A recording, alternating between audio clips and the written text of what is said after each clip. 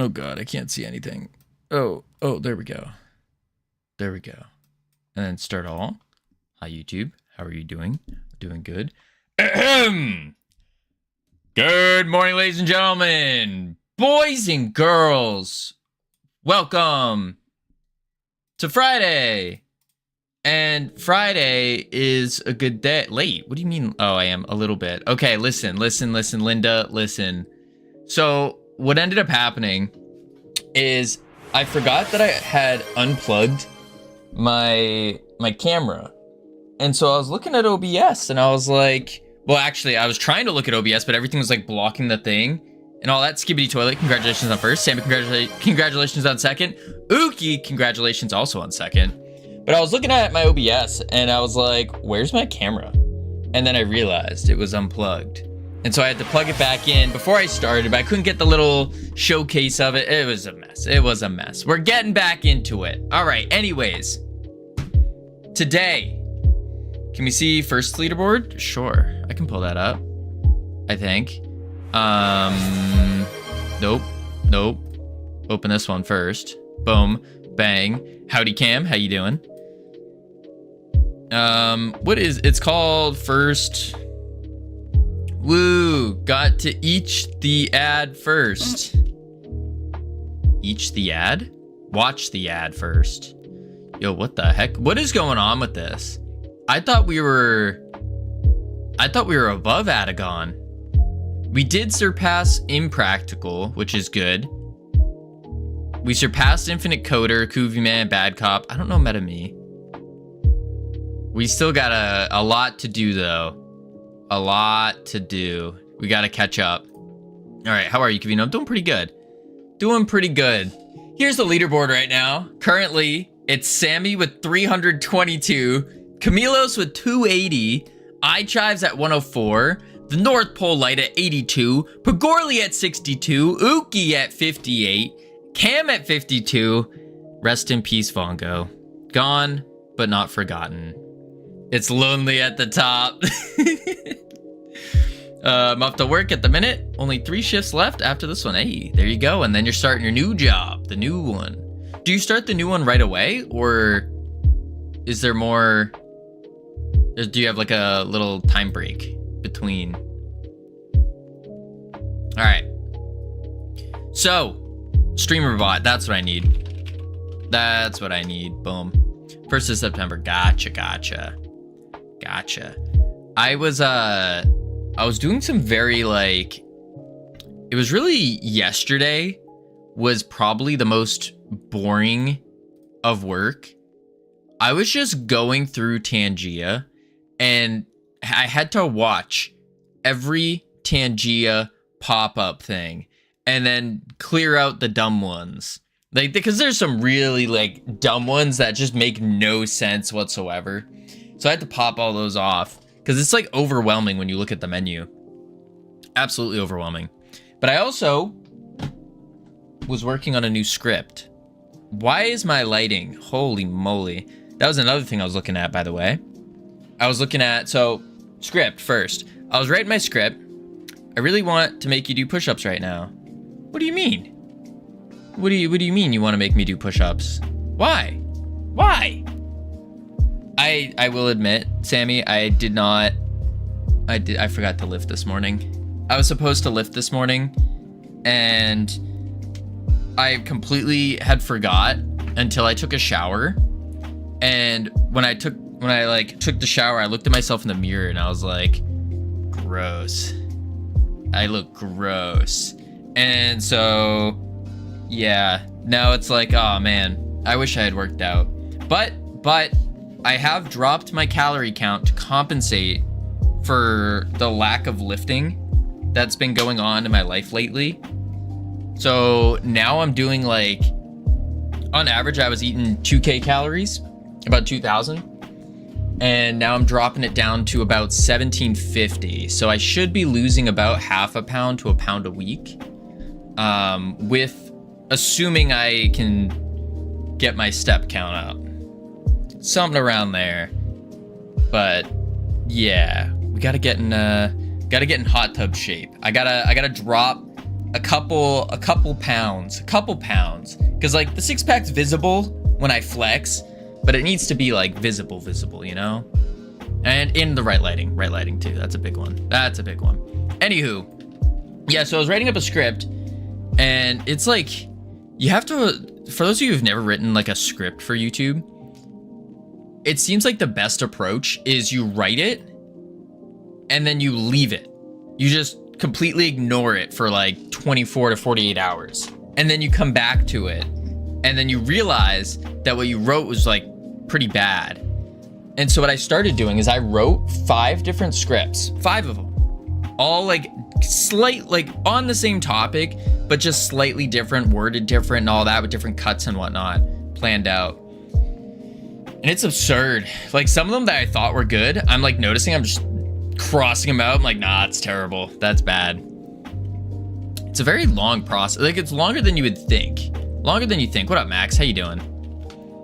But yeah, that was just one of the things, or I guess the second thing I was working on for a majority of the time. All right, let's see here. So what we're doing today is we are working on the goo cart. I think. Let's go to the lobby first and let's play it, see what's going on here. Because I don't remember where we left off. I completely forgot, actually. I know we had a map, or we had 3 maps. We have our abilities. We have enhancements. Oh yes, this map's really big. Yep, and they attacked the cart. That's right. Oh my god. Why did he jump? What the heck is he doing? Why is he swimming?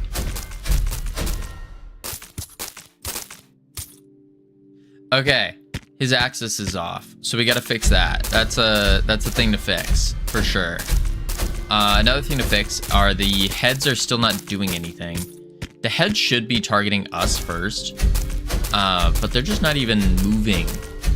I remember the issue we had with them was their physics process just was not working. Ooh, multi-shot. Ba-boom, ba-boom, ba-boom, ba-boom. Now we're getting strong. Damage enhancement for ability 1. That's our goo wave. We can't really hit the... Oh, that's not good. That's not good. Target player. That's why. That doesn't exist. It's just going to be target. Ooh, that could be why they were breaking, actually. That could be why. Boom, GitHub. There we go. Yeah. For those of you who are looking forward to a YouTube video, the plan, the course of action, if you will, is to first, I got to release this bigger YouTube video. This one takes a lot of time. Once I get that one out, then I'm going to be spamming out shorts, I think. I think that's going to be the play. So I have at least a couple videos, but really it's the shorts that are going to be the big one. And this video is going to be about like, the video I'm working on. I'm thinking about making it kind of more of like a background story. Like I've told a lot about it, but there are a couple things I haven't. So I thought may as well shove it in there. Might be interesting. So going a little bit deeper, maybe into my cockroaches, the lifeguarding, all that kind of stuff. All right, and then of course going into streaming. Why did I start streaming and all of that fun stuff? Okay. Let's go to the charging skeleton first. It should be an interesting video though. I think it'll be interesting. The skeleton rogue, he should be at negative 180. Okay, numlock was not on. Negative 180. Boom. Save that. He's facing all the right way. Go wizard. Yes, exactly, Santa's. The go wizard. Let's go into here. And do we have anything that does stuff with the skeleton? Because I think we scaled the skeleton up just a bit. I'm gonna play FIFA. Sounds cool. Have fun. Good luck. Charging skeleton, the shape cast. Hurt box, that's fine. All right. I've turned off browser because it lags. Lame. Lame. Let's see. Boom. Ooh, Seribot coming in. Skill issue. Big time. Big time. Boom. Oh, speaking of skill, that's right. I was looking at different ways to fix my lighting. We're not gonna be able to fix that till after Godot Fest. I have to get another light source and then figure out how to put it on my desk over in this corner, because I got one in this corner, and then I have a little bit of light in the background. I gotta pump it up, but I can just like open my curtains more. But yeah, that's gonna be, so the lighting should be better. Should. Hopefully. We'll see. We shall see. All right, let's see if we fix the too much against these guys. Like, yeah, not much at all. So we might have to do a little bit of balancing to them. Because they just, I mean, they didn't do much damage, luckily, but still. They did some damage. Boom, boom, boom, boom, boom, boom. Yeah, that's not very fun. Boom. Oh, there's the charger. And that fixed him. Looks like it fixed him. Cool. Oh, okay. I don't think it fixed him. Something's wrong. Oh, okay. I'm not quite sure what's going on with the charging guy. Why he keeps looping around us like that. It's quite odd. Boom, boom. Kill the healer. For sure. Okay, healer dead. We haven't gotten any power-ups, unfortunately. That kind of blows. Oh, and then we died. I read an article today. It said that the AI bubble is about to pop. Skibbity toilet, the AI bubble's been about to pop for months. About to pop for months. Nah. Usually a bubble, at least from like what I've seen, especially in like real estate or just a standard soap bubble, it gets more inflated than you think it would, and then it finally pops, unless something comes in and disturbs it.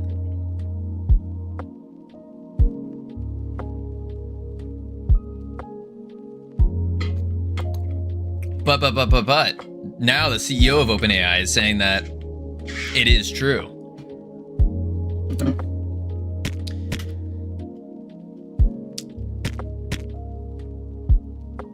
I don't know, maybe it is. Maybe it is, because I would say he does have more knowledge about AI than I do.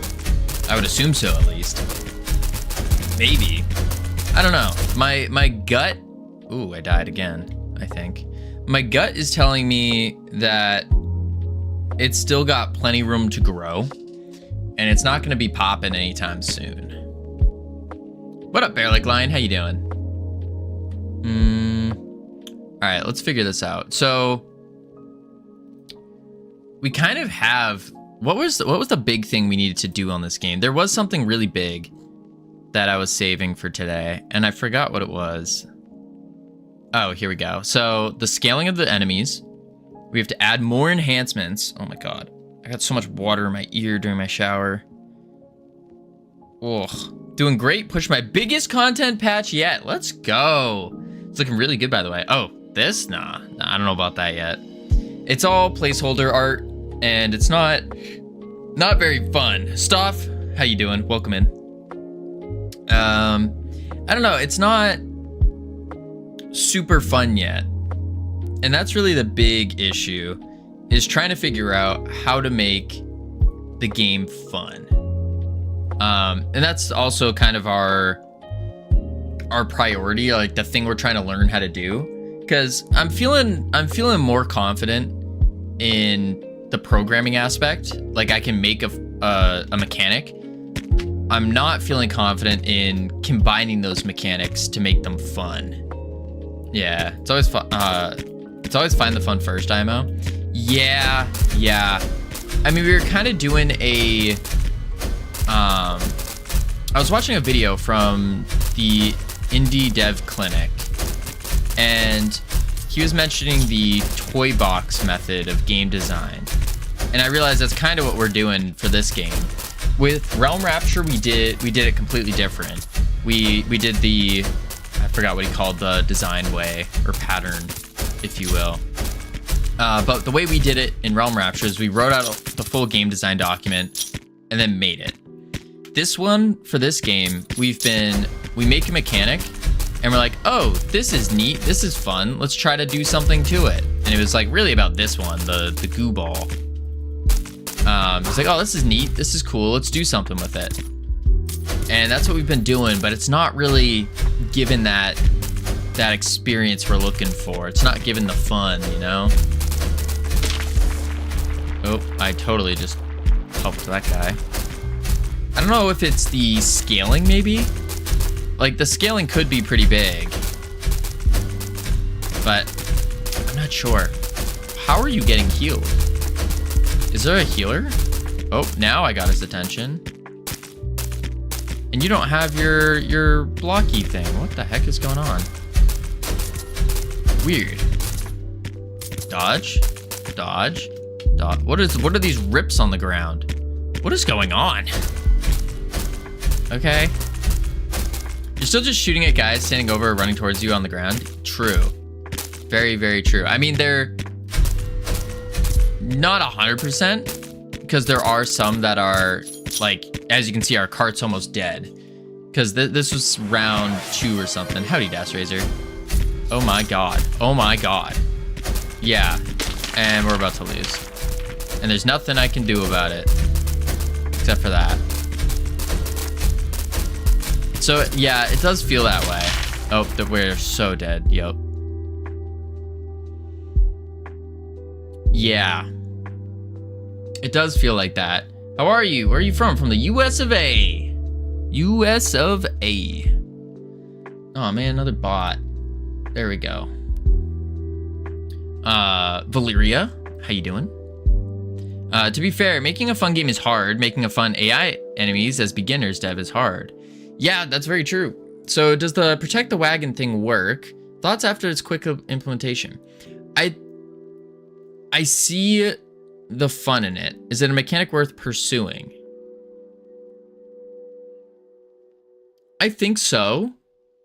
I think there needs to be something else to it. Yeah. Also, the sound is super repetitive, IMO. Adding, yeah, the sounds as well. Yeah, like all of the artwork, the sounds, the assets, everything's placeholder. It's just to give us a general idea of what's going on. That's about it. Do you stream daily? You seem new to Kick. Yes, I just started streaming on Kick. I've been streaming on Twitch for a little over a year now, and I stream every single day except for Wednesdays and Thursdays.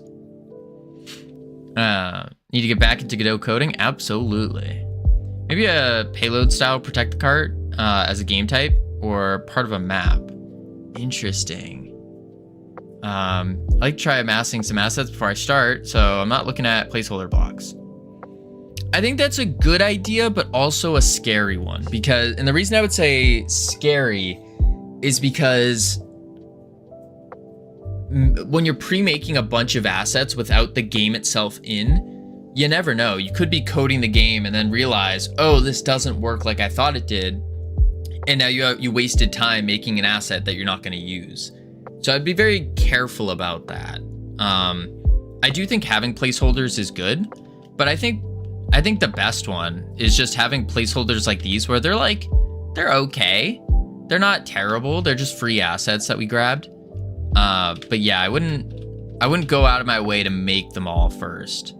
It seems dangerous. I think forcing the player to protect the cart takes some agency away from the player. That's true. That's true. Are you streaming for fun or is it your profession? It is part of my profession. Yes, part of my profession. Can I ask you one thing? You ask away. There are many people that do asset first project flow.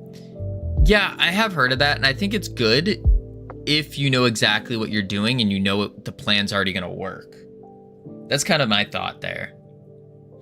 Mostly trying to do things like tile sets and characters, nothing too crazy. I gotcha. Asset hunting can be a blast, and sometimes I let the assets decide the project. It does sound pretty cool. It helps if you're an artist. True. which I tend not to be an artist. Yeah, I tend not to be. Try to prototype mechanics and ideas before I implement real assets. That makes sense. That makes a lot of sense. Yeah. Why didn't you customize your channel yet? Like adding cool stuff on it? I'm not really a fan of it. I'll be honest. Like you talking about like those things where it's like these things, like I don't like those. I don't know. It's too much. It's too much. I like to just the plain, here I am. I don't need the crazy borders and stuff. Oh man, another Discord person. What about having the player explore the area, build the cart, get wheels, etc., then escort it into an end zone? That could be okay. Never mind, the game crashed. I lost so much progress. Oof. Oof, Santas. That could be pretty good. Howdy, Just Brosif. How you doing? The problem is I'm trying to hold back how much I'm scoping it. I'm trying to keep it as basic as possible. And I don't know if like a crafting mechanic of crafting the cart would make sense. Maybe it would. Not trying to scope creep your project, just shooting out ideas. No, I appreciate it. Because that is an idea we could build off of being a goo wizard. And what you do, same, not about liking the gizmos on Aim 4. But that did give me an idea. With the goo cart, we could do something like because we're just sticking with the goo wizard now. So we could do something like we're just trying to get, how do I word it? By hitting enemies and collecting goo, you can use that goo to build your goo cart. So it's basically like you're going around floor to floor, dungeon to dungeon, collecting goo. Something like that. We could do that. Why does the goo wizard sound kind of disgusting? You got a dirty mind, maybe? I don't know. It's all about goo. How dare you?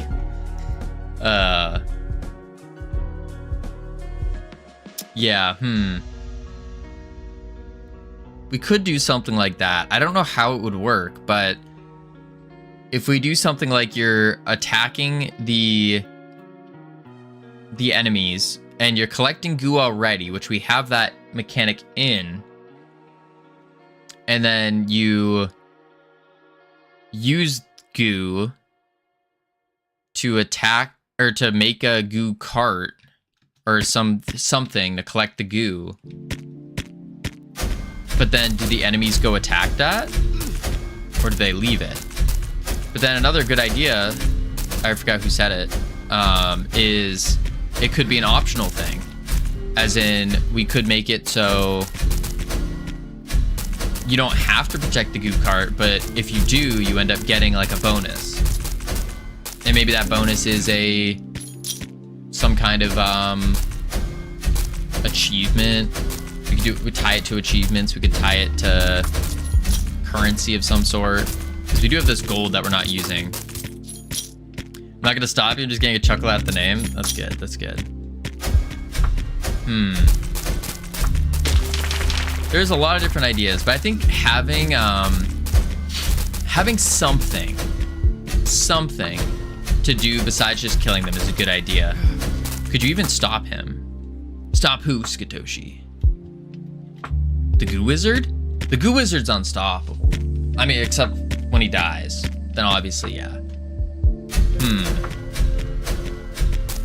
It's definitely missing some super fun aspect, though. For sure. Oh, could stop me? Oh, no. No, not at all. Not at all. Just because the goo wizard... Like, the original idea was not to make a goo wizard. It just kind of happened. Why is it a cart? I couldn't think off the top of my head of a really good idea. Like, because I'm also trying to tie it to why are you doing this? Like, what are you protecting? Why are you protecting what you're protecting? And I figured you're a goo wizard, and what does a goo wizard do? They they sell goo to people. So you're traveling through with a goo cart. There's a magical car that appears in the middle of the level without moving. Well, the idea is that you moved it. You're the one who moved it. You need a lore guy? It's a great lore, ironic. Listen, that's insane. You think so? You're just a goo wizard trying to make your goo bucks. And so you sell goo. The player character moved it there and the player wasn't watching. Well, I mean, we could add that in to where the player does end up moving it. But that led me down the road, because I did think about that, but it led me down the road of you're now moving your cart around trying to get it to an objective. But that seems like it might be a little crazy. How many games have you played where the character does things without your control while you aren't watching during the loading screens? Well, that's fair. That's fair, yeah. I wonder if that would be a play. Your goal is to move the cart to the end of the floor. Maybe that is the play. Your goal is to move the cart to the end of the floor and protect it. And so why are we shooting ourselves right now? What is going on? There we go.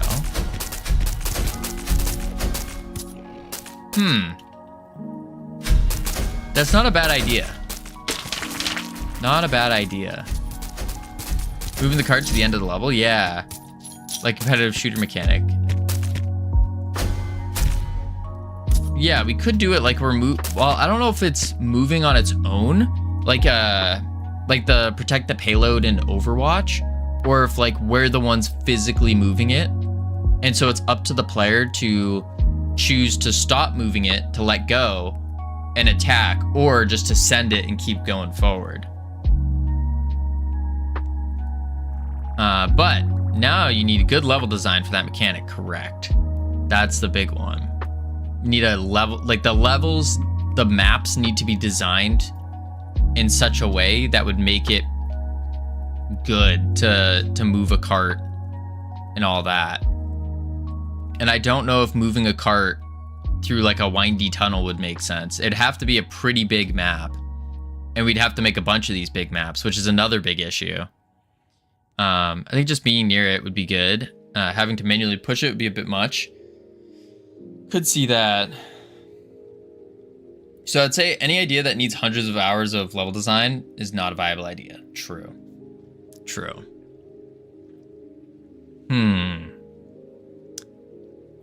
Yeah, because we would need to push the cart, or even to move the cart. We would need a level design, some good level design. Which would take hours on hours on hours on hours on hours to figure out and do. And the worst part is, art tends to be pretty weak for me. So that won't work out too well, will it? What's the point of the cart if it doesn't explode? Like when you push it into something, it breaks a wall on the map. That would be really cool. That would be really cool. That's just a lot of work. Not just a lot of work. That's not even the main concern. The main concern is that a viable thing for me to do? I don't think so. Like, it would be really cool. And that's what I'm learning more and more. The more I like am diving into this indie dev stuff and like watching Indie Dev Clinic and a bunch of others, I'm realizing like I can't, like, yes, everything is possible to make, but when you're solo, you're kind of in a really terrible position. Like TF2, but the cart healing you mechanic would be kind of mid.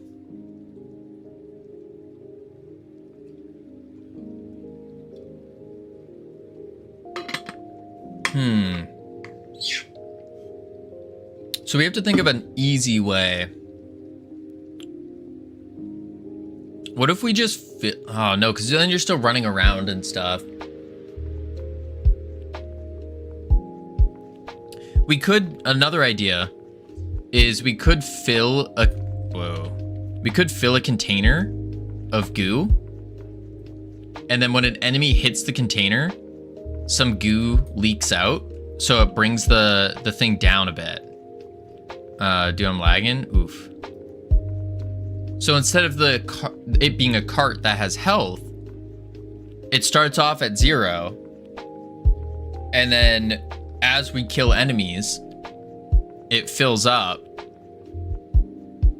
and then when an enemy attacks it, it loses some goo. Something like that.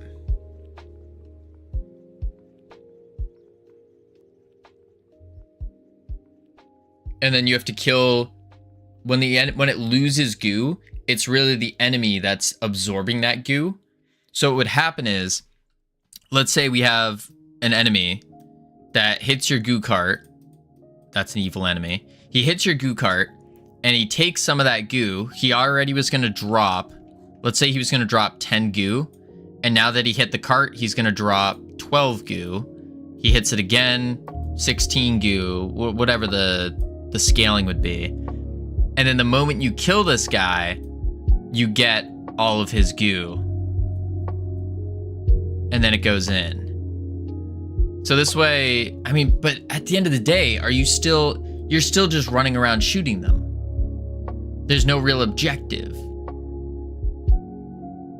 And then wouldn't it make more sense just to let one enemy drain all the goo, kill off all the other ones, and then kill that one? Or I guess the way to fight that would be the enemies get stronger the more goo they absorb. So at the end of the day, it makes more sense to kill them off immediately. But at the same time, there's so many that you're not going to be able to. So you have to kind of strategize and figure out, okay, I need to kill this one first. This one's okay to let him buff up. And something kind of along that line. This is a relatively large mechanic that ties into the enemies, but I could see something with it. Howdy, Gamian. How you doing? That might be a play. So let me write this down. Goo cart. No. Map objective. Kill enemies to collect. That sucks. Also, OBS keeps disconnecting. I don't know what's going on right now. Oh, what's going on? Am I like connected to Wi-Fi? No. Weird. Kill enemies to collect their goo in the goo jar. When enemy hits goo jar, they gain X amount of goo. Could be an OBS level problem. I don't know. Maybe. Lunch acquired. Nice. When enemy hits goo jar, they gain X amount of goo and get powered up based on that amount of goo. Based on amount of goo held. Is this your goo jar?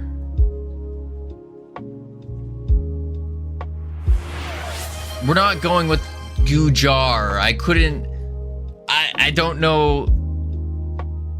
Oh, is this your goo jar? Why is it in dungeon rooms? No, well, yes. Howdy, Green Kitty. Bye, Green Kitty. I see how it is. I'm not trying to be funny. I'm actually asking. No. I understand now. Yes, it's your goo jar. You're trying to collect goo. And so you can place your goo jar. You start the map, you place your goo jar wherever you want it in the map, and once you place it, the game starts. So you have to strategize where you want to place your jar. So we put goo in the goo jar. Yes. And that just happens automatically from killing enemies. So you kill enemies, and their goo goes into the goo jar. Does it passively suck up goo? Yes. But only based off of when you kill them. Running to you too, Mars. How you doing? Is it like your physical goo bar? Similar, yeah, similar. Except the big thing is when an enemy hits it, because it's still gonna be, you still have to protect it. When an enemy hits it, they will absorb some of that goo and become stronger while increasing their goo drop amount. Do you have a goo jar and a UI goo bar?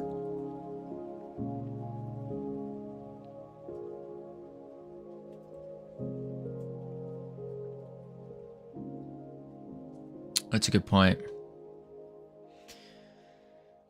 Maybe we get rid of the UI goo bar, because I don't think having both things is going to make sense. Like, what Ironic's referring to, for those of you who don't know, is our resource for the goo wizard is this goo meter, and it's just a goo bar, and that allows you to use your different abilities. You spend that goo to use abilities.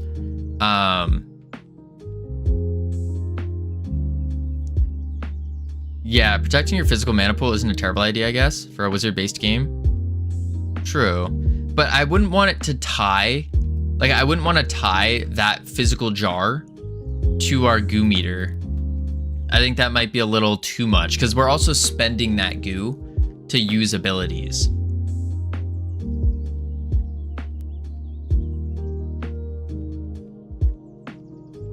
Which is a little rough. But I do... Yeah, maybe it doesn't work for a real-time action game.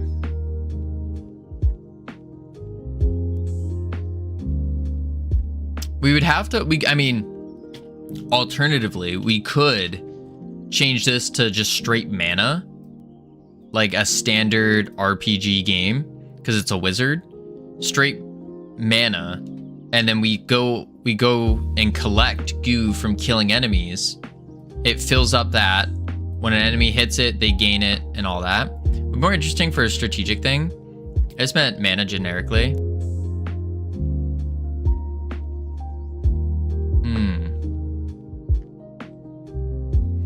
But if we spend mana, or sorry, if we also spend goo to use our abilities, that would be really interesting from a strategic point if the goo bar and the jar shared goo. I'm just trying to think of how would that work, because you get like 100 goo, you spend it all, and now you're at, let's say, 900 out of 1,000. You need to get to 1,000, but you need to keep spending to attack the enemies, who are also going to be taking your goo. What up, Best Lizard? How you doing? It's also taking your goo. In games you have mana to cast abilities, what if you also had to protect that from enemies? As an idea someone could use, maybe for you too. Yeah, I think that's something you'd have to really think about. Yeah, gotta spend goo to make goo. Exactly, Earhart. Exactly. Spend your goo to make goo. Huh. The biggest difficult, or like the problem to answer with this would be the enemy spawning. Because I really like the idea of an enemy going after the goo jar, hitting it, and then getting more powerful from stealing your goo. I think that makes it a little bit more fun.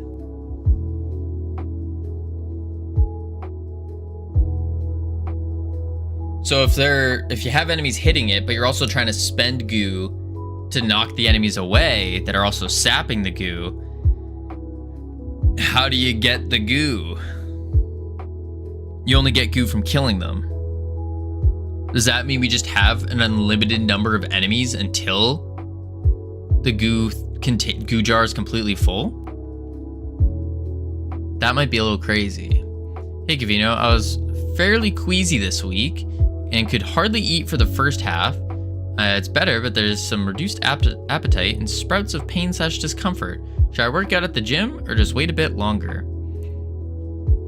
I mean, you know your body the best. Personally, when I was in the super grind and working out, I would work out when I was sick. I would work out when I was in pain. I'd just work out. I don't know if that's gonna cause more. It could cause more injuries. Like for example, when I tore my pec, and I still worked out my pecs. I just reduced the weight dramatically, and then went really slow. If you're putting a bunch of safeguards to make the game not soft lock, then there's probably something wrong with the design. If you failed, you should fail. I agree. If you fail, you fail. It's like a tower defense. If you've messed up your economy and upgrades, you should be screwed. True, but I just don't see how you would even win in the first place.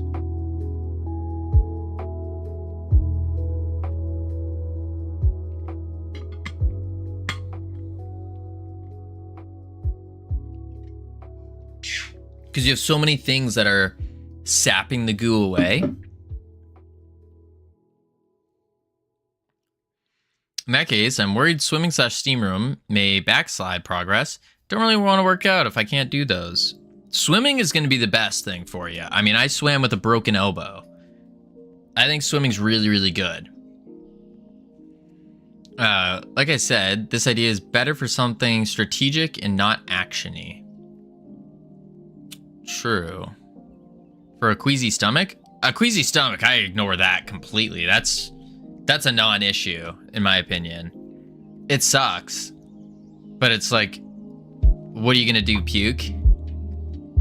I've worked out with queasy stomachs and then puked, went back to working out. I'm also a little crazy, so I wouldn't... You know yourself best. But yeah. Consequences would be not eating for another week. I don't think that's true. If you have 50 mana, you can miss that ability. It's just over. If you have 50 mana and can misplay that ability, it's a different thing. True.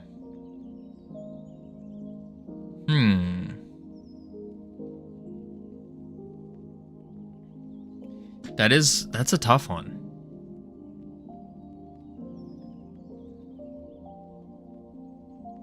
That's a tough one.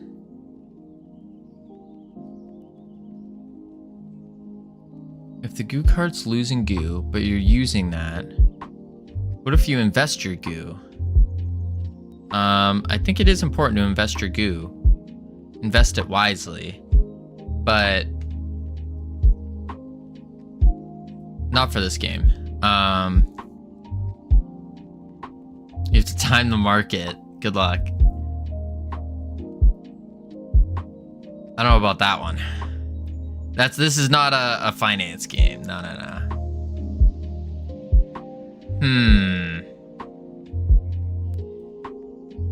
Why time it when you can just manipulate it? I actually think it's quite difficult to truly manipulate the market. I mean, to an extent. The market in terms of like the stock market is really just a human emotion, not really number crunching. There's some in there, sure, but it's really emotion based from what I've noticed so far. Invest goo with my heart. Math has no place. It's a great way to lose. What do goo wizards do? Goo wizards, they do whatever we want them to do. The base idea I had in my head was he goes around, collects goo, and sells goo. Like a little goo merchant. Because, you know, in RPG fantasy worlds, goo is a really important resource for crafting things. And so he sells goo. And he has to go get his goo. And where do you get goo? You get goo in the dungeons. And so he's harnessed the power of goo. He can sell designer slimes. There you go.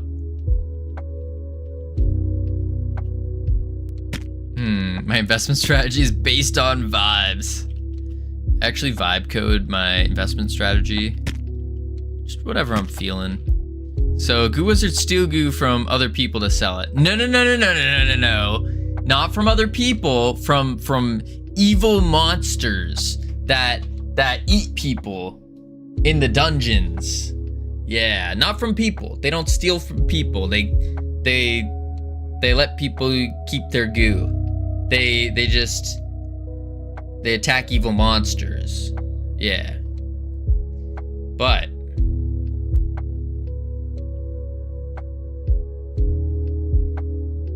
does he convert monsters to goo? Not quite. There's no selling goo mechanic in there, right? And the enemies are dropping gold. Well, yeah. At this current state, yes. But I'm not worried about that part, because dropping gold, it's literally just changing a pack scene that drops. Like, that's not really too crazy. We have this return component right here, drops gold. We can just swap it to drop goo. The backstory is nonsense. Yeah, 100%. I completely made it up.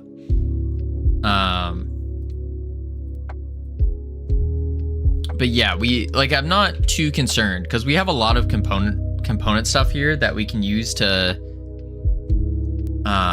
go crazy.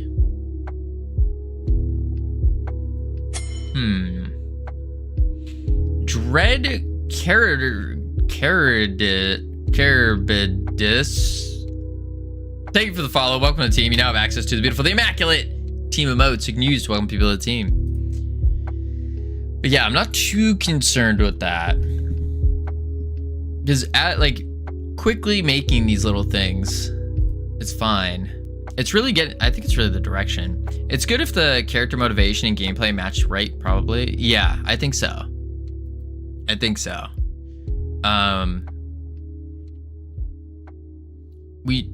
So really, does that mean for figuring out what the heck's going on here, the story does kind of matter? This is all old. Let's just boom. New story. Who is the Goo Wizard? Goo Wizard is a wizard who has harnessed the power of goo to defeat foes.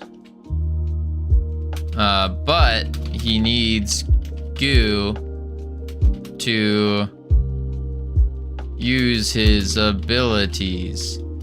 The only way to get goo is by defeating monsters within the dungeon. Goo is a byproduct of monster deaths and can be sold on the market for a hefty price. Hefty price. Used in various magical concoctions. But then we have to add that in.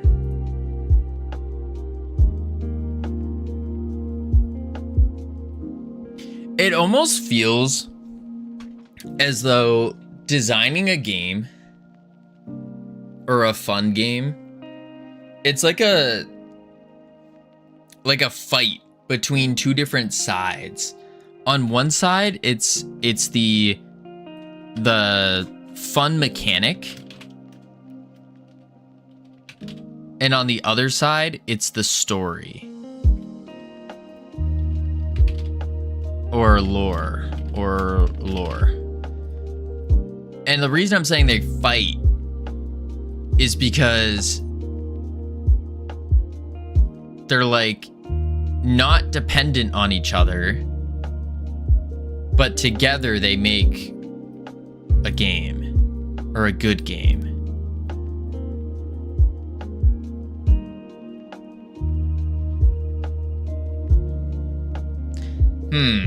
That's a tough one. And it's like, which one do you start with? I would think you start with the fun mechanic. But what we're seeing is, if you don't really know what that fun mechanic is, especially for the game itself, then the story or lore is probably the better place to start. Isn't it?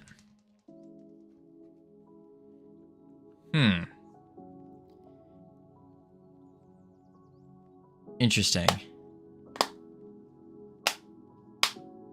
I'm almost tempted in... like, I don't know. I think the struggle with game dev is that you can't... it's very difficult to do fast iterations. Because fast, in the game dev world, seems to be about a week. A week is considered fast. So that gives you 4 different iterations within a month. Assuming you can do everything in a week, and a week is considered fast. It's not like try it quick, see if it works. It's like you got to spend a large amount of time to try it and see if it works. And so this is how we started this project, is the fun mechanic part. Kinda. That's basically what we did. We just did it poorly. I'm almost wondering, maybe we have to, maybe this is the better play. Start from here, and this designs out what this should look like. Think about the game. Think about a game that isn't a generic third-person shooter. Sorry. What is the story in a game where you have a restaurant, or a fishing game, or a warehouse stacking simulator? The story? I mean, you're at a restaurant. You gotta provide for the customers. You gotta fish the biggest fish. You're in charge of stacking stuff in a warehouse. The story and the game fit together perfectly. Correct. Yeah. But I'm wondering, like, because these together equals good game.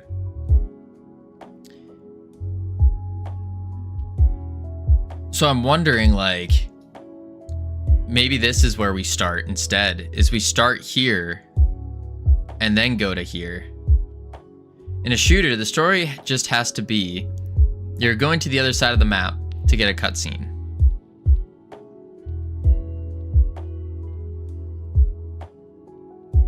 Does it have to be that? Because wouldn't that not be good?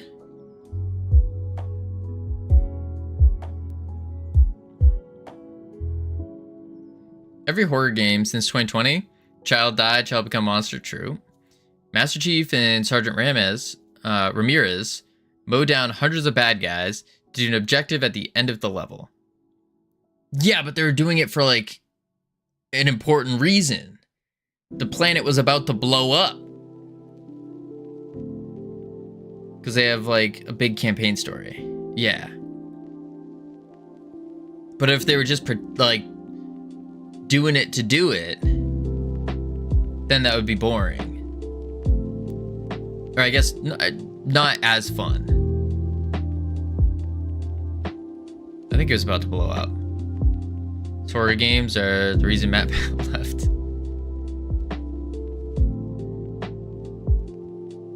Is that what happened? Now I'm concerned. Halo 1, why? Halo 1 can't, story you. I think that was it. Because then he got left. Spoiler alert.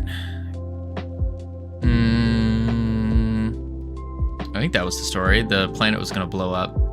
Sergeant Ramirez.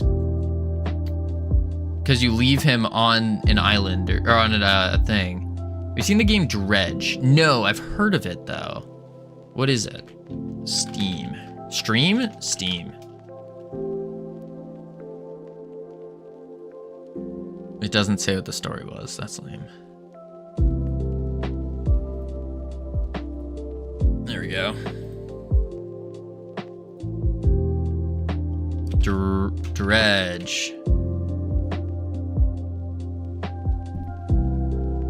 Oh, I have seen this game, yeah. Was Goo Wizard secretly a dead child? No. The sinister undercurrent. Sell your catch, upgrade your boat, dredge the depths for long buried secrets, explore a mysterious archipelago, and discover why some things are best left forgotten. It's a fishing game. And then there's a reason why you're fishing.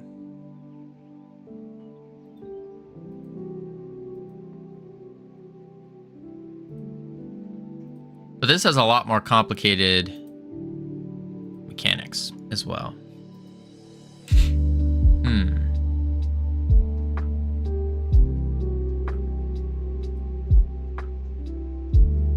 Are you also building? You're in a port. Yeah, there's a whole research tree. Okay, that's for the rod and stuff. I'm just pointing out, because you talked about selling goo, right? Yes. Yeah, but then it's like, why are you selling the goo? What do you get for selling them? And we'd have to think of a full shop aspect to it as well.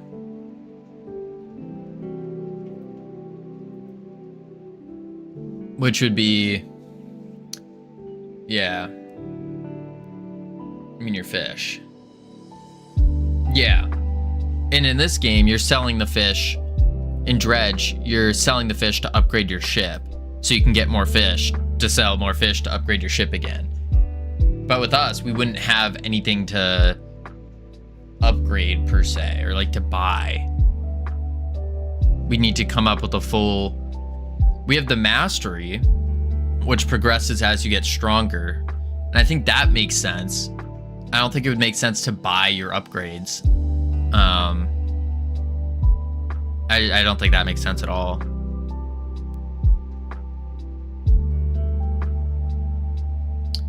So we'd have to buy, like...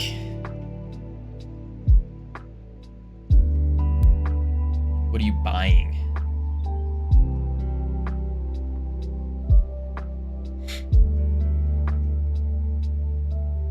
I mean, we could do that thing that I was talking about earlier, where you're buying power-ups so you can start the game with power-ups already. So you're selling your goo, sell goo to get gold to buy power-ups. So you can start the game with, or start the next dungeon with power-ups. That's meta, right? I would think so, yeah. What do you mean, who is the Goo Wizard? That's the question. Should I get back everything I worked for in FIFA, or just delete the game, not even get a refund? I don't know. He's just a wizard that shoots goo. He's not just a wizard, though. There's a lot more to him. He's got a backstory. Alright, sell goo to get gold. So we could do that. And that allows you to progress further, but is that fun? Just getting temporary boosts? Because we would just do like the standard power-ups that already drop in the dungeons. And then you just be starting the game with extra ones, which is a random roll, which doesn't sound great.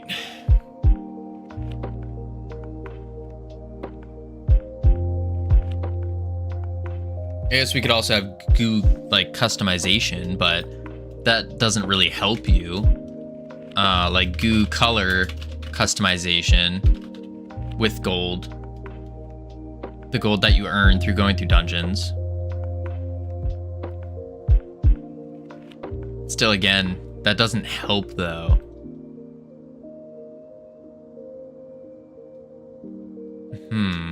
Actually, customization. to buy. And then temporary enhancements for the next run. Not sure if meta rewards and cosmetic upgrades are very good incentives. Yeah. I'm not sure what the incentive would be if you do get gold. Like you would probably want to use the gold to get more powerful. Just like in that dredge game where you're becoming more powerful, you're able to fish better, more. Accomplishing things and beating the game should be the reward. Is there an end to this game? I don't think there really is. There's no like ending to it. Unless we give it an ending. Equipment, unlockable cheat codes.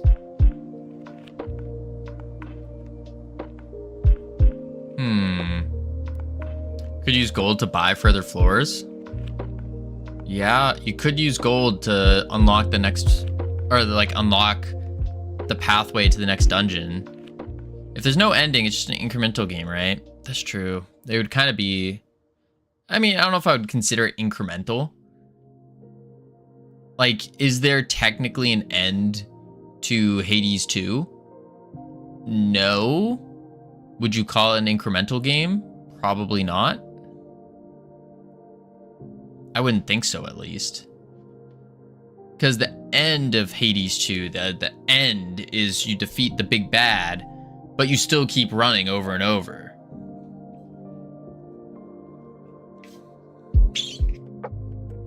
When does the credits of Hades play? I don't think they do.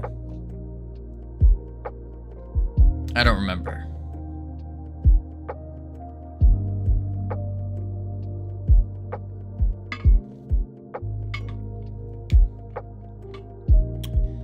It's over when you've unlocked everything and gotten all the story out of it, right?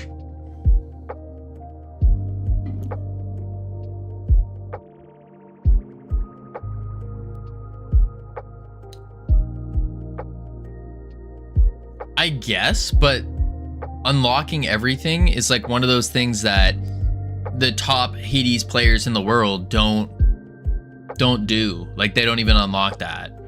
Because there's like, if you're counting unlocks, there's also achievements in there. So defeat the big bad. I'm not going to spoil them, but defeat the big bad in super hard mode or whatever. I forgot what it's called. There's like this thing that like increases your difficulty, and there's different things you tune up and you get more resources from that. And there really is no, I wouldn't consider that an end. It's one of those ends that's so far out that no one will ever hit it. Wait, Hades isn't the final boss of Hades? I'm talking about Hades 2. I haven't played Hades, only Hades 2.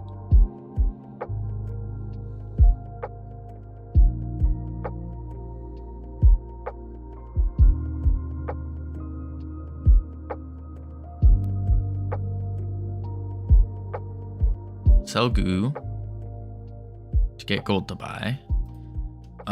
Could unlock transit to next dungeon.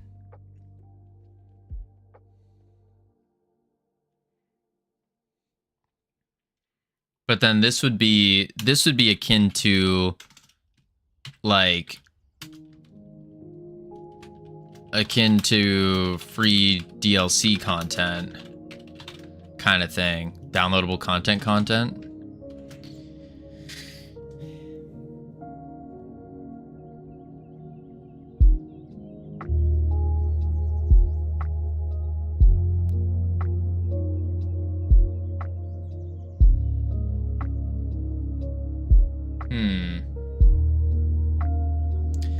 Temporary enhancements for the next run.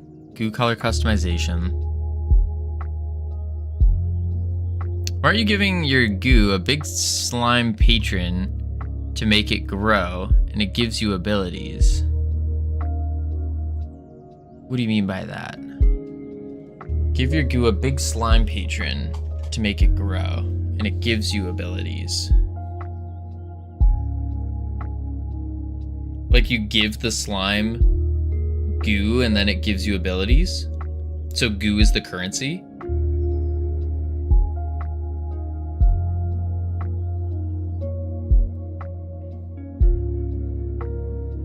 That would probably make sense.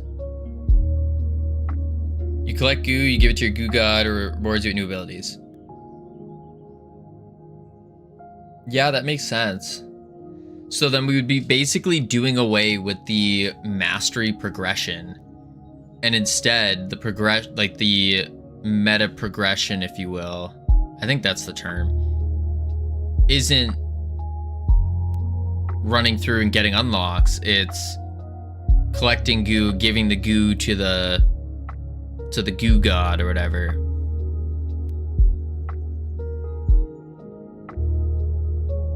That would make sense. And then that would also explain why you're going to these dungeons. You're collecting goo, and then you're spending that goo to use your abilities.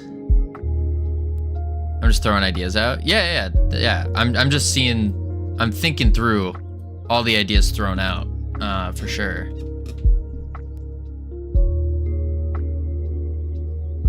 But because you're fighting all these non-goo enemies in dungeons, right?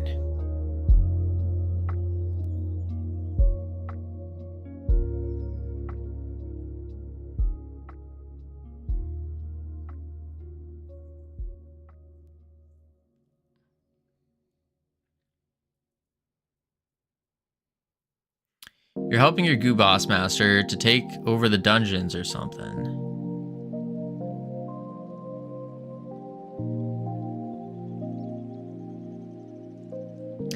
Yeah. And that gives me an idea for...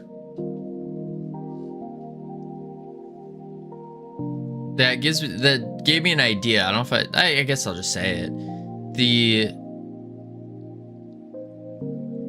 The goo lord goo boss could narratively be also the final boss, and he goes, hey, you're useless, and then you fight him, you beat him up, he turns back into a little tiny gooling, and then boom, you can prestige, and so the game is still replayable after beating the game.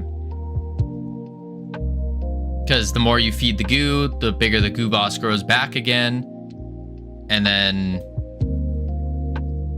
that's the cycle. Game idea I always speculated is one where there's multiple dungeons with different crafting materials. You need specific crafting materials to survive different dungeons. You're really planning out, build for a specific goal, get powerful.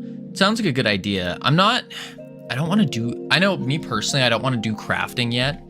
I think that's just far too complex. What up, Munglo? Goo crafting is so sick though. It really is. It really is. That's not a suggestion, by the way. Oh yeah, no, I took that as not a suggestion, as an idea though. Goo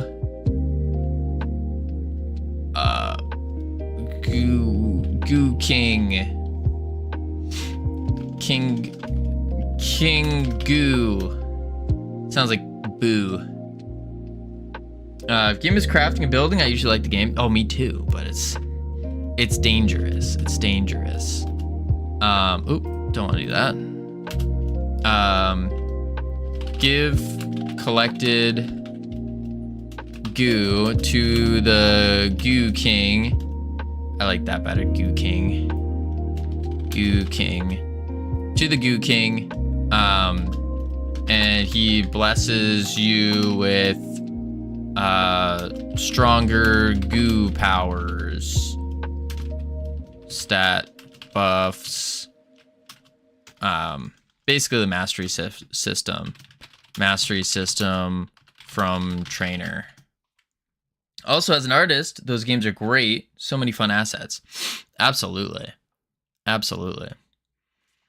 don't think when I think of a crafting game, I think of it being quite large. So I think any kind of game where there's crafting, it just exponentially scopes out the game. Like, I'd love to make all the modular components for a game with building and watch people build stuff with the stuff I built. Yeah, no, for sure. For sure. But I do think crafting just super scopes it too much. And right now our focus is fun without overscope. Programmatically, both are gigascope. Yeah, I think so. I think that's the one downside to crafting. Like, I've seen some other indie devs that have crafting mechanics, and they've been working on their games for years on end. And it's like, I think that's majority due to the crafting mechanics. And I'm not at a place where I can spend years on end building a game. Not yet. So many variables to account for. Like, imagine handling a building system and dealing with angles and snapping, stuff like that. Yeah. I mean, I'm sure there is a building system that exists somewhere that you can just snag, like copy and paste it. But still. Also, I'd say crafting is currently overdone in games right now. Yeah. It is used in like every game. I mean, for a good reason. It's fun.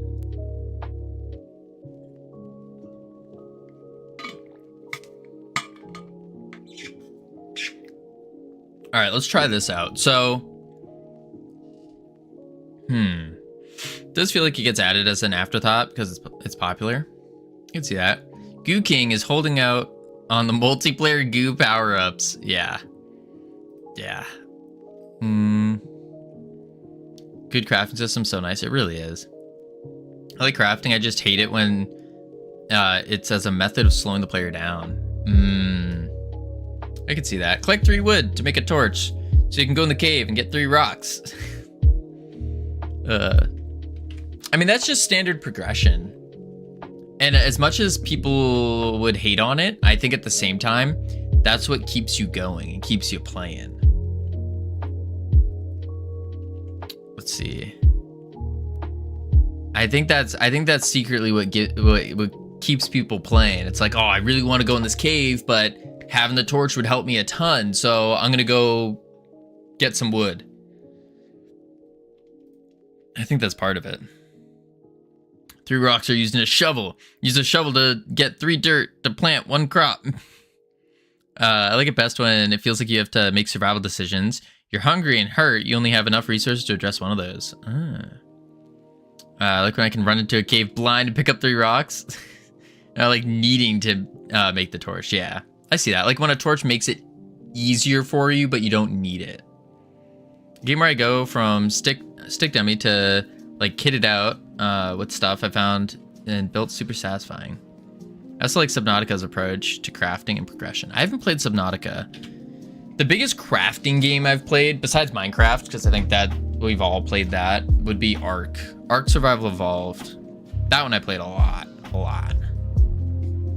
And that was pretty cool. Okay. So, you played Valheim? No, I haven't. I have not. I really have not played many games, like at all. I think my Steam library is still sub 100. I don't play games, but that game is so good. I could see that.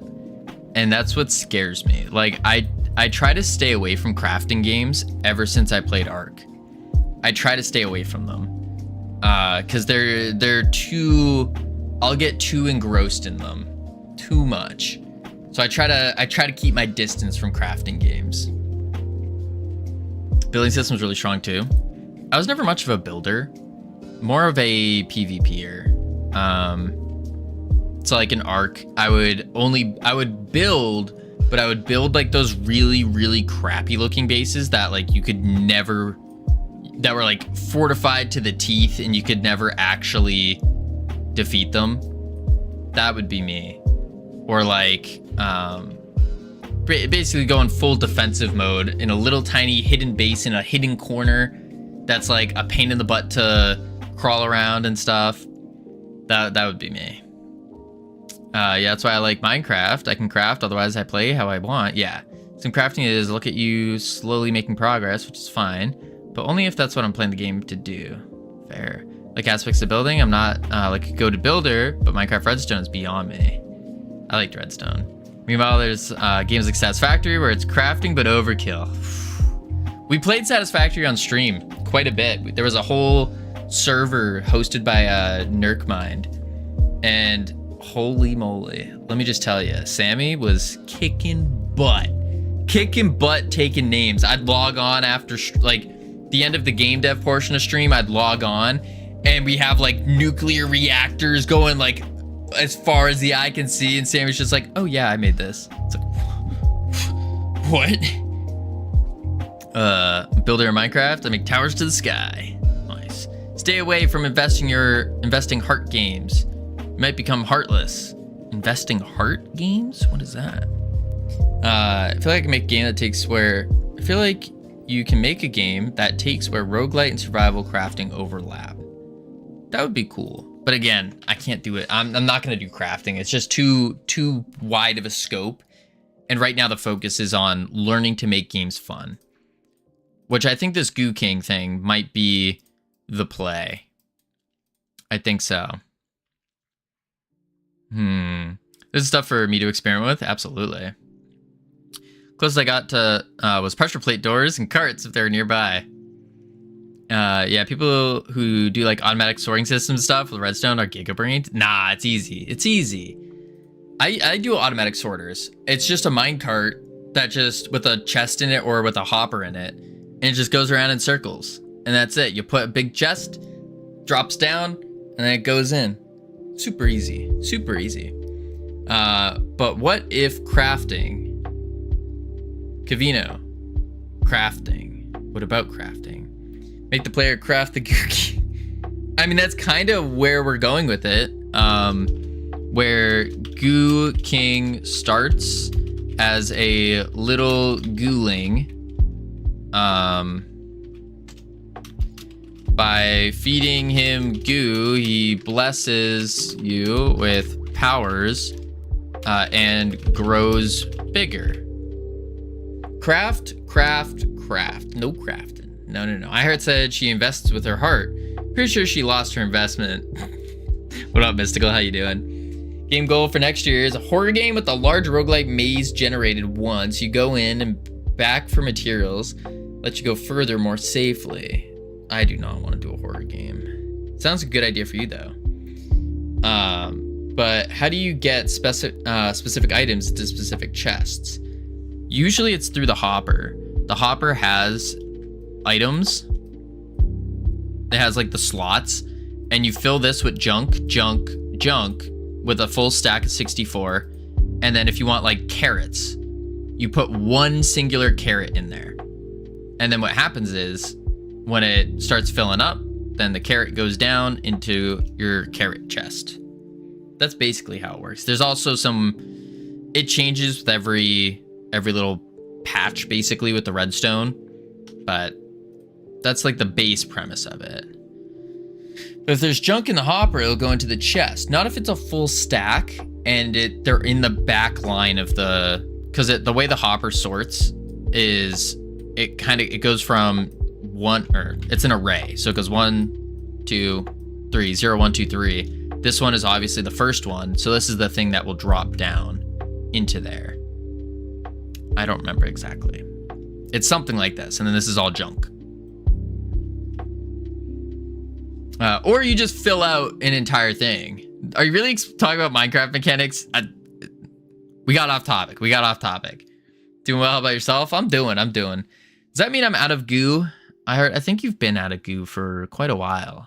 You gotta get back into it. You gotta farm out your goo and start doing whatever people with a lot of goo do. Let's see. The game I was making last year is a series of randomly generated maze monsters in them, but felt like it was missing something, and it had emergent gameplay with how monsters can interact, synergize, but the gameplay was mostly just hope you find the exit. I will ask Coda if he has any to share. Yeah, he might have some. Let's see. Make sure you word it that way too. let's see. Goo King starts as a little gooling by... Okay, let's rework the goo, or the trainer then. Rework trainer Goo King. There we go. Goo King. So we're gonna go to, let's close all this out. Boom. Do we do the Goo King first, or do we do the...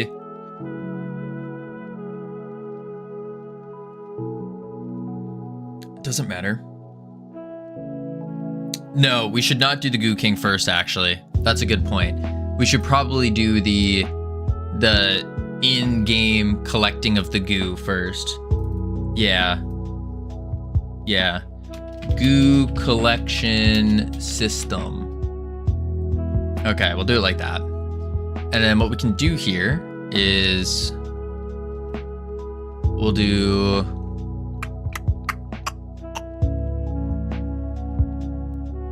We'll do a character body. And we'll call this the Goo Collector. Yeah, we'll do it like that. And it'll just be a mesh for now, like a cylinder. Boom. And then zoop, boop. There we go. Make it a little bit shorter. That might be too short. 1.5. That'll do. We add another mesh instance with a quick torus. Push the torus to the ground. Yeah, I think this will be fine. That's fine if it clips like that. And then this guy. Actually, let's bring the torus back up. Boom. Go to the Y. Our torus needs to go... Whoop, wait. Boop. There we go. 0.4. Yeah, that'll work. I think the outer radius needs to... No. I think that was fine. It just seems a little thick. 0.4. I guess that's fine. We're gonna duplicate this. Bring it to the top. And then one more mesh instance. And we'll just cap it off with like a sphere.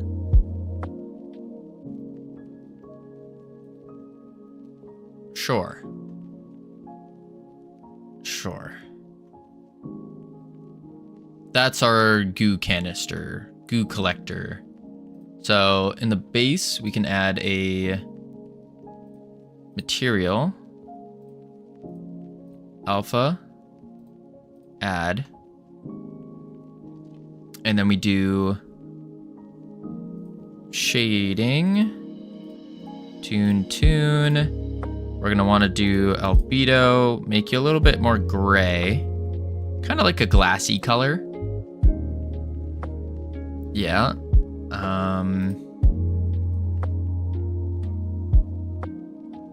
I forgot what's causing the dot there. Oh, we want that. No. Is it always? Nope. Front. There we go. Cool. Let's make it a little bit darker. The darker it gets, the more see-through it is. That's fine.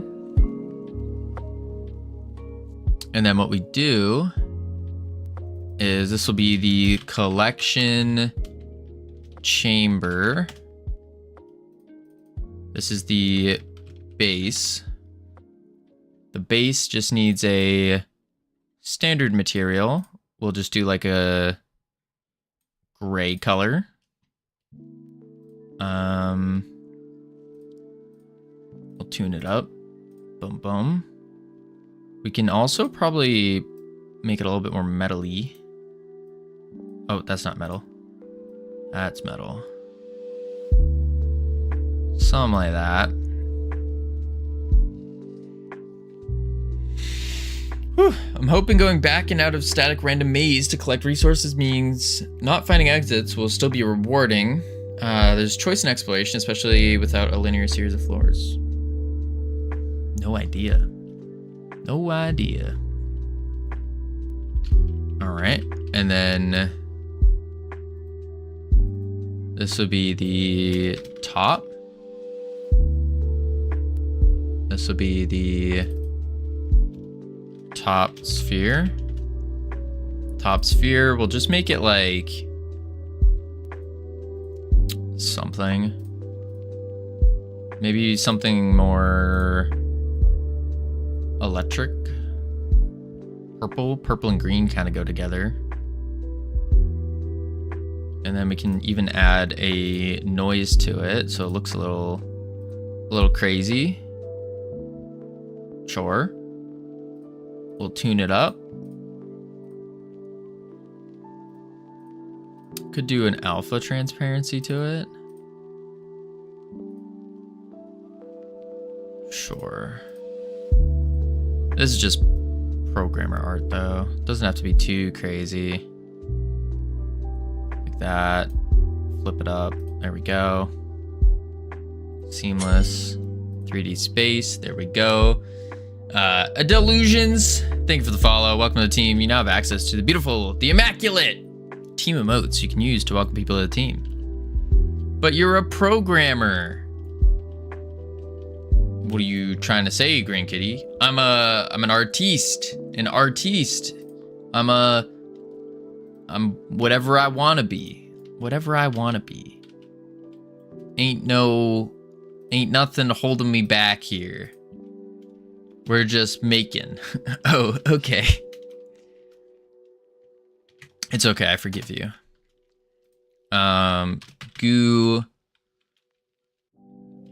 Goo. And then, check this out. We'll do a cylinder. And the goo, we fill to there. We need it at 1.5.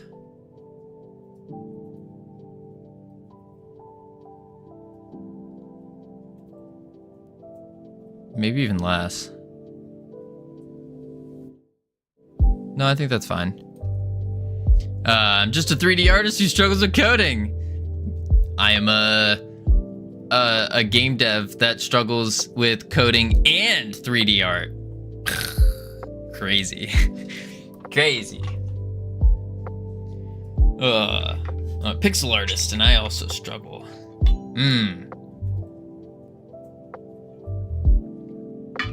Well, I have good news. I'm working on the programming aspect, and I need artists. I need artists.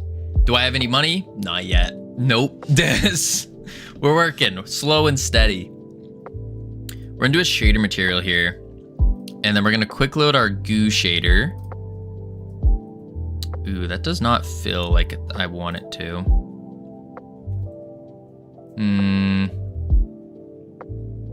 What if I do like 3.5?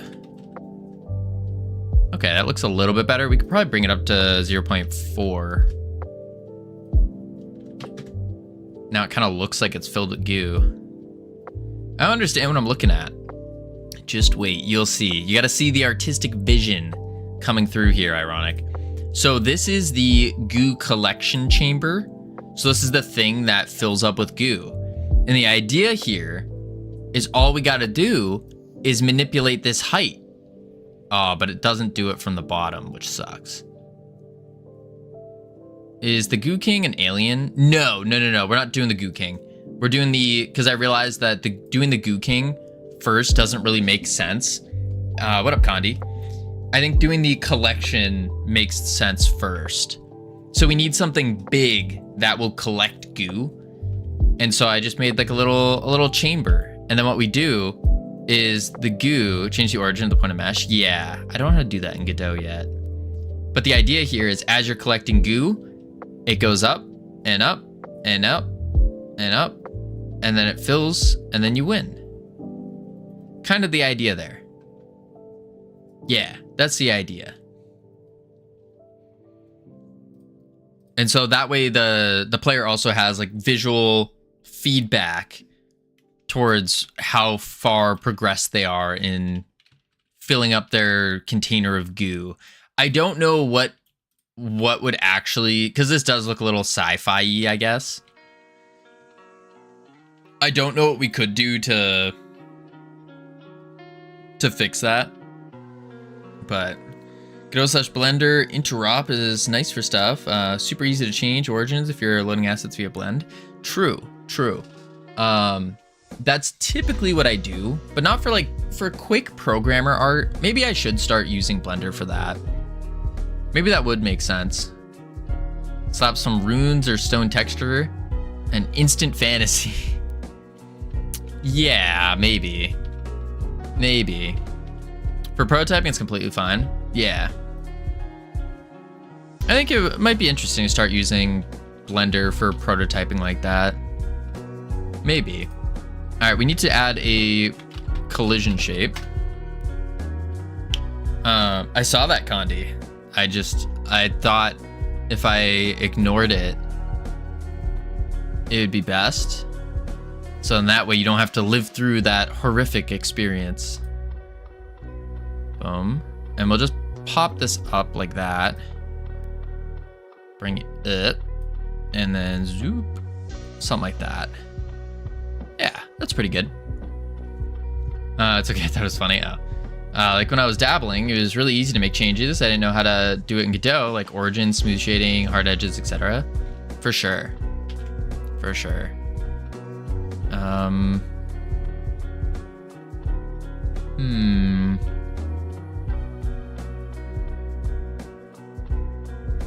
I guess it would be under here, goo collector. Okay. Wolfric is alive, by the way. I know Infinite Coder. I speak to Wolfric. He messaged me earlier today. Indeed. All right, let's see here. Let me do... Still figuring out how to make foreground objects in between camera and player on my ARPG's cam. On my ARPG cam disappear and appear. I'm going crazy. Whew. Now we just need to come back for bit dash. Yeah, we need bit dash to come back. Like camera calling. That's what it seems like.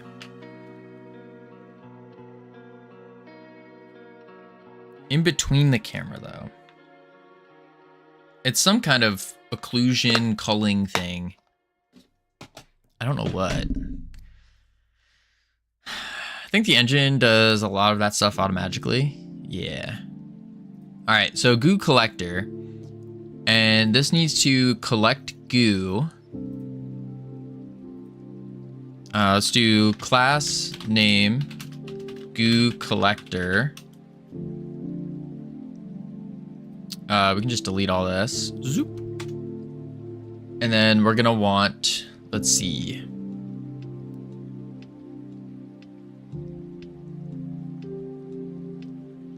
So I guess the next question is, do we want to use the same resource for using our abilities as we do with the collector? So like, does the collector, do we also use that to use our abilities?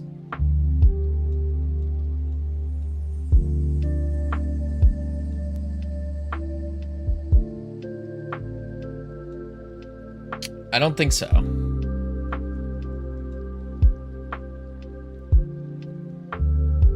But if we don't, then we have to...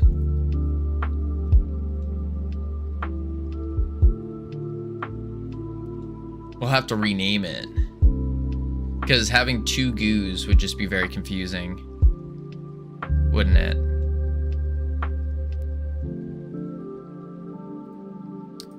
Let's think. Also, why is this not switching to a class name? There we go.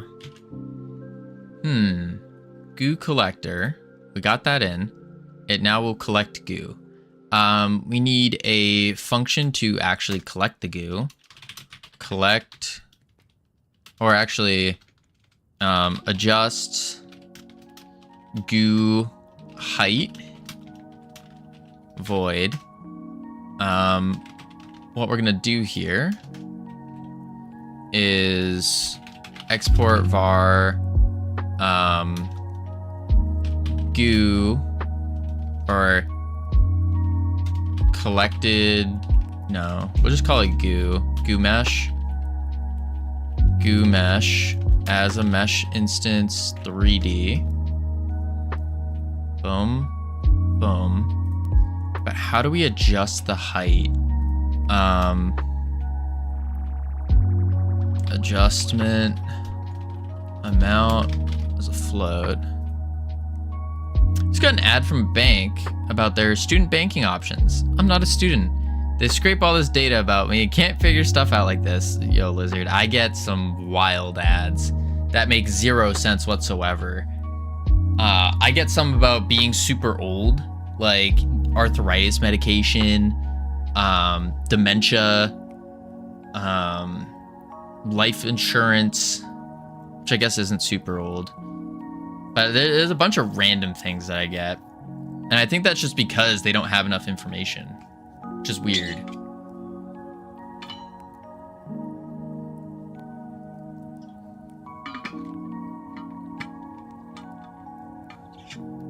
All right, let's see.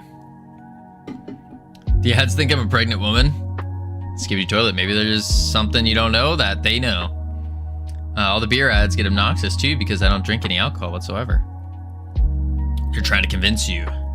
Trying to convince you to. That's what's going on. All right, how do we adjust the height of this without having to move it? Is that a thing?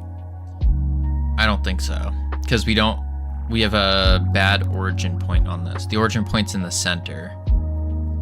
Are you able to change the origin point on a mesh? I don't think you can.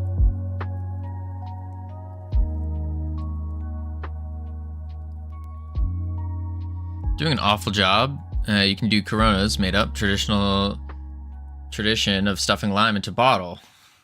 You can? Oh, how do you do that? What up, Liony? How you doing? How do you change the origin point to the bottom? I did something really stupid today. I bought the World of Warcraft Midnight expansion, so I got a level 80 boost. Used it up at level 70. Oh my god, why? Big up, LT. How you doing? Condi, why? Why? Put a marker 3D in your scene. Oh, that's right. Marker, and then this will be the goo origin. Goo origin. And we move this. This is the thing that we move. We put the goo as a child of that, like this. Is that right? And then we just slap this down, and then we move the goo origin up, like that.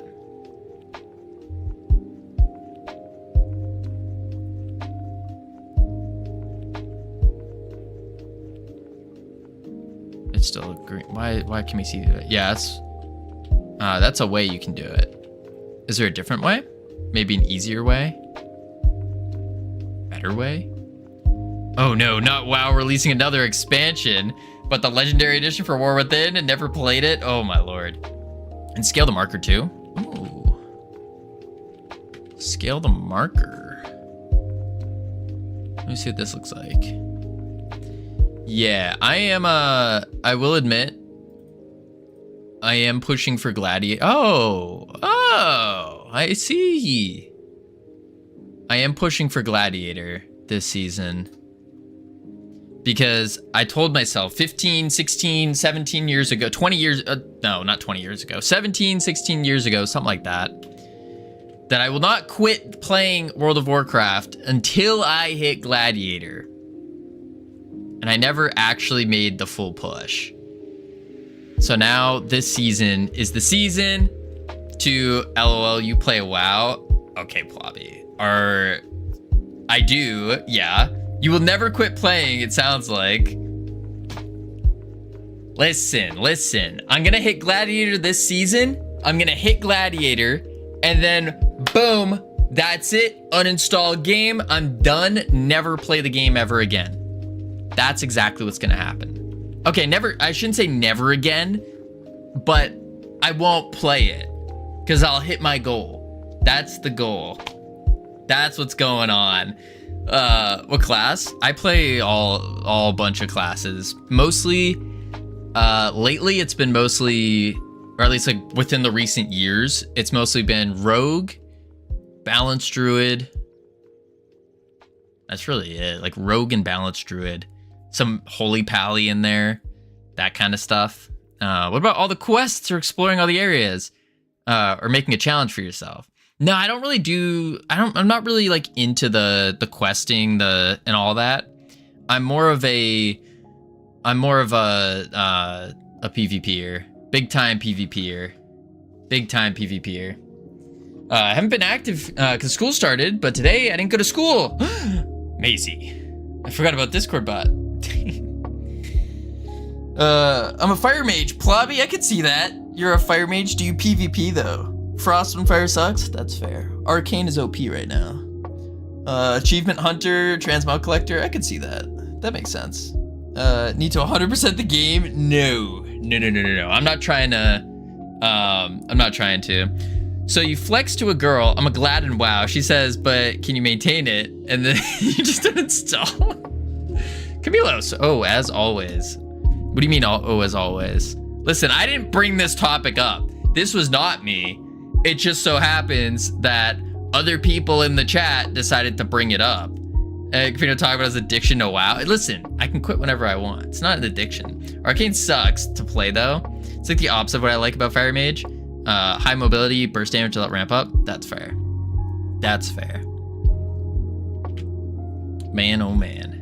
But it's just so strong. It's so strong. Whoa, Covino has an addiction to WoW. Listen. Guys, I can quit whenever I want.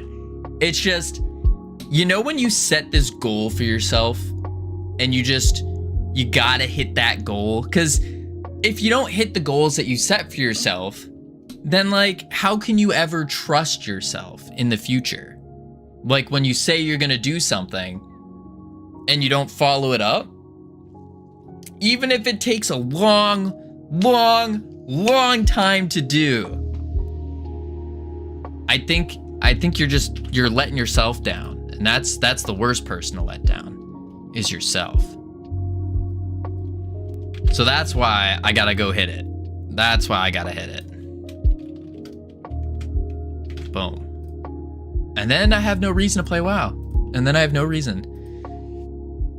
I need to be rank 1 in solos with Mage Warrior. There's no rank 1 in solo shuffle. I don't know about that, Condi. I don't think that's that big of a flex. I don't think so. Rank 1 in solo shuffle.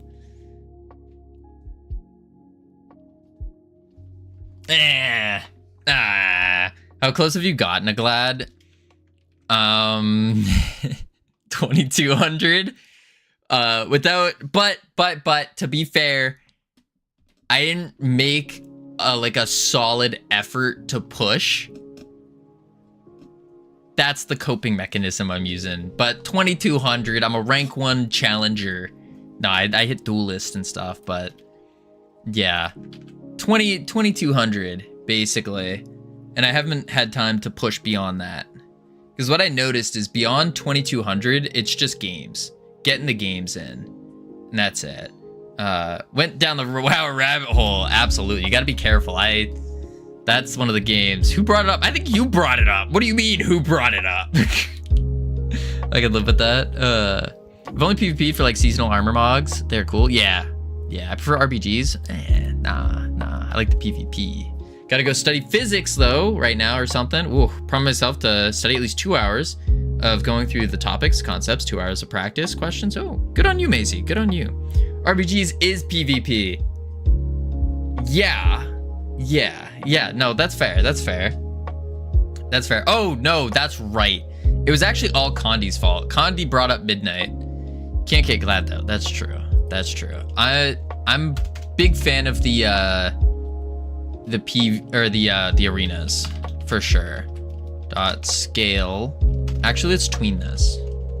RBGs is easy mode, getting carried, GG. It depends. I think it depends. Like, it's easy in the beginning, but then you still have to find a team and all that, which is rough. What up, CSLR? How you doing? I also missed a message, I think. I think I did. Did I? I guess not. Oh, LT. I'm good. What about you? I'm doing good, LT. I'm doing. All right, let's see. I updated the GDD last night. Got some pilot stuff written down. Let's go. That's awesome. Did you get any programming done? Any of the mechanic stuff? Tween property. This is going to be the goo origin. Scale Y. And then final is going to be the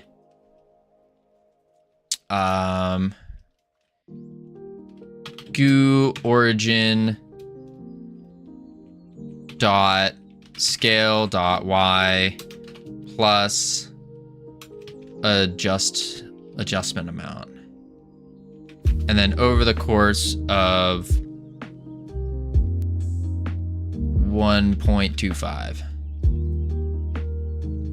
I don't think I've touched the code in about 4 days. Oof. Ooh. I hate the attrition feel of arenas. Like, I missed a message. Like, no one dies. Everyone has healing. It takes forever. It's exhausting. Nah, that's not how arenas go. Nowadays, it's like, you gotta strategize how you're gonna take them out, and you have these goes, which basically, once you get to a high enough, like a certain level, they're like it's kind of scripted gameplay that you tweak and turn around. So your basic strategy is you have like a healer, and you're trying to keep a triangle position here, and then you have like the other team doing the same thing. Kind of like this. Doesn't really come out this way, but this is like full scripted. And what you do is you want to plan out your go. So you'll like CC the healer, CC the off DPS, and then everybody goes and they blow up one guy. That's kind of how it goes. And then these guys do it to you, and back. It's kind of like a back and forth on like the high level of it. Not as much as of attrition anymore. It's very bursty. Solo queue is not much easier. If you get inside a lobby with the noob at 2.1, it's still 4 to 6 wins at best. Yeah, it is rough. I mean, you can carry those noobs though, if you're good enough, but even then, it does get rough. I was trying to fix issues with networking on Monday night, but wasn't really messing with code. What do you say about using AI to get your code sorted, even though code doesn't work most of the time for GDScript? I mean, I wouldn't suggest going into AI unless you know exactly what you're doing, and you already have a lot of experience in programming. Exactly, attrition. You trade, nothing happens, over and over until someone dies. Oh, I see what you're saying. Yeah, I can see that. I don't know, I've never thought about it like that, though. I've always thought it like, I'm gonna give, like, we try our go, oh crap, it doesn't work, or oh, it almost worked, and then you kind of readjust and you go, okay, now this next go, we're gonna do it again, do something else. Assuming everybody's skill levels are around the same, which is not the case. Well, true, yeah, that's also, there's a lot to it. But I'm a big fan of WoW Arena. Big fan. I like the strategy behind it. I like it all. I also added some lore quotes to each pilot class. Got creative with those. That's awesome. Again, I think what matters more though is getting the mechanics going. Get the game going. But then again, the lore also shows you how to set up the mechanics. So I also play mage, and I'm often the focus of attention. Part of why I don't like them, probably. Yeah, Yeah, I could see that. You got to do a lot of running, a lot of polys, drop all the polymorphs and stuff. Yeah, well, when you're laying in bed and can't sleep until 2 a.m., you can't really do programming. That's fair. That's fair. Yeah, and you get focused hard. Yeah, and then it turns into you need to figure out how you can peel for yourself and make it so they don't want to attack you anymore because you're so annoying to try to hit. I have that as a balanced druid a lot. I got a lot. I'm usually the focus because I pump out big damage. Big damage. I can't figure out code. I can't sleep, and I dream about the code. Yours are so tanky though. I don't know about that one. I don't know about that one, Plobby. Maybe. I don't know. I don't know about that. Compared to mage, okay, compared to mage maybe, but like mage you do have a lot of mobility. You got your blinks, you got your alter time, especially arcane. You're very slippery. I guess a mage has a lot of survivability too, so slippery. Yeah. Let's see. Adjust goo height. That's all we need. Survival hunter is pog for PvP. You gotta be good. You gotta be good. I think survival hunter has one of the most complex kind of rotations going to it. It feels like a very different gameplay style, just from what I've seen, because I haven't actually pushed arenas as a survival hunter beyond 1600. And if it's like, I don't consider anything below 1800 as like making a push, if that makes sense.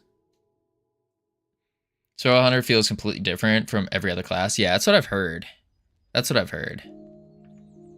fun. Yeah, I've heard two different variations. It's either people really like it or they hate it. I haven't seen too many middle people. Uh-oh. Whew, excuse me. All right, let's see. So now we can adjust the goo height in the goo collector. We have the collector there. I guess we need to lose goo as well. So we need a take damage function basically. Func take damage, and we need the amount as a float, source as a node 3D because that's what we're giving them all. Void, and we need the var collected goo as a float equals 0. We need a var focus on work, you darn tootin'. Max goo max collection, max fill, max goo fill as a float equal, we'll start with like 1,000. We'll do that. So this is like our max health. This is like our health. Yeah. Okay. And then take damage. We just say collected goo minus equals amount. And then if collected goo is less than or equal to -1, then we gotta do a game over or func break goo collector, and we'll just have it explode.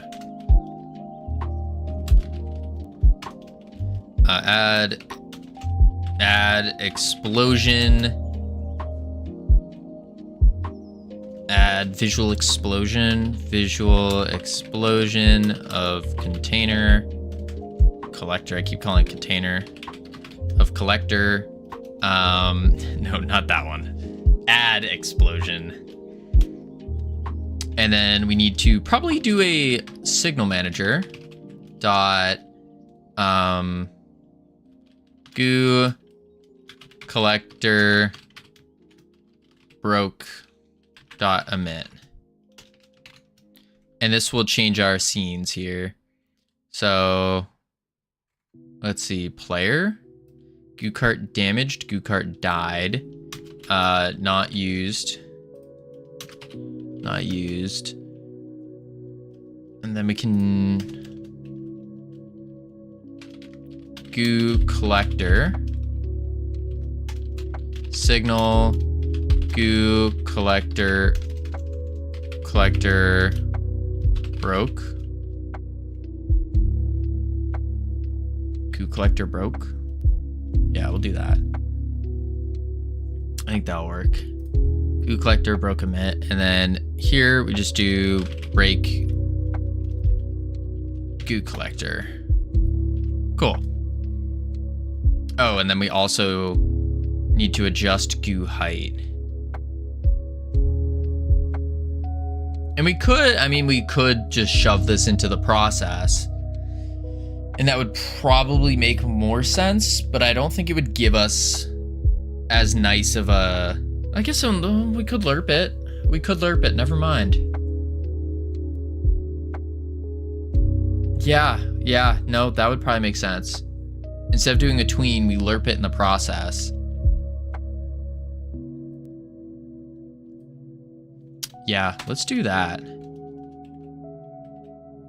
Func process. And what we'll say is,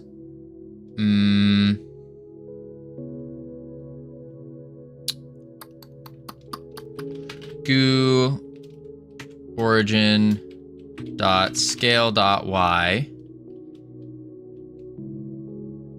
equals,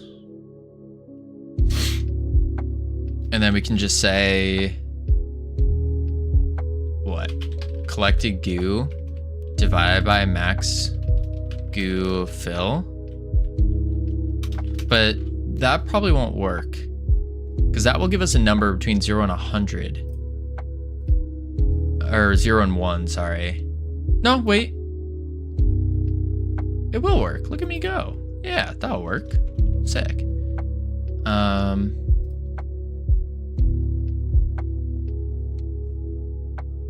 Collected goo minus is the amount. If it's less than -1, collected goo will start at 0.1. We can go from there. Cool. Cool. So now we need to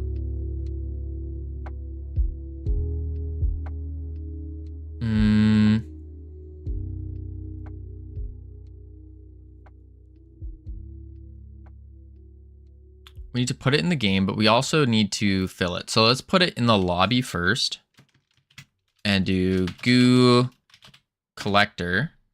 Okay, gotta go now. Catch you later. Sounds good. Appreciate you being here. Have a great one. Boom. There's our, oh, it's little. That's fine. There's our little goo collector. Boom. Boom. Bloop, bloop, bloop. There we go. Awesome. And then what we need to do is on the player, let's go to the ability managers.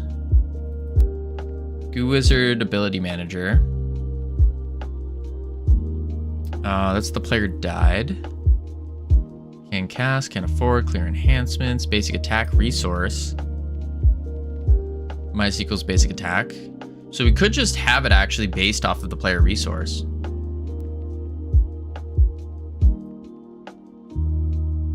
That could work. Export subgroup nodes. And then export var player as a player. Let's do it like that. We don't want the subgroup actually. Unnecessary. Oh, I can watch from here without ads. Blend to Pro, indeed. Add illusions here. Ah, welcome. Boom. I don't know if YouTube gives ads. I'm not sure about that. I assume they would. I would assume they still would. Not 100% sure though. Unless you have like YouTube Premium, then you're fine. You're chilling. Let's see. It's not as frequent. Oh, okay, gotcha. Yeah, I can't control the YouTube ads. The Twitch ads, I have pretty much full control over. I have Premium. Oh, then you're set. You're set. Maybe it's a later perk. I think it is, yeah. Once we get monetized on YouTube, which we're not there yet. Without Premium, you get ads. That makes sense.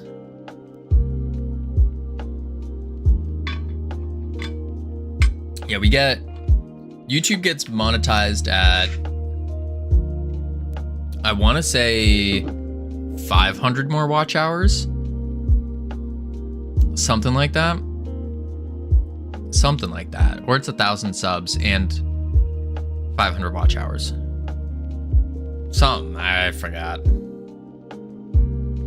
I was playing with the idea of reducing the ads on Twitch and bringing it back to like a minute 30 every 30-ish minutes. 4,000 hours, watch hours total. Yeah, and I think we're at like 3,500 right now. It's 4K. Yeah. I was saying 500 because we're at like 3,500 right now, I believe. Something like that. Now I'm curious. Switch account. Let's see. We're almost at 600 subs. That's pretty cool. View your channel, which means I just need to post more. Just need to post more and we'll get there. Where is it? Earn. We hit that. Yeah. Oh wait, no, it's 3,000 watch hours actually. 3,000 watch hours. Right here. 4K? No, it says 3K here. 3K watch hours. We're at 2.5. Oh wow, geez, how? From shorts? Yeah. I mean, one of our shorts had 1.something million, 1.2 million views. So that probably helped quite a bit. There are 2 tiers. Oh, this is for first tier then. We're probably not even, we're not even close for this one. This one you need 1,000 subs and then the 4K watch hours. Okay. Ads are second tier. Okay. So we're not even at the first tier yet. We're not there yet. And one of the following. So we just need 500 more watch hours and then we hit the first tier. And then we need another 1,000. Yeah, another 1,000 watch hours and double our sub count. Sounds simple enough. Doesn't seem too bad. Post some Godot tutorials or devlogs. You're golden. I'm at 1.3K. Ooh. See, I don't want to post, like, I know posting Godot tutorials would be this, like, the easiest solution. Like, there's no doubt in my mind that if anyone starts posting Godot tutorials frequently, like, you're gonna get at minimum 20K subs within the year. Minimum. And with all of those watch hours, probably about 1,000 views per video. It's just, I know for me, in particular, I'm not at that level where I can teach people how to use Godot because I don't know myself. Sure, there's a couple little things I know, but I don't think that's right to be a teacher when you haven't done the thing and succeeded from doing the thing. We had a discussion about that a while ago, but yeah, I don't think I'm there yet. I'm struggling to get the watch hours.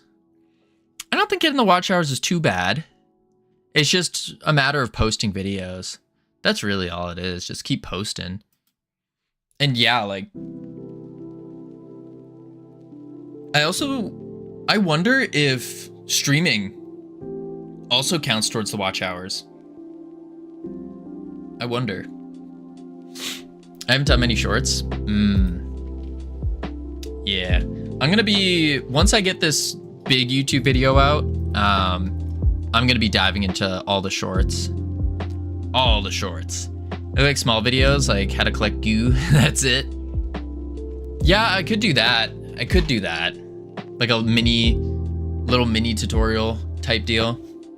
Because even my jiggle, the Jigglebone tutorial thing, it wasn't a real tutorial. It was just a showcase.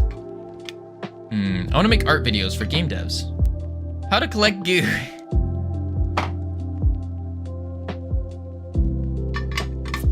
All right, let's see. Streaming counts. Oh, there we go. There we go. So you hear that, everyone? Make sure you tab up YouTube as well. And then we can start collecting all the watch hours. All the watch hours. I think that's... Oh, it's still a couple months. Because I stream... Well, actually, no. That we could get it in a month. Because I stream, what?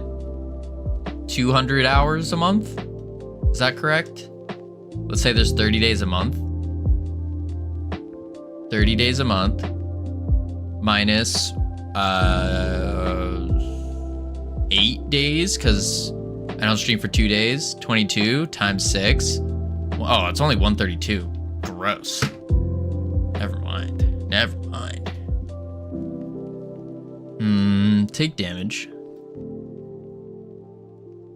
All right, so now that we got that going, we want to go to our game manager. If you have YouTube Premium, it's best to watch on YouTube. Yeah, I think the problem with watching on YouTube, though, is I think there's always a delay, like a bigger delay than on Twitch. And I've also found it to not be as interactive. Chat has more fun here. Yeah, I think that's the big one. Let's see, because there's like, I don't know. I haven't seen too much with YouTube though. I think the culture on Twitch is more about the emotes and stuff. No delay for me. Oh, that's awesome. That's really good news then. Because I remember I've had a couple viewers and they're like, oh yeah, it's a whole minute delay, 2-minute delay, and all that. That's upsetting. That's good. That's good that there isn't any. Signal manager dot goo collector broke dot connect. I could just do on cart died, because on cart died is just gonna do you're a loser and then bring you to the path. Yeah, that makes sense. That makes sense. Cool. Why didn't Twitch chat warn us about 9/11 if it was head? Max, I'm very confused what you're... I'm very confused. Save that. If it was... Test power up. Goo cart, goo collector. Okay. So now in the lobby, what we need to do is we need to shoot an enemy, and then it needs to collect goo. Yeah. So let's go to the skeleton. Ooh, skeleton. And we can do the, probably just the base melee skeleton. There we go. And then, boom. Now, on died, we have return component, drop gold, gain mastery experience. And it drops with the killer. Stupid autocorrect. Ahead is a joke that I saw. If Europeans are hours ahead, why didn't they warn us? Interesting. Yeah, it doesn't quite work like that, Max. Time doesn't quite work like that. If you could use Chatterino, you can display both Twitch and YouTube on overlay. Yeah, I was looking into using Chatterino, but last time I looked at the Twitch TOS, it was, you can't put up both in, like, if you have like a separate chat window like this. I don't see why that matters, but that's what they were saying. But if I did something like for a segment specifically for Twitch, then this is okay. I didn't quite understand. I'm gonna have to reread it and figure it out. But yeah, I was looking at Chatterino though. It does seem like it would be very useful to do. Boom. What up, Goob? How you doing? Yeah, there we go. Bam. All right, so we have die, and we have the, oh, it does emit with self. Okay, so we could just connect that to the goo collector and just say func ready, and then just do signal manager dot enemy died. Why is there? There we go. Dot connect, and then I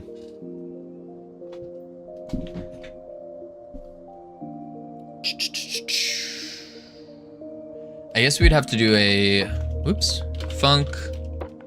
This needs to be an enemy node 3D, and then we can just say collected goo plus equals enemy dot dropped goo. Yeah, we'll do that. And now in the enemy, we need to have a variable for that. Do you know the song that's like Funk Show Brother?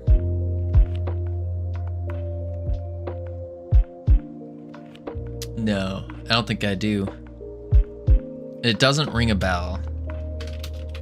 Dropped goo as a float, as a float equal 10. We'll try that out. But no, I've never heard of that. It's probably before your time, but I hear it every time you say funk. Interesting.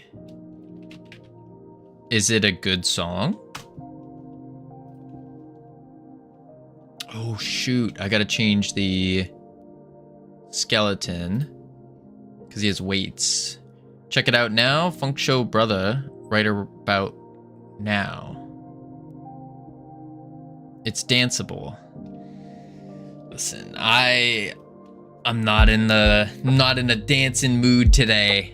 Not in a dancing mood. I went and I turned on a random playlist for the shower. It was like I typed in like songs to sing in the shower, and it was giving me some like depressing songs, and I was like, what the heck? I was going for like upbeat dance, sing in the shower, and it was just like all depressing music. I was like, okay, that blows. You could do the robot to it, perhaps a nice jig, the lawnmower, you name it. I like the sprinkler. I'm a fan of the sprinkler. That one's pretty good. I'm actually mostly a fan of the what do you call it? The antisocial frat boy in the corner dance. That's the one where if you want to get like, it has different stages to it. And it basically starts off with you like, you hold a drink in one hand and you're just kind of bobbing your head.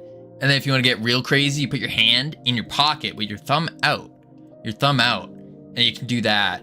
And then if you get really, really crazy, just add a little fist bump in there. Antisocial and frat boy, haven't seen that combo. You haven't been to university then. What do you mean? They definitely exist. Most certainly do. It's that, you definitely know what I'm talking about. It's that dude that sits, like if there's a big party, it's the dude that like sits in the corner, assuming people are just gonna walk up to him and say hello. It's that guy. You can dance if you want to. You can leave your friends behind. True. All right, so let's see. Player current, goo cart current. Ah, I see what's going on. So goo collector needs a static for current. And then we'll do it here. Var current as goo collector. And then we just say current self. Bam. Because your friends don't dance, and if they don't dance, then they're no friends of mine. Yes. Yes. How long did it take you to reach to this point of the project? This has been going for a little over a month now, probably nearing a month and a half of this one. But I've been doing game dev now for a little over a year, with one released game. And that's about it. Yeah. Goo collector. Current and base goo collector? What do you mean?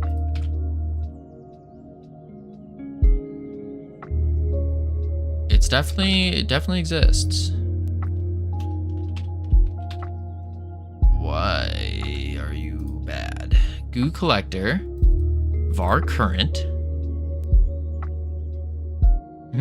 I do know what you mean. Never tied that to a frat boy. Yeah, I guess you don't have to tie it to them.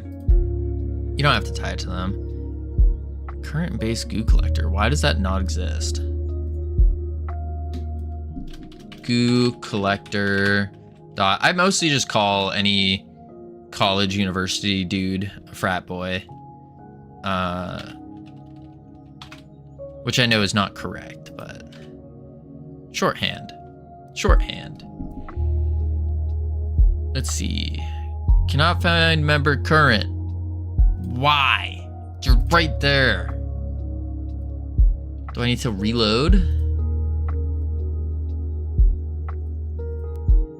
What the flip? I do know what you mean. I read that. Scene. Reload. What the flip? Current and base goo collector. It definitely exists. Because goocart.current exists. Ooh. There's a whole building of us who didn't dance or party. We were called the engineering building. Interesting. You should link your game in Twitch and YouTube bio. I don't have a link to the game though. That's the big one. All right, now I gotta go see it. Sounds good. Have a great one. Appreciate you being here. But we do have ads playing, so we're gonna chuck on the words real quick. I need to grab more water. Need to grab more water. Boom, boom. Oh, that's the wrong thing. Boom, boom, boom, bang. All right, we'll put the words up, and then when we come back, we will do the goo collector. Do the goo collector. Yeah. All right, I will be right back. Boop. Boop.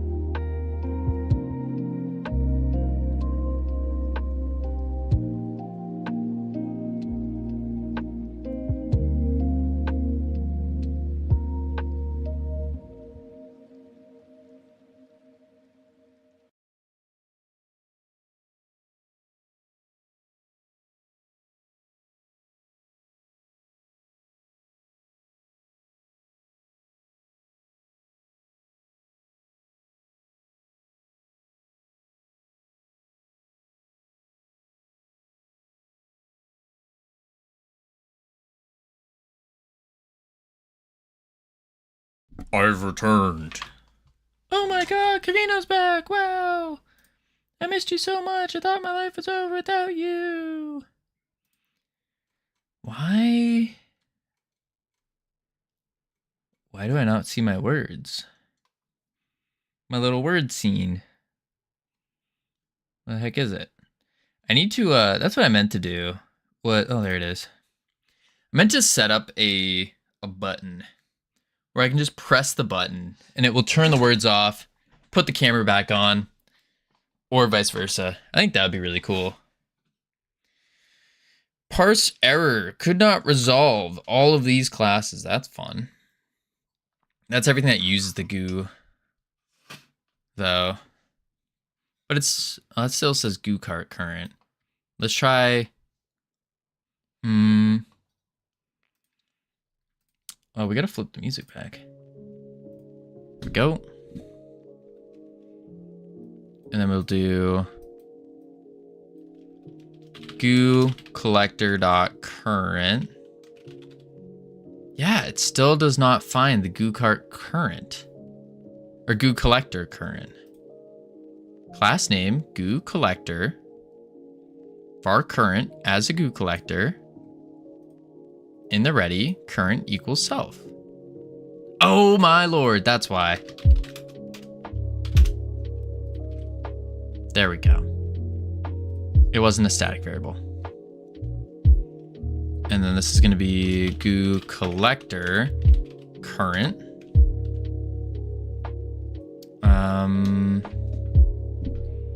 Yep. Okay. And I think that's good. So let's give it a go, see if this works. Hopefully. Boom, boom, boom. All right. He's gonna go attack the... Oh, he's not going there. Interesting. Are we getting... Huh. Lots of issues. Okay. Let's first go to our collector. That's on enemy died. I didn't let the enemy die. That's why.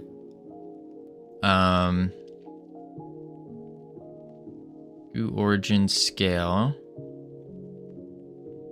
That's fine. Goo collector. Oh, it doesn't have the player assigned, I guess. Oh, well, I guess I could in the ready just say player equals player dot current.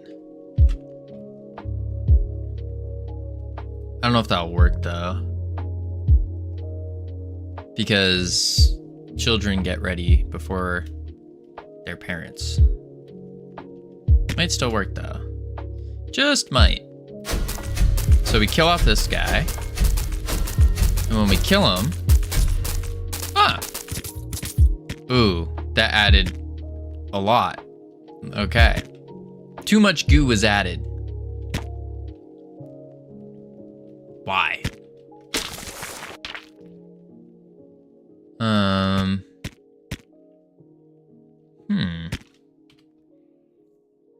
It is 0 to 1 though, right? Goo collector. Oh, I guess I don't want to do times 100, do I? Yeah, I don't. I think that's why. Yeah. Now we could do a direct tie to the player's goo resource. But we also gain goo outside. Oh, did not mean to do that. We gain goo outside of that though, as well. Like from our little goolings here. How they feed us goo. Alright, we kill him. I can't tell. It might have went up. Maybe. F8. Let's see. We got 22 errors. We had 19, so this is good. Nope. That's just special attack. Source not being used. That's fine.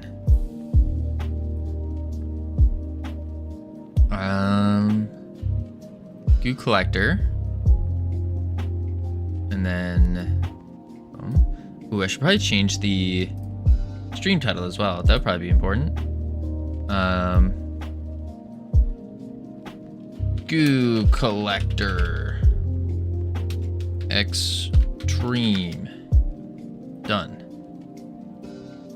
Hey, girl. Katie. What about me? Screams. Hey, girl. Long time no see, though. How you doing? Welcome in. Goo origin scale. Collector. Collected goo. Max goo fill. And then we want to do...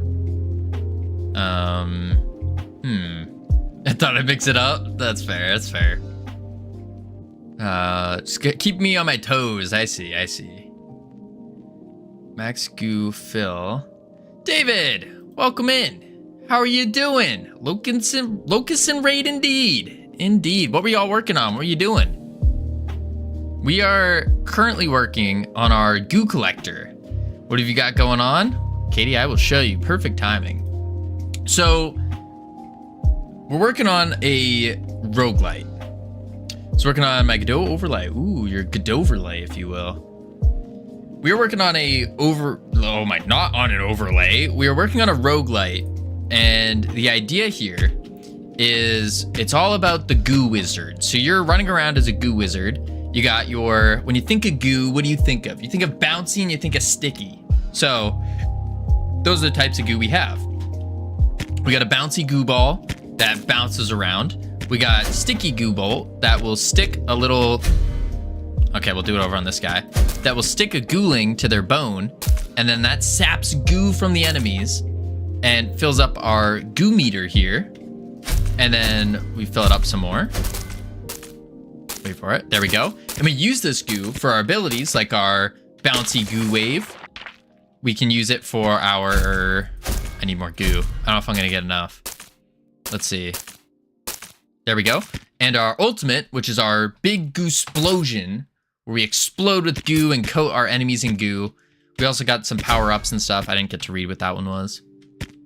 But this is the base idea, is you're kind of collecting... Oop. Interesting. You're collecting a... Well, we're trying to change up the base mechanic. Right now, you're protecting a cart, your goo cart. But we're changing it up instead to a goo collector. So you kill enemies, you collect their goo, and it fills up. And then once it's filled, you can go to the goo king, the king goo, and he will give you power-ups that will make you stronger. And that's kind of the idea. That's like the reason you're going to the dungeons. So we're trying to rework that. It's kind of similar to taking this goo trainer here, only it's going to be a goo king who's going to grow bigger and bigger and bigger. So that's the idea. I don't know. We're just kind of working on this new goo collector idea. We're debating on if we make it so when you kill an enemy and they give you goo, so like he's giving us goo now, do we want to share this goo resource with this? Because this can lose some. Appreciate the lurk. You have to get going. Lurk for sure. Have a nice stream. Thank you, David. Have a great one. I don't think we did the shout out as well. How long have you been working on this project? About a month and a half or so. We've jumped since you've last been here, Katie. We've jumped around a lot. We were... Oh God, what was the last game you remember? You were here for the lifeguard game. Oh God. Yeah, we did quite a lot. Mostly just prototyping different games and then realizing that they didn't work, so then throwing them out. And yeah, this is like the iteration from the Jiggle Jam. I can't remember what you named them. You can just describe them. There was the pirate game. It was like a pirate idle game, incremental type deal. We ended up trashing that. And then this has had several iterations,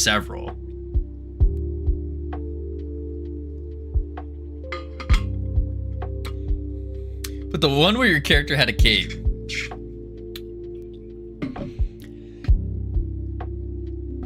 Where the character had a cape. I call this game Godot. I don't even remember when we had a cape. A cape. Waiting. No idea, actually. Okay, yeah, I have no idea when we had a cape. What was it? The Apple game?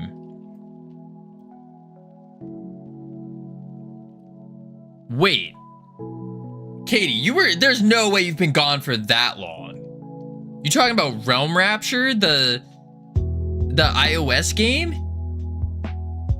It's been that long? What? Dude, what? That doesn't make... Oh my lord. I'm sitting here thinking it was like a couple months, maybe? No, you've been gone for like 8 months plus. Holy crap. Oh my lord, that's wild. I didn't think it was that long. These days are now... That's not good. These days are squishing in more and more. It feels like Realm Rapture was... It feels like ages ago, but also it kind of wasn't. That's weird. It's weird. Sounds accurate. I've been learning .NET. Ooh, nice. That's fancy. Yeah, no, we were making a Mario Party-like game that revolved all around lifeguarding and other beach activities. Full multiplayer, think Mario Party. And we ended up shelving that for now because it was taking 35 days per minigame, which with the amount of minigames we would need, which at minimum 15, games like that had like 70 to 100. And so doing the math out there, it was 2.5 years just for the minigames. And it's like, holy. So now we're trying to scope it down, work on smaller games, and go from there. Mostly so I can learn faster. Out of scope, I don't know if I would even claim out of scope. It's more so if you want to get really good at something, do it a lot of times, but do smaller iterations of it. So if you want to get really good at drawing a smiley face, draw a very basic smiley face as quick as you can. And then you move on to the next step, which is maybe the next smiley face you draw, once you get good at doing this, you draw them with eyebrows. Maybe you want to add better eyes to them, and a nose, and a little dimple. And so it's kind of like that. Yeah, do what you know, then add a little. Yeah. So we're just trying to work on smaller games. 3 months max to the game, I think. I don't know. I want to finish this game first, though. And then we're gonna be diving into an indie game arc, basically, where after I save up the money to go to Godot Fest in Germany, I'm gonna start spending that money on getting indie games, playing them, and trying to break them down and learn, and then work on like one mechanic games and get all those going. I think that's the best idea. We also got a couple game jams coming up that we're gonna do. But yeah, this is gonna be. I just want to release a game on Steam. We released one on iOS. Now it's like we need to get one on Steam. Working on a little web game. Ooh, as I now know a little bit of C#. That's nice. Game jam. That's fun. Yeah, indeed. We hosted a game jam too since you were gone. We hosted the Jiggle Jam. The Jiggle Jam. It was all about jiggle physics in a safe for work environment. Let's see. And we got a lot of people to join that, actually. I think it was over 100 people joined. And then out of those 100, I think we got 21 submissions, 22, something like that. So pretty decent. I missed out. Yeah, you missed out on some big things. All right, let's see. State swap. Nope, we don't want that. We want to go...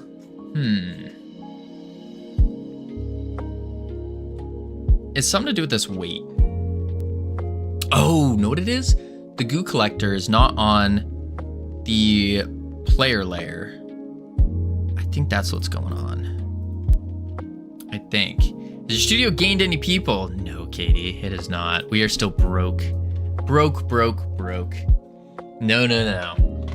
To get enough money to afford hiring people or even just getting contracts, like contract people out, it's like you gotta release a game that not only makes enough money, but doing it through all social media doesn't really work. It's not really working, not in the beginning at least, because social media is a very slow climbing thing, very long-term type deal. So unfortunately, no. All right, let's see. Signal manager, enemy died, connect, func, enemy, node 3D. And then we want to do, why is it not going there? Hang on. Target equals player if the weight is there, else goo collector current. Okay. That's the drop. Do we have any other, let's find this here. Oh, there we go. Goo cart, goo collector. Current. There we go. I think that was causing the issue. Now let's see.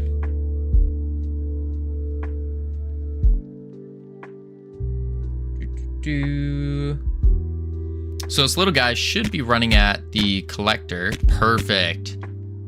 Oh, and then it breaks because we get negative goo. That makes sense. Yeah, you're a loser. Good. Okay, that's gonna be annoying. So now we need to reduce the damage done if they're hitting a goo collector, I think. Basic melee component. Those are the attacks. Body take damage, parent.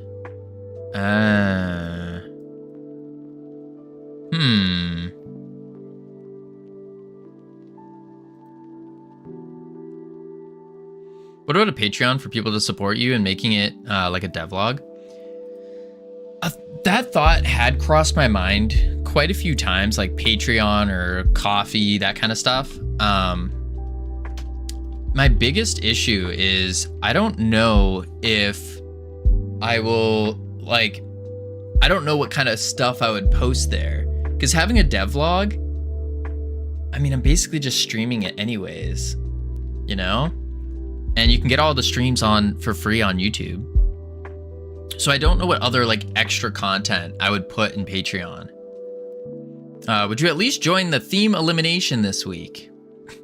Brainoid, what do you mean at least? I already said I'm joining the jam. I'm joining the jam. The theme elimination. What is that? I don't know where I find it. About? A boot? Theme elimination. Log in. Yes. Successfully logged in. I actually forgot my password there. Introduction rambling. Thoughts on themes. Okay. Go to theme go to it again. Here we go. What is this? Not everyone wants to watch things, see updates, etc. Most of the time I haven't had time to watch the videos, but I've been doing a lot of reading. Maybe do a poll on Discord to see if people would like that and sub to it. It's not a bad idea. Not a bad idea.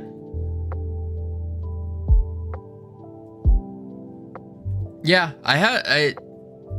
that's an idea I'm gonna look into a little bit more. Like, let me write this down actually, my to-do. Because there is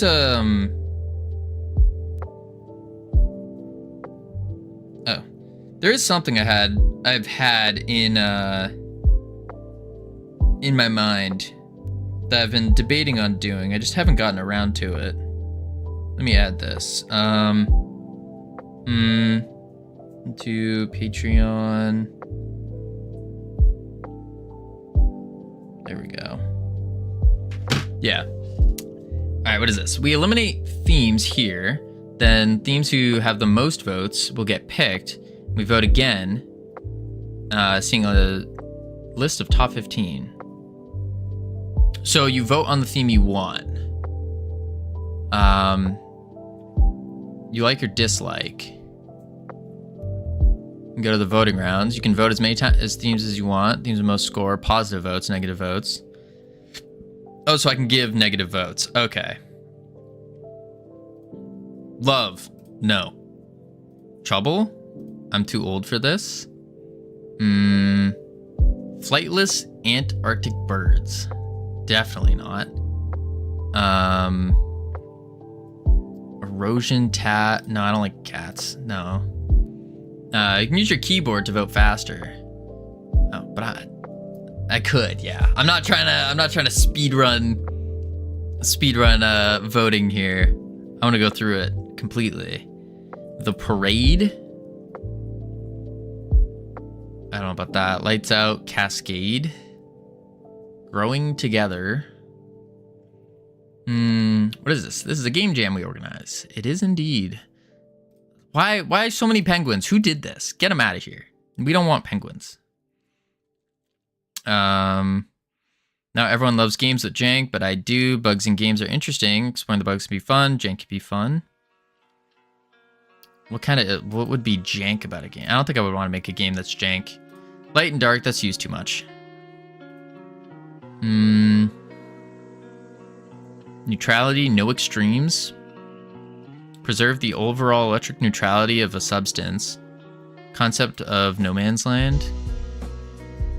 Yeah, it sounds a little boring. Scarcity, swarm. Could be a noun or a verb. Alright.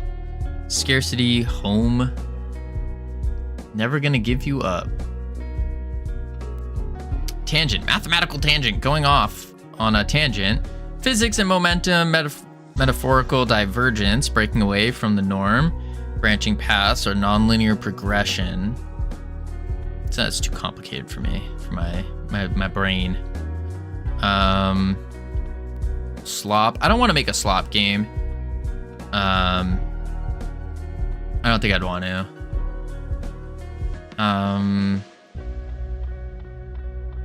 Down to business. Start doing what needs to be done. A game you always wanted to make, but never came around to. Down to business. I feel like that's gonna be too businessy.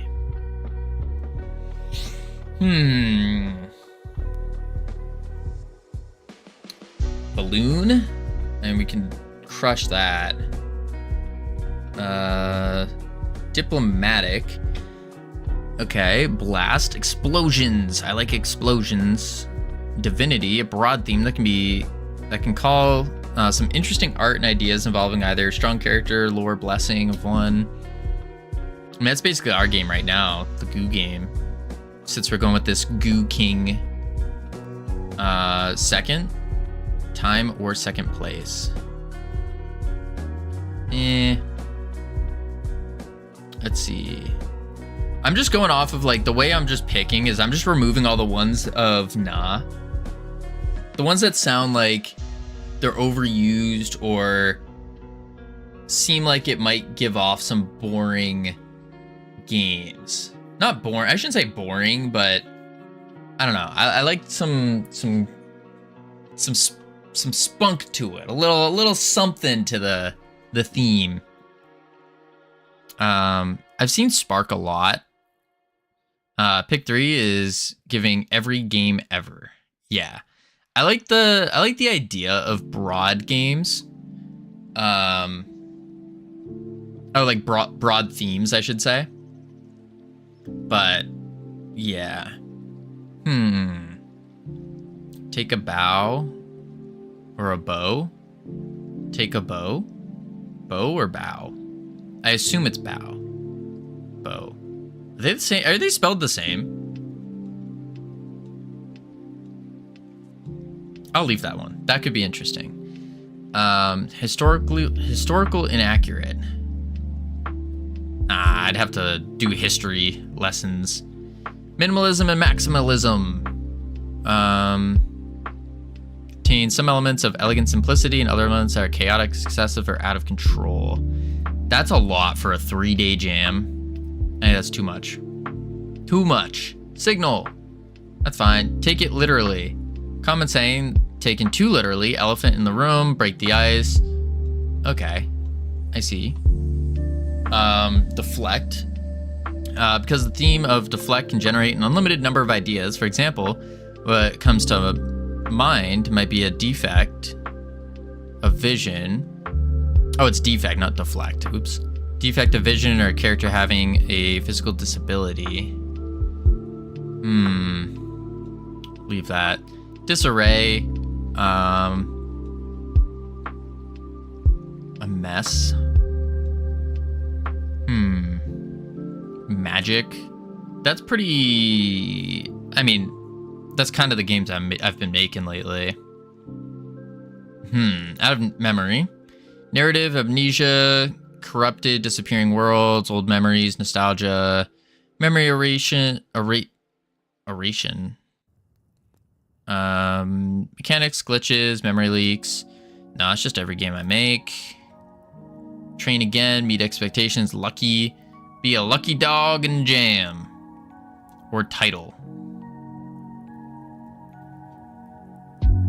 I don't know what title means.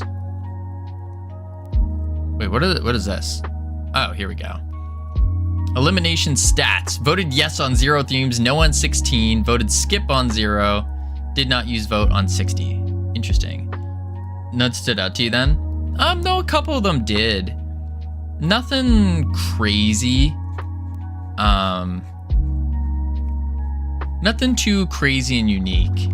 Like, I can see things for the ones I didn't vote no on. But when I think of a game jam,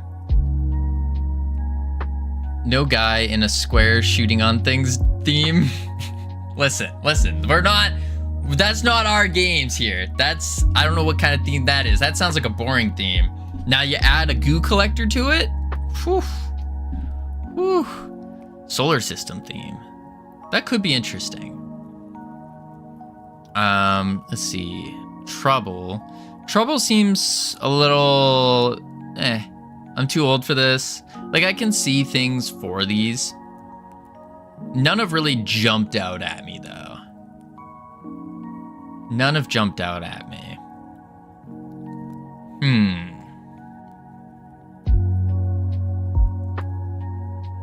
Shred? Oh, I missed this, I think.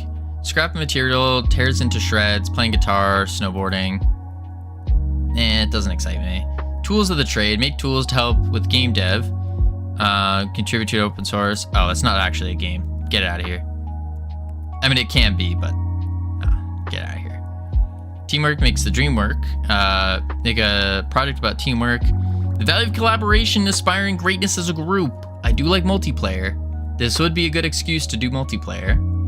Amalgam, a mixture of different or heterogeneous elements.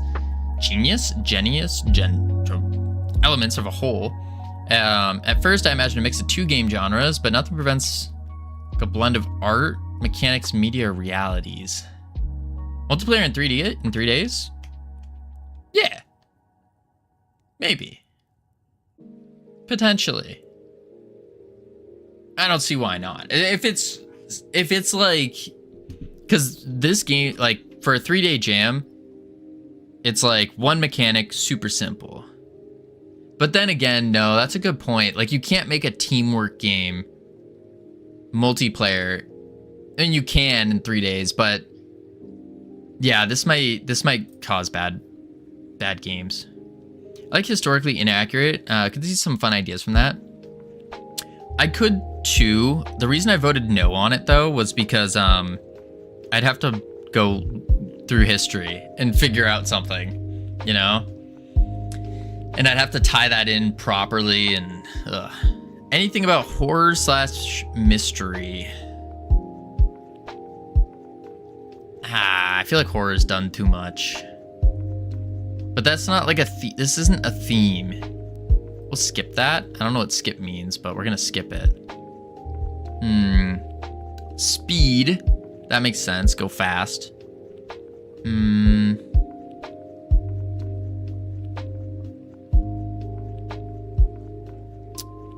don't know what melting pot means.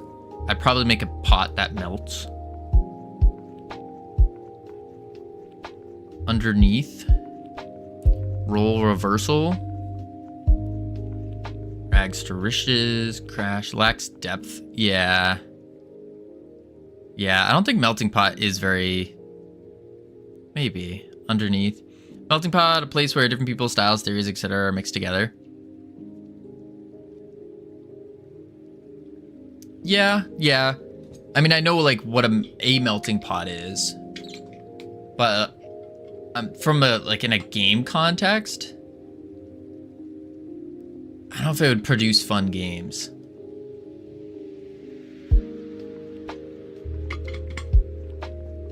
I'm gonna say no. Underneath. You're a melting pot. You darn tootin', Sammy. You darn tootin'. Yeah. I'm a place where different people's styles, theories, etc. are mixed together. Sure. I will take it. Roll reversal, rags to riches, crash.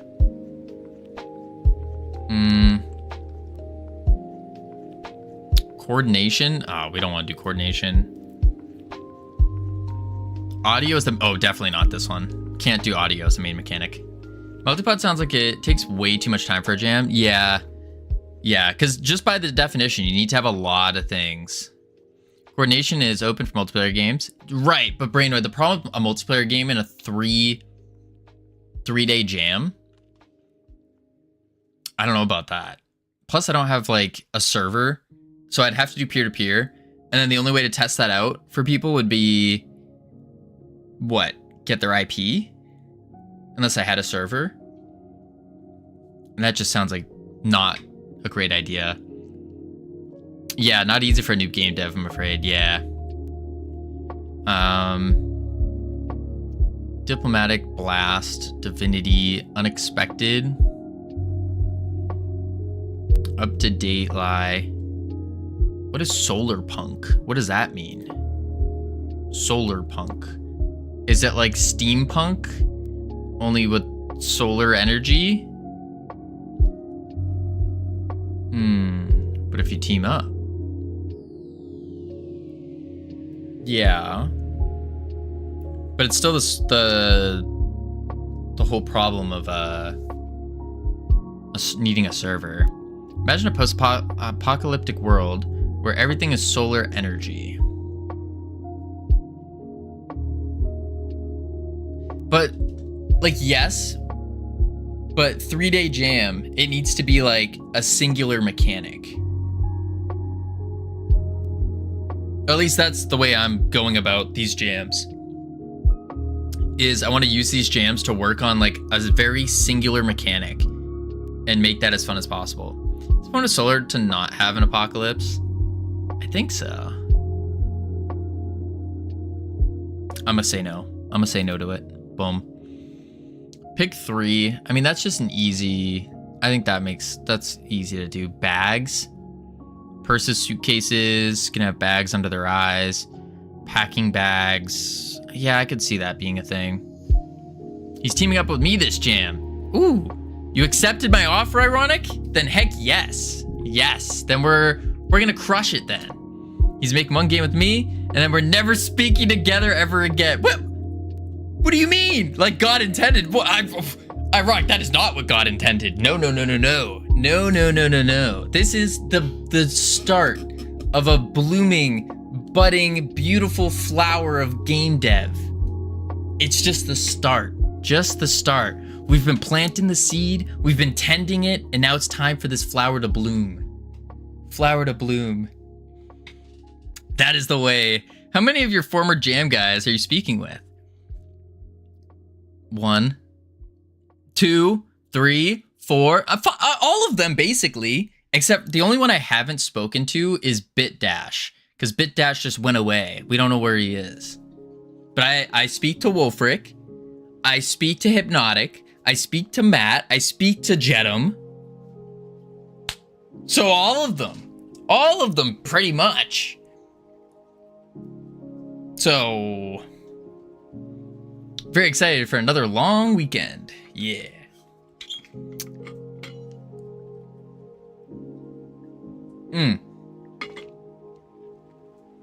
All right, let's see. Patterns. Signal. Take it literally. I don't know any other. I think these are all fine. There's nothing that says no to me. Knock. I don't know what knock would be. But I did remove slop. That was one I removed. We're not trying to make slop games. Just one mechanic game. One mechanic.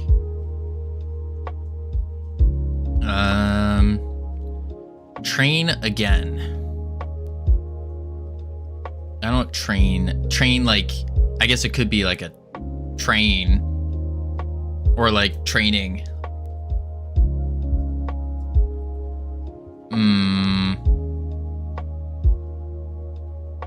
Yeah, I think it's fine. Train was first edition's theme. Oh, if that was, then we're gonna say no. We don't want to do that. It's kind of trolly. Yeah, we're just say no to it. Say no to it. All right, I think I'm pretty okay with the rest of these. None of them super speak out to me.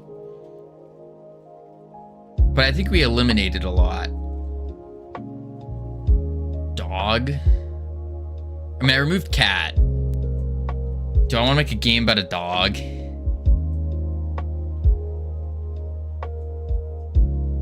Probably not. But I'm going to leave that because I can interpret dog. Like, dog can be interpreted as like a dog. Wait, dogs have 4 and a tail. That's a dog. Or it can be interpreted as like, yo, dog, how's it going, dog? So that could be a thing. Reflection. Tap. Tap would be a mobile game. Do we want to make a mobile game? I'm gonna say no. That's what I think of when I think of tap. Oh wait, but tap could also be a tap, like drinks.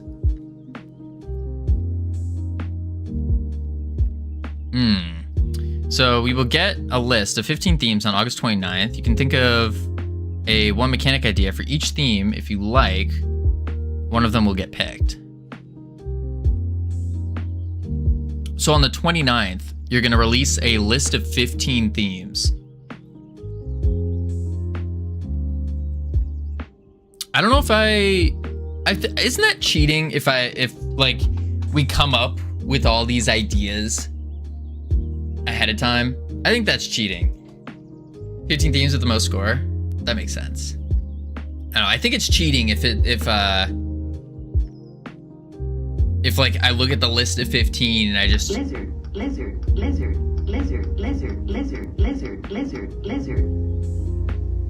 Thank you, lizard. Appreciate the bits. It's normal to come into game jams with some ideas. Oh, is it? Oh, then maybe that's the play. Maybe that's the play. So when the 15 come out, then Ironic and I will brainstorm. Yeah. Surprising how much you can commit to game jams with. I've always thought of it like, don't think about the jam until it starts, and then you have to like come up with the idea, figure it all out, and do it. Okay. Yeah, I think that's good for voting. I think that's pretty good.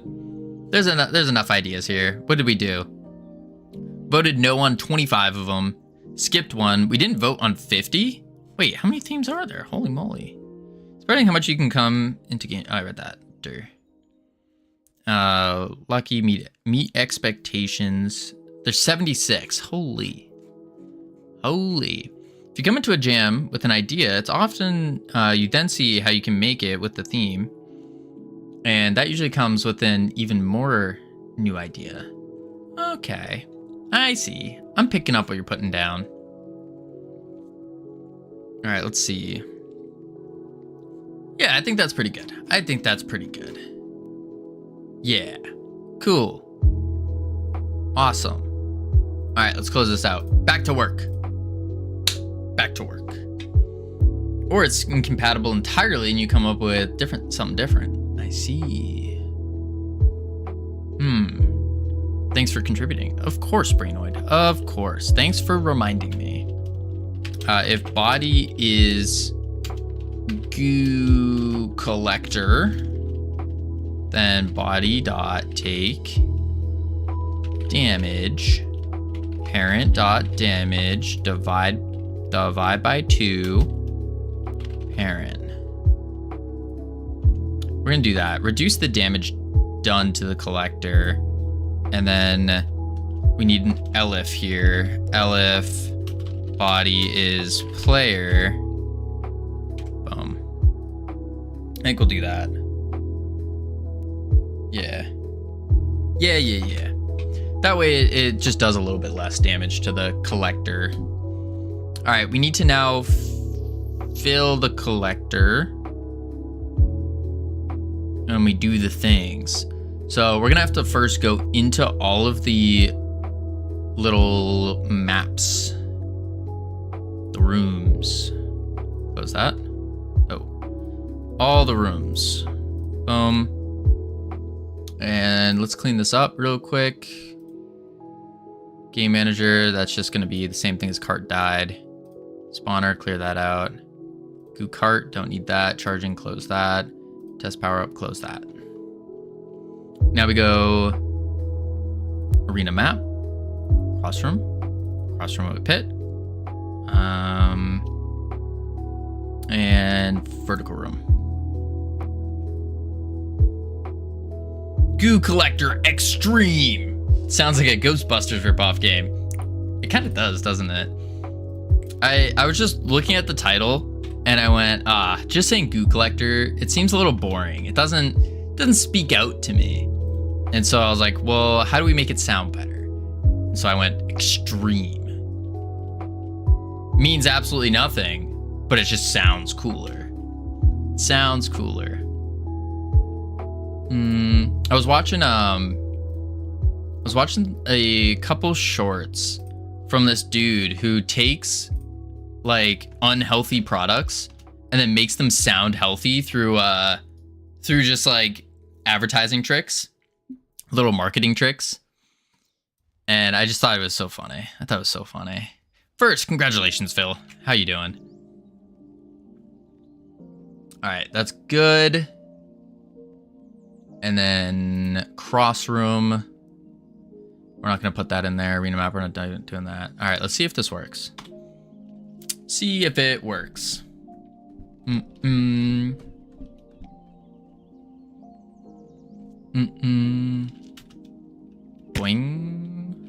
E to interact.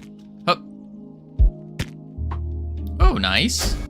Oh, we just immediately lose. That makes sense because we don't have any goo. Ah, that's an obvious problem. Let's think.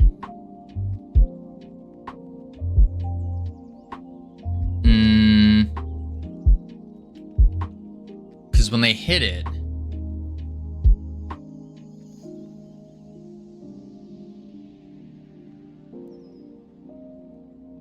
so we need it so they immediately.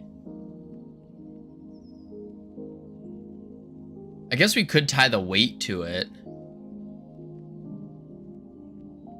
We could.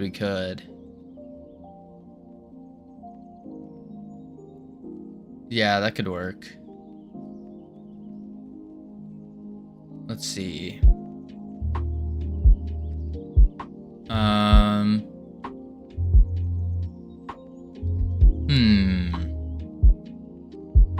Yeah, we'll go Goo Collector.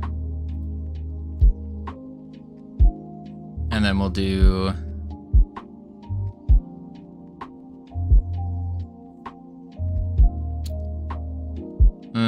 Maybe we start the goo collector with just like a base amount.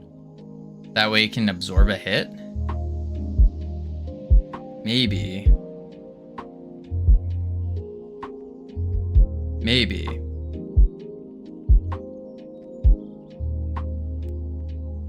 I'm not sure. Or we could make it so the enemies don't attack the goo collector until it has goo. But we're gonna have to rework how the weight works then.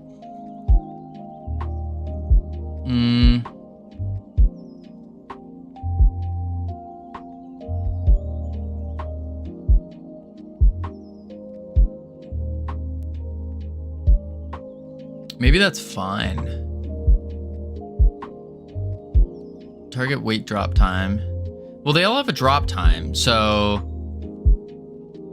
Moderate guns require...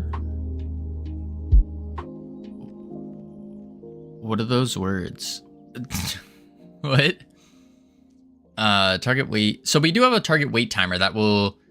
has a bias to make them attack the collector.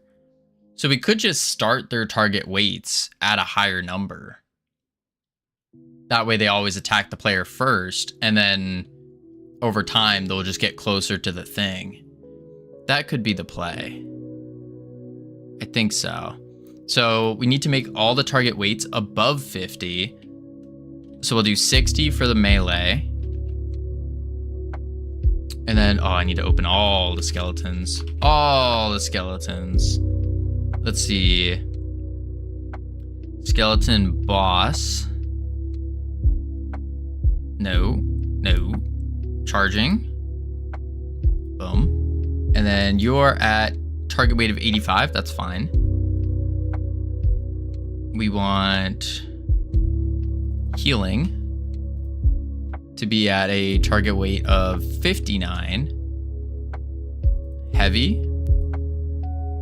52. Let's make it 62. I'm just upping it by 10 basically. Ranged. 51. This also should be 61. The shield guy, I think he's already... Oh, he's at 35. So you need to be at 75. And then the summoning needs to also be at... We'll do 90 for him. Save. So now they're all going to attack the player, or they have a bias to start with. They all start attacking the player, but they have a bias to go attack the thing. So we're kind of timing it in a way where once you get a couple kills, or like one kill, they should be going after the thingy. Okay, interesting. Huh. Very interesting. Function die.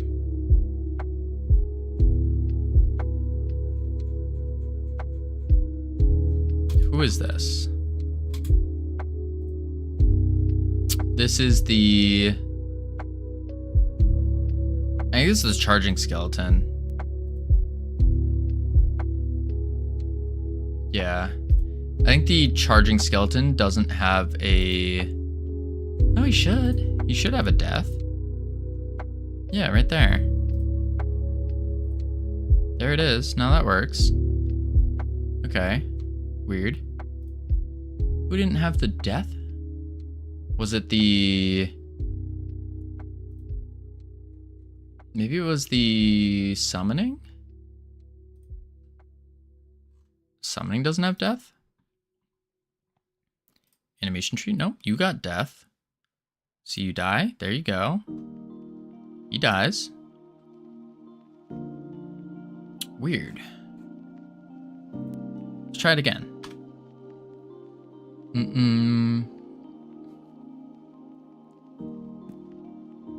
Alright, here we go. Boom. Oh, I missed.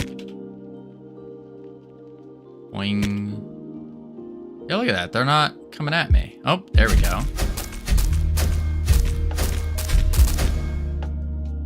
What What is this?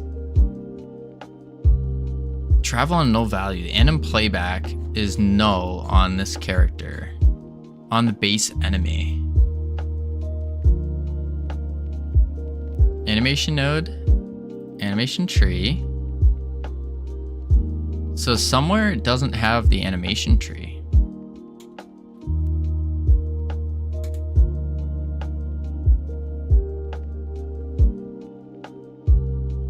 Weird. Who doesn't have it though?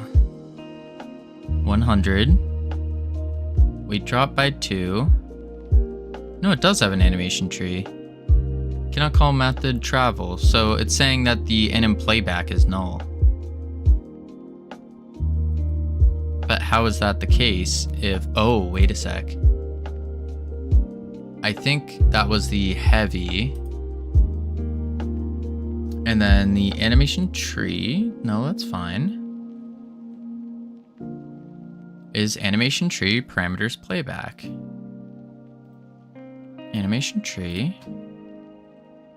Unless it was a melee skeleton that I hit. I should be paying attention to who I'm hitting.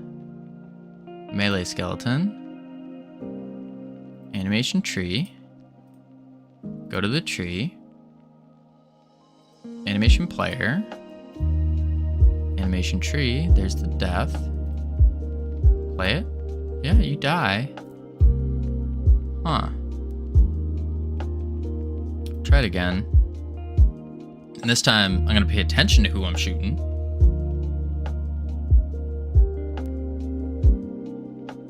But the weird part is they weren't charging at the player to start. That was very strange. Bloop. In we go. Oh, there's one of them was. Let's hit the healer first.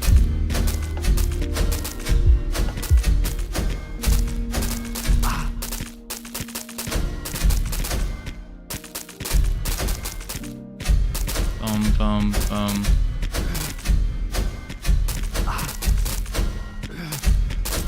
Okay, healer dies. Caster.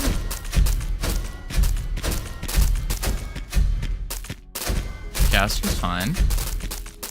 Oh shoot, these guys are hitting the thing.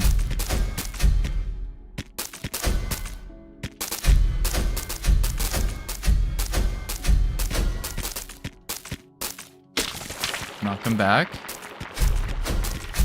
Gotta get his attention.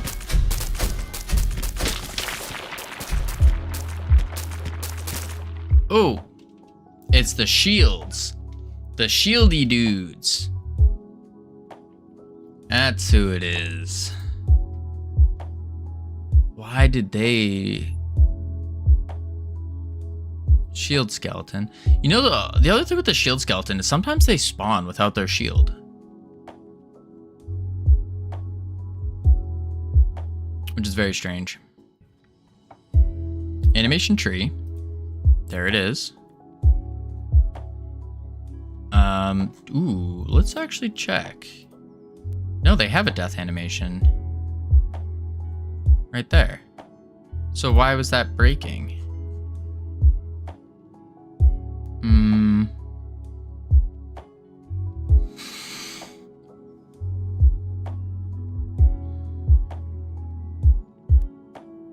Okay. They clearly die.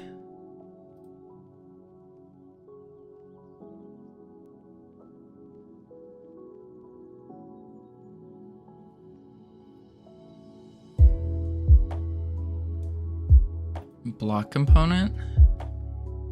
I also kind of think the block component should be a bone attachment as well. I might do that real quick actually. Bone attachment. And we'll put it on their chest. And then grab this block component. Slap it on the chest. There we go. Cool. All right, block.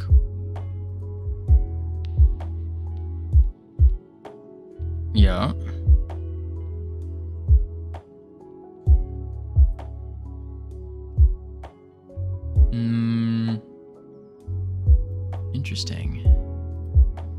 But they're not dying for some reason. In and playback, travel, death.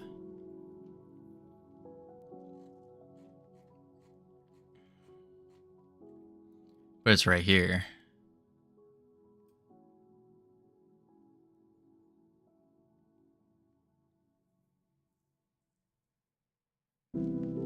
Target weight change. Run it back, see what happens.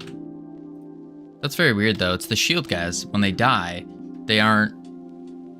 It's saying that they can't die. Like their death animation. It's a dumb little bug. It's a bug that doesn't really matter right now, but at the same time it's preventing us from playing. Which is a big deal. Oh, God. What the heck? Nothing should have died there.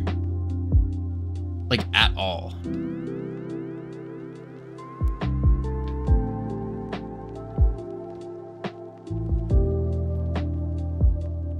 And the killer, it says, was the player. But we didn't kill anything.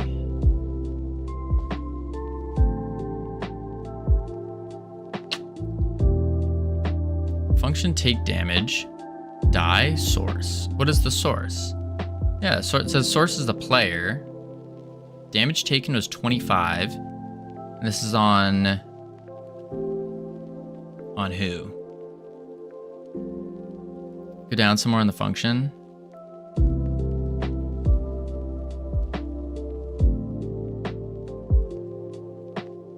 Your goo ball is killing something. Right, but it's only doing 25 damage. Nothing has 25 health.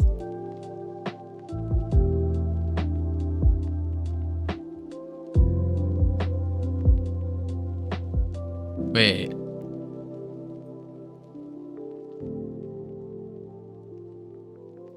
This should be in the process, shouldn't it?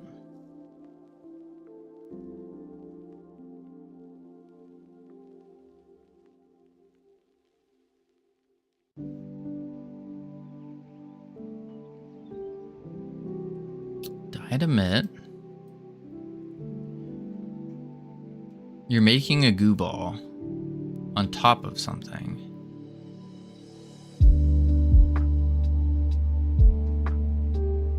I'm making a goo ball on top of something? This is just the base enemy script though. The goo ball shouldn't... Look at the stack C-frames. Special attack goo ball. Take damage from the player. If body is in group enemy, then body dot take damage. What is the body? Body is just the same guy.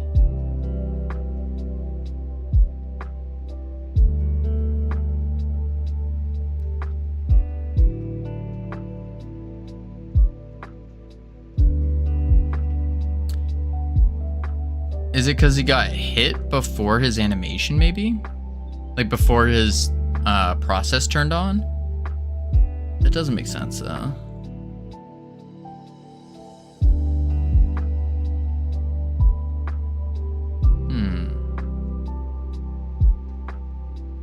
On-goo wizard, special attack, body entered.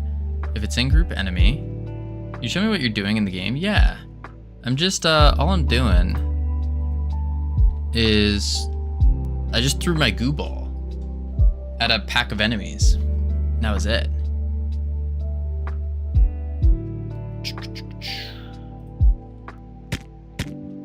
Boing.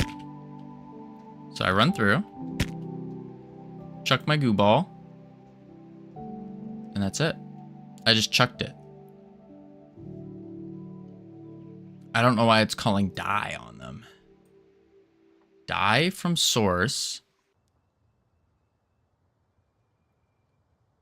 If health is less than or equal to 0. How is the health less than or equal to 0?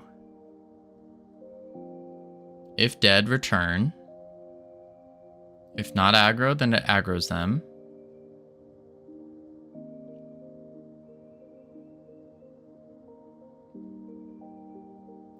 Self has 150 health. And the damage it took was only 25. So that doesn't make sense. Why is travel on a null value? That's the other part. I'm not sure. Because when we look at it, it's saying that the anim playback is null. But we set the anim playback in the ready right here. Anim playback equals animation tree dot get parameters slash playback. Anim playback as an animation node state machine playback.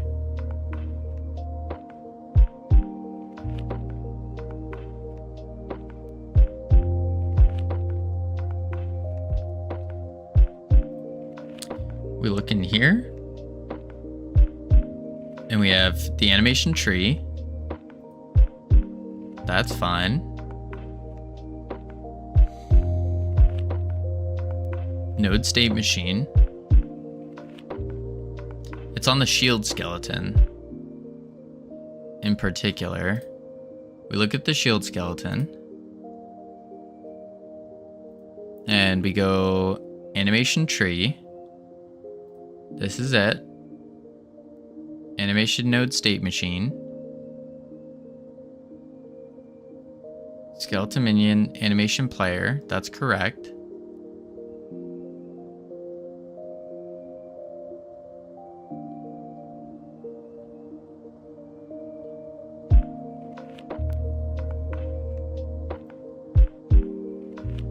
So what would be causing this? And we know the animation works because when we pop into the animation tree here and we press death, it dies. Welcome back, Maisie. How you doing? Yeah, death.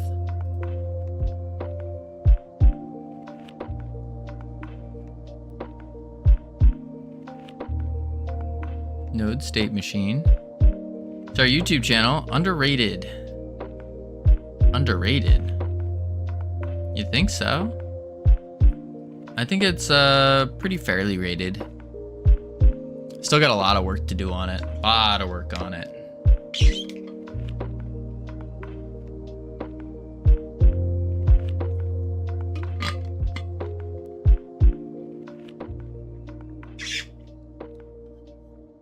Let's see. Animation tree. Is GitHub under DDoS, or why cannot it load latest commit info on site? No idea. I have no idea. Fairly rated, yeah, but it's good. Oh, I appreciate it. Are we sure you're not calling die on something that stops having an animation tree? Let's see.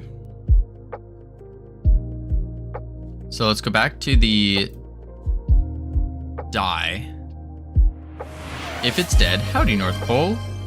Howdy Nor. Welcome in, how you doing? If dead, return. Okay. Dead equals true. Hey and bye. Oh? Bye already? You just got here. What is this? Comes in, then immediately leaves. Man, oh man.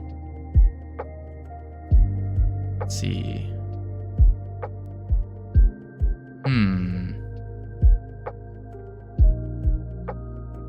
I heard that. Good. You were supposed to hear that.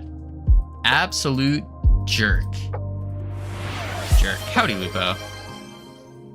Actually, I take that back. We like North Pole. North Pole's using the FFS tag on Discord. It's a good week. It's a good week. Can you put a shield on me in the lobby just to test it? That's a good idea. What the heck? Shield skeleton.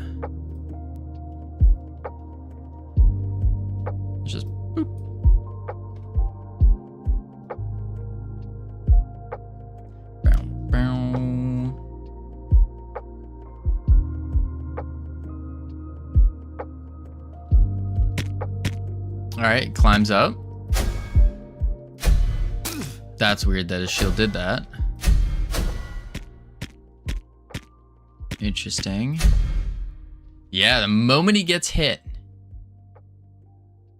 this should not even be running. It's like he has 0 health to start the game. Wait. Let's check the remote. And then shield skeleton. No, he's got 150 health. That's max health. What's his actual health? -10. Interesting. His actual health is -10.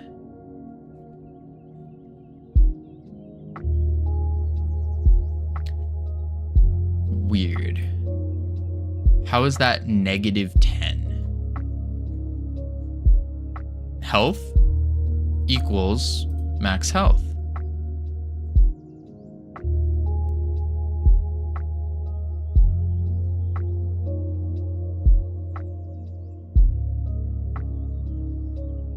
So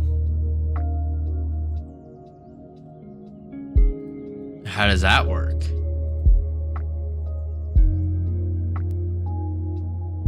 Is he not? Maybe if I pump it up?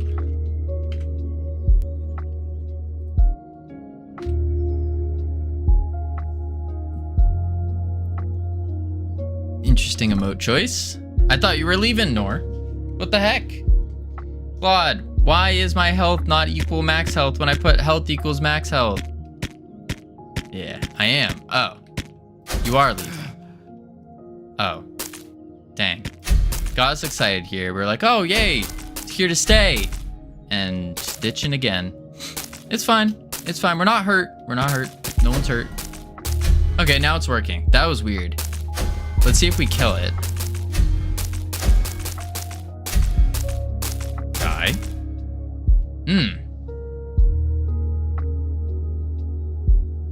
Weird. And it's still on a null value. And all I did was I just pumped it up. I wonder if it's because of the set physics process. I bet if I move this up above the set physics process to false, it will work. I wonder. Sneaking suspicion. Give it a go. Boom. I don't like that the shield's doing some weird... Look at that. Like, why did that take so long? It's Friday evening, Covino. Some people go out. Go out. That's crazy. Crazy. Understandable though. See, I'm not cool like that. Friday evening just means keep working. Keep working. Note the word some. That's true. Some. More like losers. Yeah. Only losers go out Friday evenings. Am I right, guys? Yeah. Okay, that worked. So strange. It is me. I am going out. So bye. Bye, Nora. Have a great time. Thank you for stopping by. Enjoy it. Is it a date? Oh, that's right. She has a little date coming up. Her mods grow up so fast. Man, oh man. Man, oh man. Let's see. Do that, do this.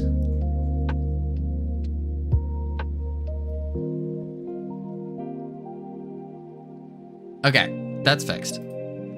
Boom. Now we need the lobby play. We need to see if our goo collector will fill with goo. Fill up with goo. Boing. Oh, perfect. Boing. Bam. Shoot him, shoot him, shoot him. So it's when they die is when it's gonna give us goo. All right, we're not seeing anything yet. Maybe it wasn't enough goo, because 10 out of 1,000 really isn't much. Yeah, it doesn't look... Oh, nope, it's going up. It's going up. Just very, very small. Speed for dash. Poison. Pew, pew. Boom. Okay, cool. Whoa. Boom, boom. All right, we gotta kill these nerds. Bam, bam, bam, bam, bam, bam, bam. Goo wave. Boom, boom, boom, boom. One down. Oh, there's a healer. We should get him. Healer's bad. Goo explosion. Yup. Yeah, where are their shields? What the heck? Their shields are gone. Why are their shields missing? Oh, you jerk. There we go, get wrecked. Back, welcome back, Santas. Started a nice book. Ooh, that's good. I actually just got a book in the mail yesterday. Boom. It's a business book. I haven't read it yet. I don't even think I cracked it open, actually. Boom, boom, boom, boom, boom, boom. Die, die, please. Okay. We're still kind of running around. They're not... I guess because I hit them so many times. And these guys, I don't know where their reflective shields are. Like, look at this. They should be reflecting, but their shields are, like, in the ground. Bounce off the wall. Knock them back.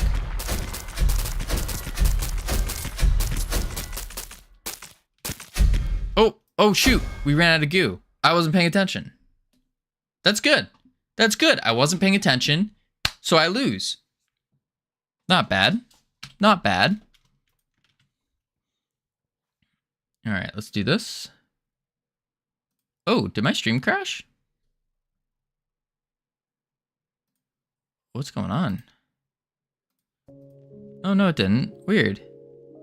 I flipped over to go fix the music, and it said that my stream crashed. Weird. Weird, weird, weird. All right, let's see. So now what we want to do is when they die, they give it.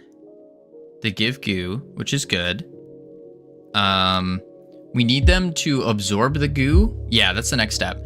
Absorb the goo from the goo collector and become more powerful. Enemies absorb goo from goo collector. Powerful. Yeah, boom.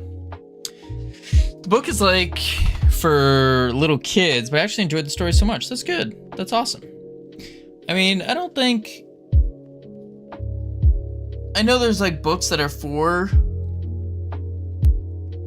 specifically designed for little kids, but sometimes, every now and then, I'm sure there's some great stories out there. Why do you keep nerfing the goo wizard? I'm not nerfing him. What do you mean? This is a buff to the enemies, not a direct nerf to the goo wizard. Goofy Goober Gobbler, something like that. Something like that. All right, dropped goo. So what we need to do is like enemies absorbing his goo and stuff. Well, we need it more fun. We need to make the game fun. All right, so this is what we do. Ready for this? We do damage as a getter. Get. Or I need to return, actually.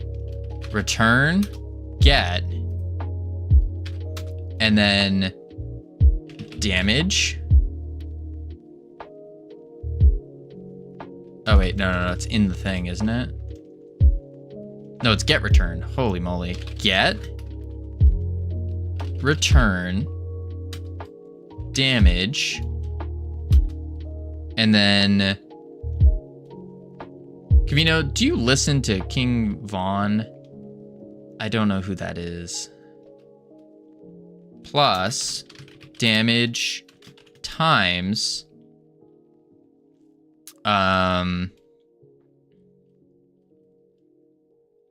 times goo collected, or collected goo, dropped goo,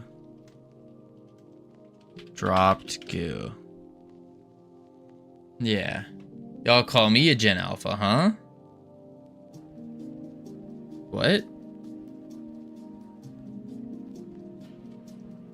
I don't know what you guys are talking about.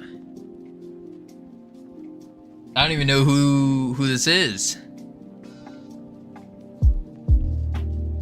All right. So our damage is now our damage plus damage times drop goo. So it's increased by 10% currently. Oh wait, no, that's 10. So it needs to be drop goo divided by 100. Holy math. Try that. Dude, you listen to King Von is the most childish thing I've ever heard. Who is that? Wait, but also, wait, Santas, pause for a moment. Let's just pause for a moment. Let's be very, very fair here. I don't think you can call anyone childish after, right here. This book is for little kids, but I actually enjoyed the story so much. And you got the gall, the nerve to start coming at someone else. Wild. What up, Sir Aaron? How you doing? Covino, do you listen to Herbie Hancock? I was jamming out to some Headhunters earlier, and Watermelon Man came on, and I lost it. Herbie Hancock? No, I don't even know who that is. I don't know what that is. And Watermelon Man. I don't know Watermelon Man. Is Watermelon Man the dude who taught the world how to properly eat a watermelon? Good, considering to join Brackies Jam just to warm up for the D2 Jam. Ooh. I was looking at the Brackies Jam very, very slightly. Very slightly. But I don't think so yet. Because the reason for it is we'll join a Brackies Jam, but if we're joining a Brackies Jam, we're gonna win it. Like, that's what's going on. We are going to win it. Yeah. PF. I once arrived at like second. Oh, that's crazy. And the guy didn't even put me in the video? Wait, what? That's wild. He's my mortal enemy for life. Didn't even put second place in? That's mind-boggling.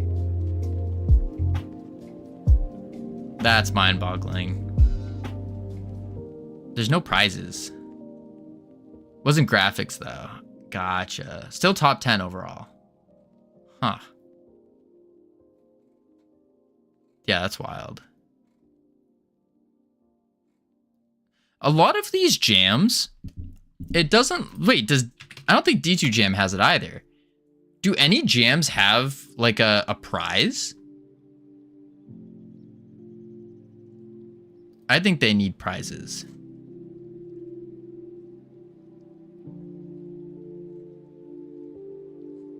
Let's see.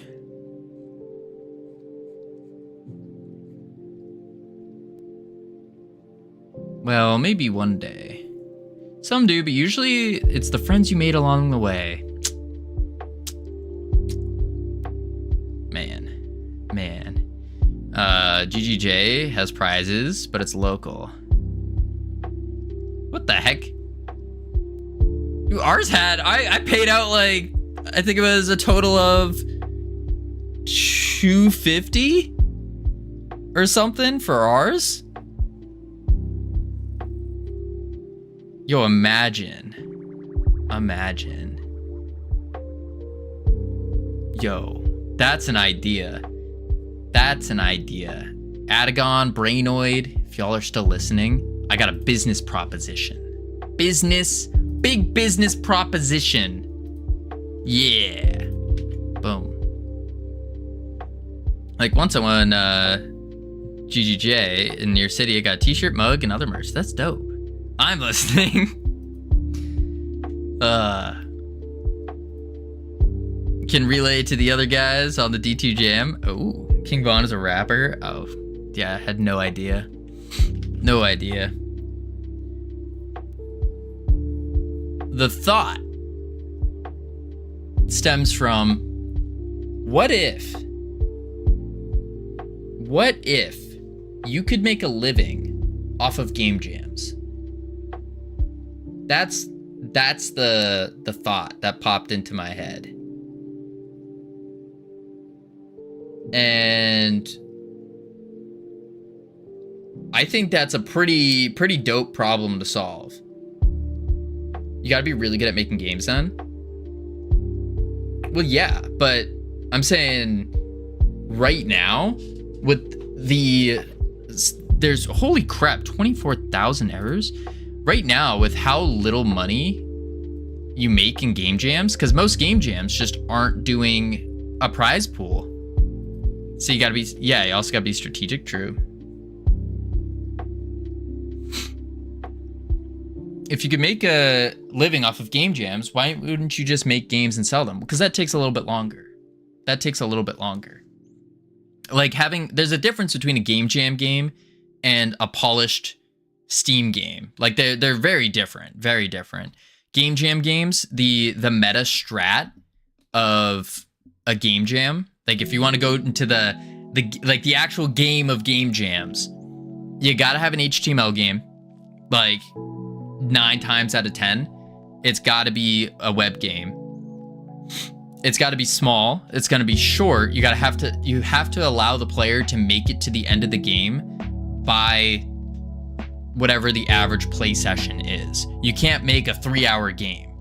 It's gotta be visually popping and appealing in a jam. And that's really it. It's not, a game jam game is definitely not meant to be a Steam game. That's why I usually see people where they'll have a jam game as like their vertical slice, their prototype, and then they go ahead and they put it and make a real game out of it.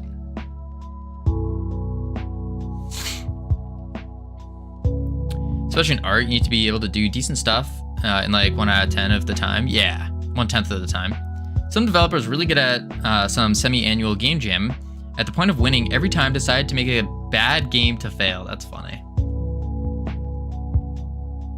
Ohio Riz Aura, for real, no cap, skibbity, facts, no printer. Yeah, you listen to some corny music. Me? What you mean? Game jams to win constantly needs a specific set of skills. True. But I think that would be really neat, is a platform where you can actually make a living off of jams. Now, where do you get that money to supply as the prize pool is the question. Do you do ones where you have to pay money to enter? I think that gets into the territory of questionable. I think it adds too much of a barrier to entry for a lot of people. Do you do it? No. Do you go the nonprofit way? Is that a long-term plan? Probably not. So it's a interesting problem to solve.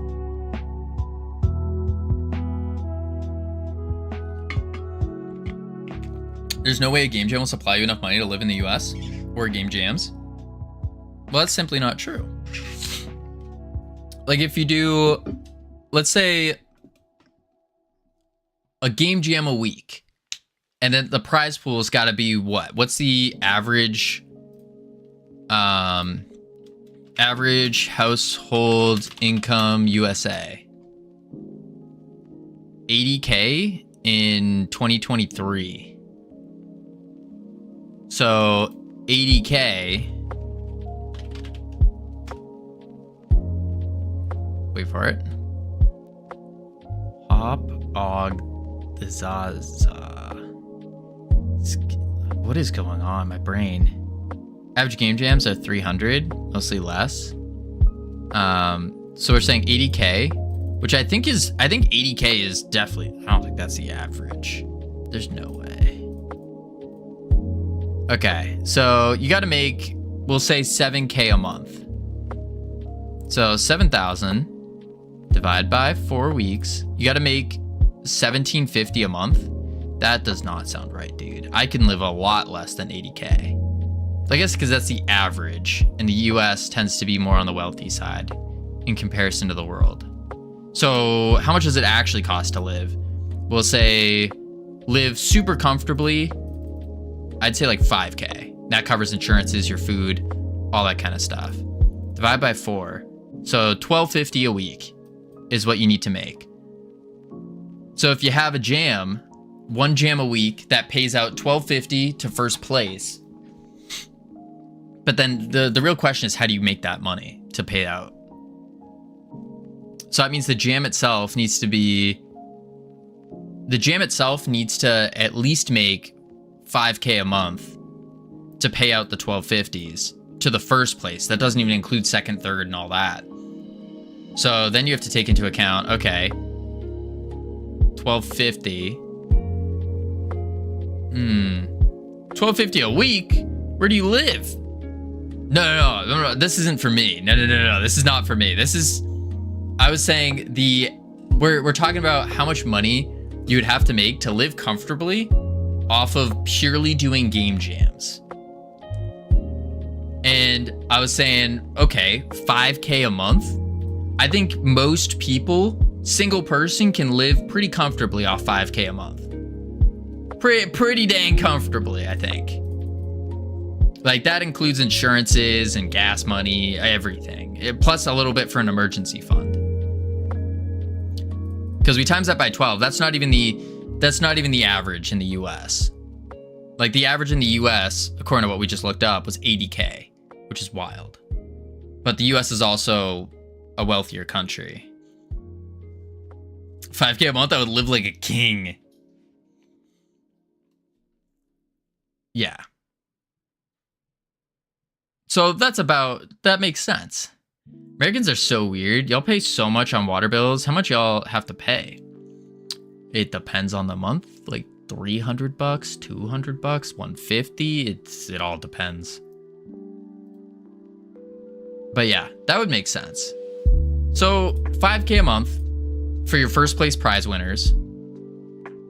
And then you would need to, how would you make 5K a month? And that would only cover first place. If you do second place, to still be a livable for second place, let's see, let's say you get a decent apartment or decent house, $2,500 a month. And then you got to add in your insurances and all that. We'll say 35 a month. Divide by 4, $875 for second place per week. So you really need 10K a month. Yeah, just let's just ask Mr. Beast to do a game jam. Yeah, I'll give him a call real quick.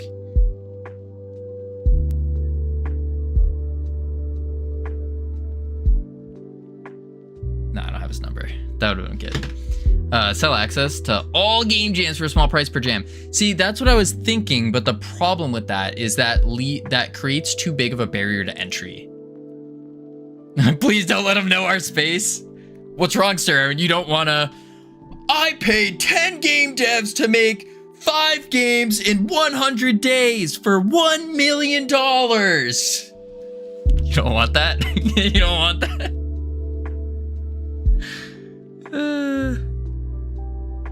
Oh my god, I'd do that. Nailed it. Guys, new YouTube video. I'll make it right now. I put 10 game devs in isolation for a month to make a game for $1 million. Mr. Beast is corny and cringe. That's true, but it also works. Yeah, you can't argue with what works. I think Mr. Beast is too well known. All the game dev YouTubers who are very professional compared to indie and have years worth of industry background, but just drop what they do and participate. Yeah, I think they would. They would 100% participate. Guys, we're gonna do that. Look at it, Blackthorn Prod Games. They do a ton of those no communication videos. Yeah, yeah. Should we do a Mr. Beast styled video? I'll just get a bunch of game devs together and we'll pay them $1 million. We just need to find the $1 million real quick. I've watched one of his videos, had to take a break after the editing. Game devs in general, yeah. I expect to get invited to the $1 million Freedom Forge Studios Game Jam. Yeah, is that true, Skitty Toilet? I mean, it'll be open to all. Open to all. We still got the Game Jam Slam coming up in 6 more years, 5 more years, something like that. 5 or 6 more years for the Game Jam Slam. So I hope everyone's still like prepping for that. The Game Jam Slam. That's gonna be good. That's gonna be really good. All right, we got ads playing. We're gonna chuck on the words real quick. Heading to level 1. Lots of fun. Boom. I need to go get more water. And then when I return, we'll do it. 5 years? Dang, I'd be an adult by then. You have to be an adult, Maisie, for the Game Jam Slam. It's an 18 plus game jam due to liability and waivers and all that fun stuff. All right, I'll be right back real quick. Boop, boop. And the possibility of death.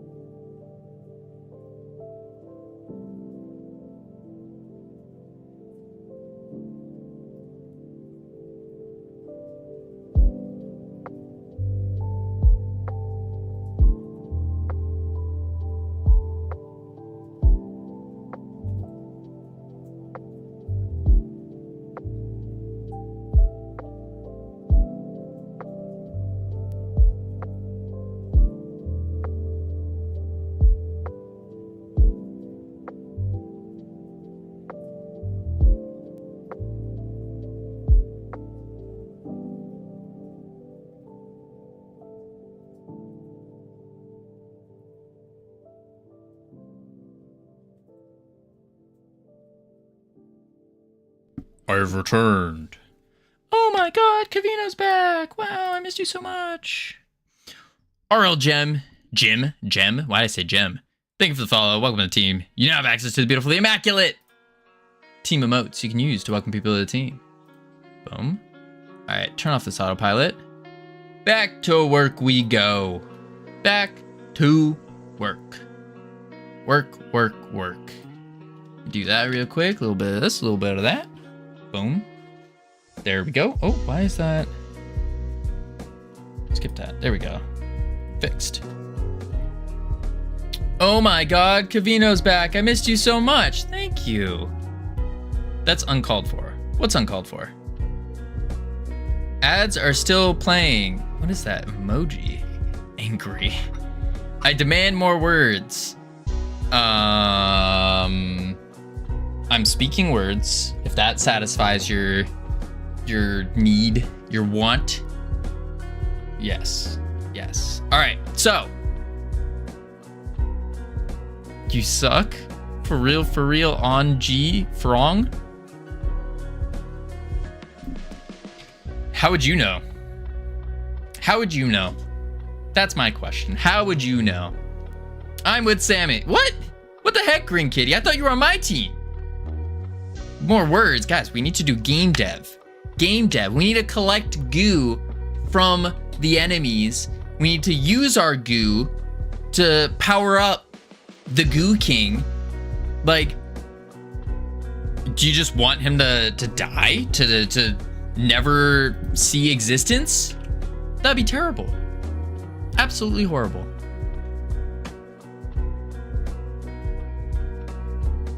Is Santa still on thin ice? Santa's just been getting better and better. What you mean? What you mean? No, I guess not. That's what I thought. That's what I thought. Game dev time. Woo!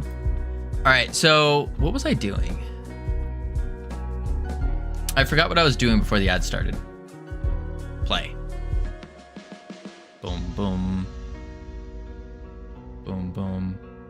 Now I got I got this thing stuck in my head now. The Game Jam Slam. It's still stuck in my head. For those of you, does anyone not remember what the Game Jam Slam is? Actually, I don't think anyone knows what it is. I said it so long ago. Okay. In 5 years-ish. Oh, we're a loser. We lost. Is it when you make a game over Denny's breakfast? Close. Close. So, picture this. You get a row of game devs. No. You get a bracket. A bracket of game devs, right? So 1, 2, 3, 4. Boom. Boom, boom, boom, boom, boom, boom, and so forth. You get it. Bracket. And then the winner. You have a game jam, only we specify the game that needs to be made. So like, for example, Pong. Dude, why is it always competitive tournaments with you? Listen, competition is great. I love competition. Do you not like competition?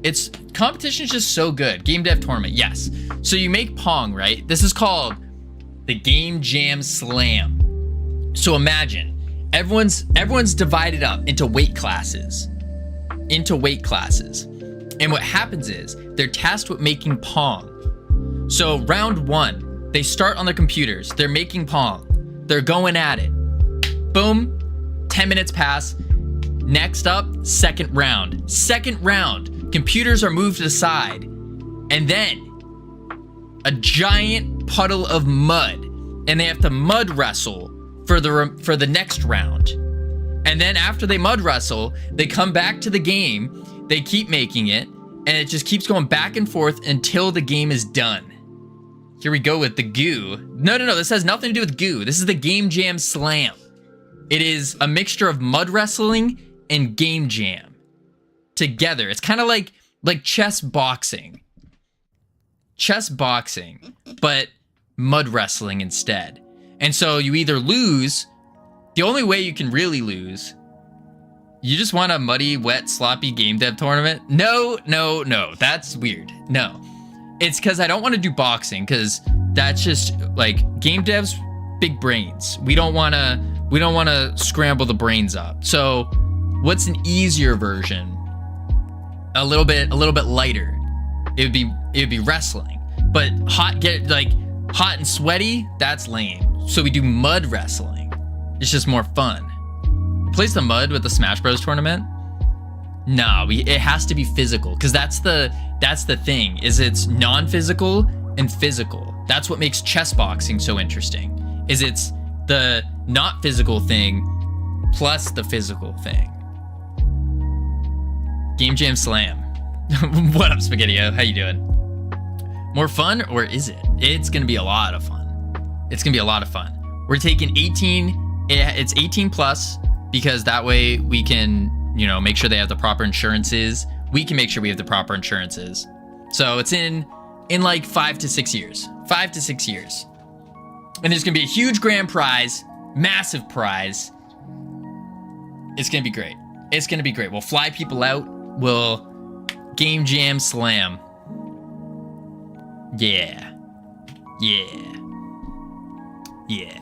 All right. Anywho, so I hope all of you have been practicing. Literally 0 people would agree to this. Ironic. Let's be real. There are 8 billion people in this world. Do you really think there wouldn't be at least 16 out of 8 billion? I mean, just statistics wise, there's at least 1,000 people that would be interested. Dude, chess boxing with my friends would suck. They're strong, they also suck at chess. How about game dev and you gotta run a 1K, and then game dev, swim a cup. Oh, so like a triathlon. Oh, a game dev triathlon. Instead of mud wrestling, the team, since we are still entertainers, need to coordinate and work on a pro wrestling match. That would be crazy. That would be crazy. That would actually be so good. Game Jam Slam. We need to write this real quick.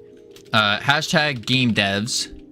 We need to do a poll. How do you do a poll here?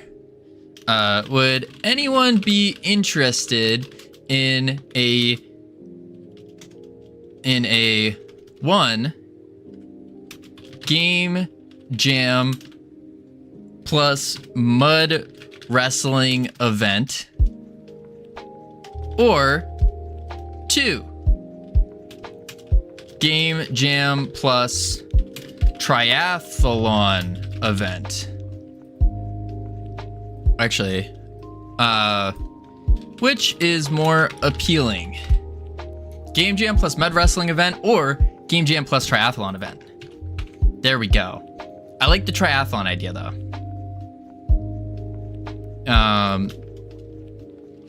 Give me 5 years. It's happening. Copy that. We gotta go to X. And we gotta go like this. Boom. I think it's just game dev, not devs. Yeah. Post. Oh, what is going on? There we go. Post. There we go. We gotta like our own post, always. We'll like Clonks. Just because we saw it. I don't know hablo español. Lo siento. Boom. And like it. There we go. There we go. How about a game dev where you say that you will give the winner 10K, but people have to send you the code, so you low-key scan... No, that sounds awful. So the 6 bowlers, it limits the odds of fighting the same people. Wait, what? Oh, what about bowling? If you tie anywhere on the frames, you have to box to gain points. Yeah, but it needs to tie into game dev. Needs to tie into game dev. Dude, I can't go on Twitter because I got IP banned long ago. Why? Why? That sounds ridiculous. All right. Speaking of game dev slam, game jam slam. Here we go. We gotta work on our goo. I don't know. I forgot. I'm only read mode. I'm in only read mode. That's weird. That's very, very weird. Okay. Boom, boom. Messing them up. Beating them up, beating them up. Get the healer first. Boom. Boom, boom, boom. Nope, we lost. Okay. That didn't feel good. Considering the things I've seen on Twitter, I do not want to know what you posted. Yeah, I wouldn't. I don't think it. Yeah, no. It's no idea what you did. All right, let's think. So we're losing too quickly here. Too quickly. I think the biggest issue is actually in the spawner. Yeah. And the reason is because it's spawning so early. I think we need to give it time. You've given me a challenge that I'm working through. I'm setting up local hosting AI that does 3D modeling. So far I have the queuing system, but it keeps failing before I can finalize the 3D models. Ooh, that's tough. That's tough.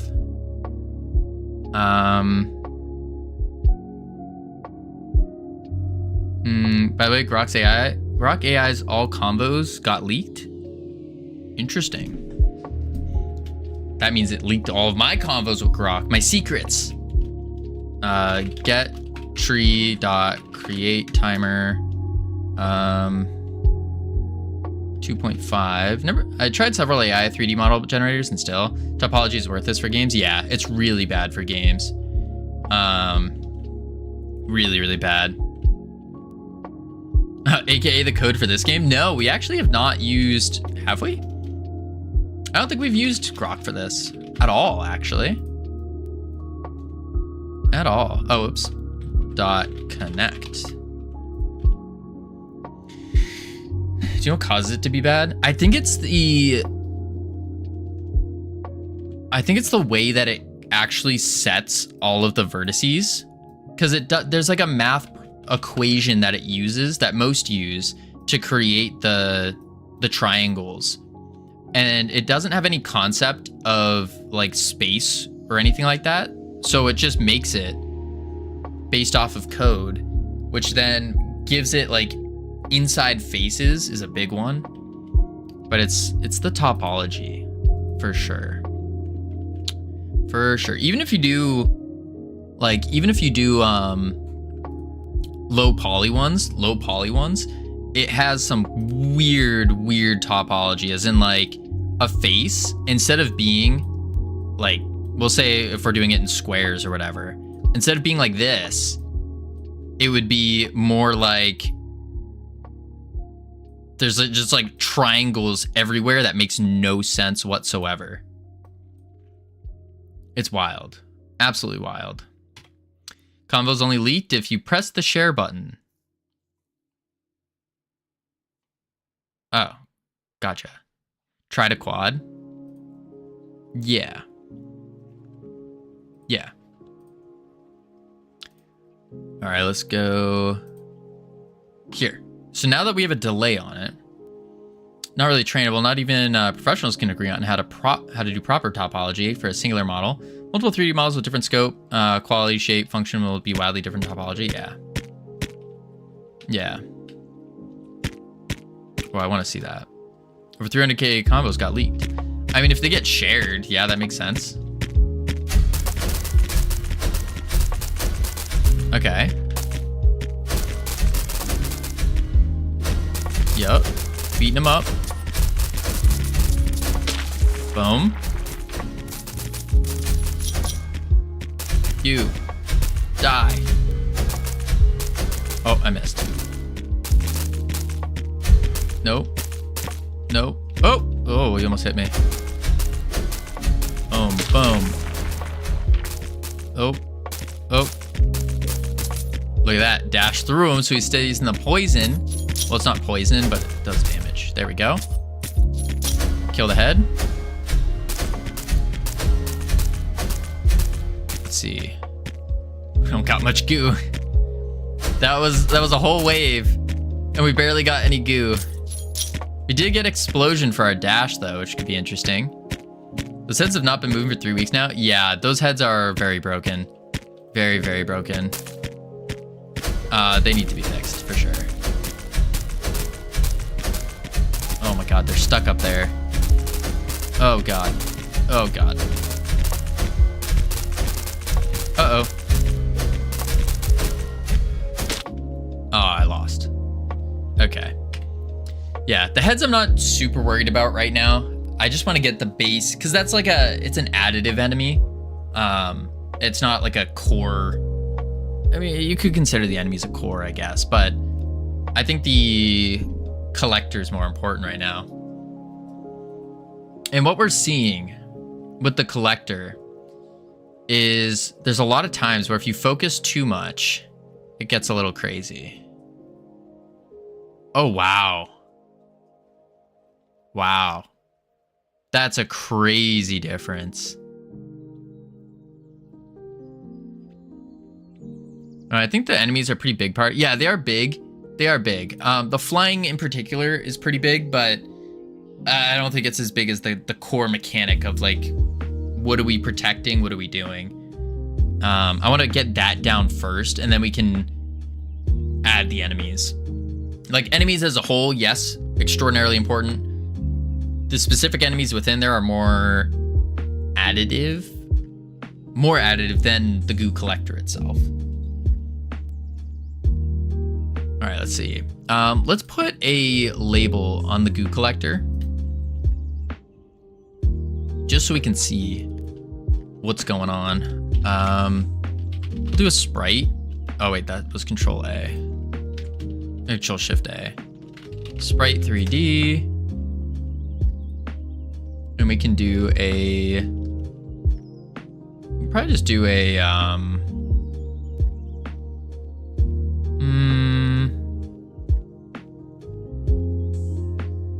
I guess it would have to be a viewport texture.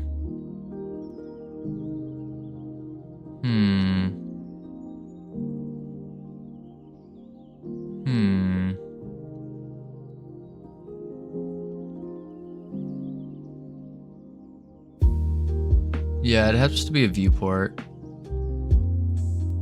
Yeah, so what we'll do here is we'll say goo label, and then add a sub viewport container with a sub viewport, and then we'll go into this guy, we'll stretch him out, go into this guy. I think that's fine. We'll just stretch it like this. Pop it up so it's not visible. Cool.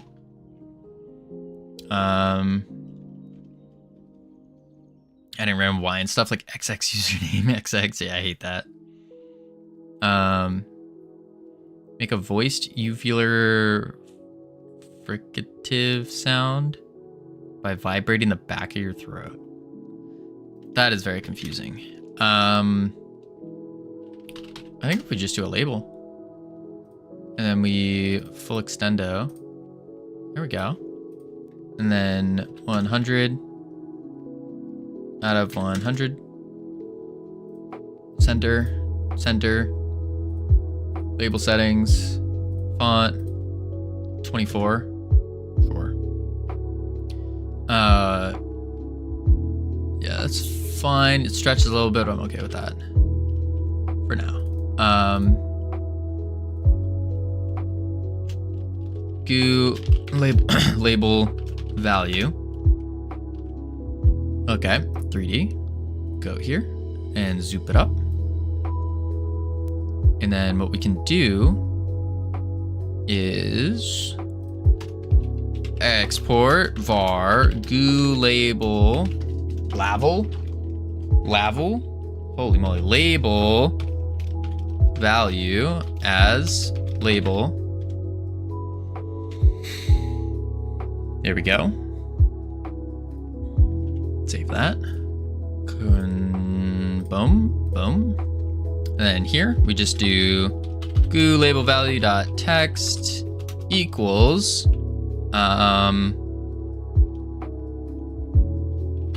collected goo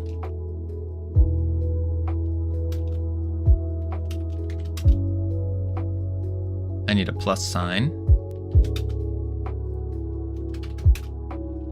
Max goo fill. And these need to be strings.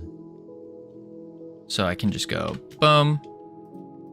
I'd rather use string notation, but what I was having trouble doing earlier, I don't know how to do 2 strings when you're doing string notation.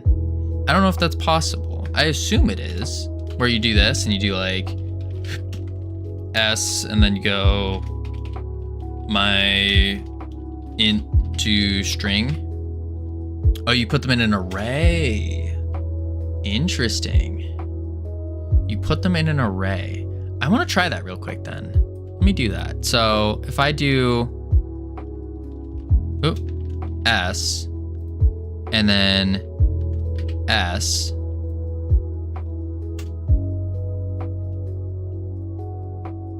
and then I do collected goo max goo, like that.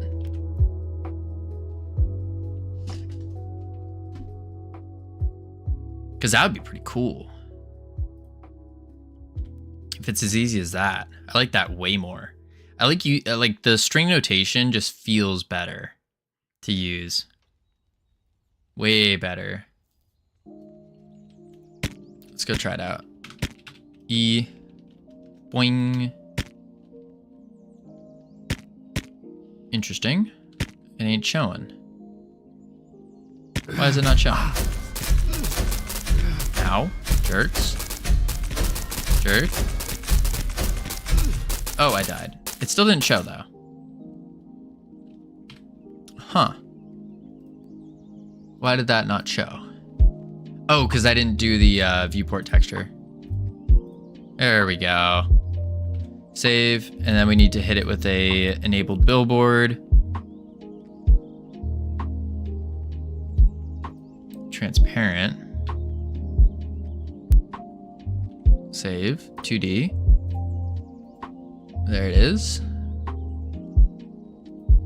Sub. That should work. Meanwhile, I don't know the name of a barber. Cool haircut, man. Let's see. Boom, boom, boom. Bam. Hup. There it is. 0.1 out of 1,000. Cool. Now we can tell how much goo we're actually collecting. Where are the enemies though? Oh, here they come. Look at them running down to us to come oh, they're not coming to us. That's awkward. No, stop this. Oh.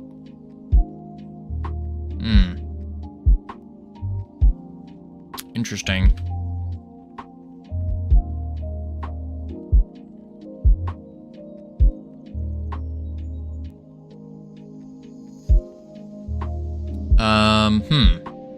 So they need to attack when we have goo. That would be the thing. When we have goo. Covino gets sued by Nintendo because he also used goo in their game. Wait, what? They did? No, they didn't. There's no way. What Nintendo game uses goo? Boom. Close. Close. Close. Luigi's Mansion 2? Oh, nuts. We're screwed. That's it. It's game over. They broke the collector. True, they did. We need to figure out a way to not let them break the collector in the beginning. Maybe what we do is we just have... Would that be... Maybe we have a shield on the goo collector. You have to call this an entertainment generator since Nintendo will probably patent games soon. That's wild. Yeah, I think we need to make like a goo shield, like a shield or something.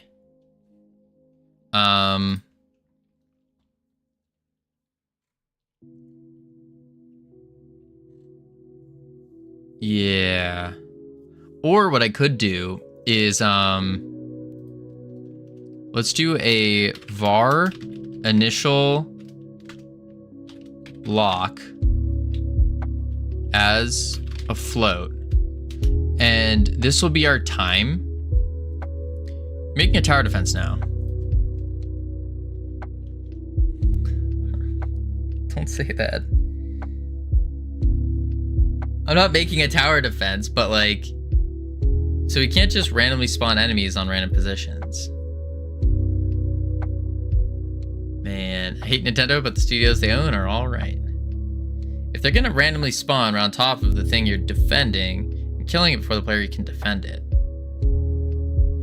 Well, it's not like, the problem is so every enemy has a bias to go attack the goo collector, and that bias is set on a timer. So what happens is after 2 seconds, their weight goes down, and the lower their weight, once it hits a threshold of 50 or below 50, then they go and attack the goo collector. And so what was happening was they spawned at the very top of the map. And so by the time they came down, their bias already kicked in. And so they immediately went to the collector instead of the player, which was a big issue.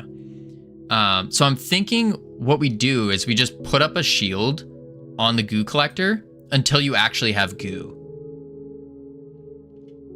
because we don't want the enemies to be interested in the goo collector unless it has goo in it. And technically, we're saying it doesn't have goo. It doesn't have goo in it until you kill one enemy, and then they will all kind of be like, oh, a goo collector with goo in it. I want that. A large part of me that wishes Nintendo loses everything about their lawsuit, especially in a public fashion, because that means it can be done by a studio that is essentially a speck of dust in comparison. Is there anything in particular? Was it Nintendo that sued a guy for millions because he made emulators or something? Yo, wait, Goo Wizard Tower Defense would be so cool. Guys, we're not making a tower defense. I don't want to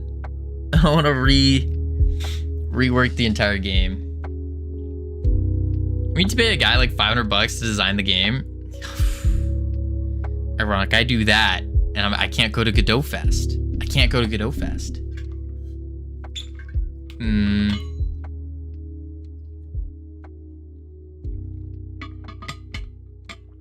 Nintendo sued me for making a game. That's wild. There's a large part of me that... Oh, I read that. Yeah, I don't know. I think Nintendo has given a lot of really great games, very memorable games. I don't know enough about their business practices. We're putting a shield on your goo jar to stop enemies from hurting it because we can't defend it. Right.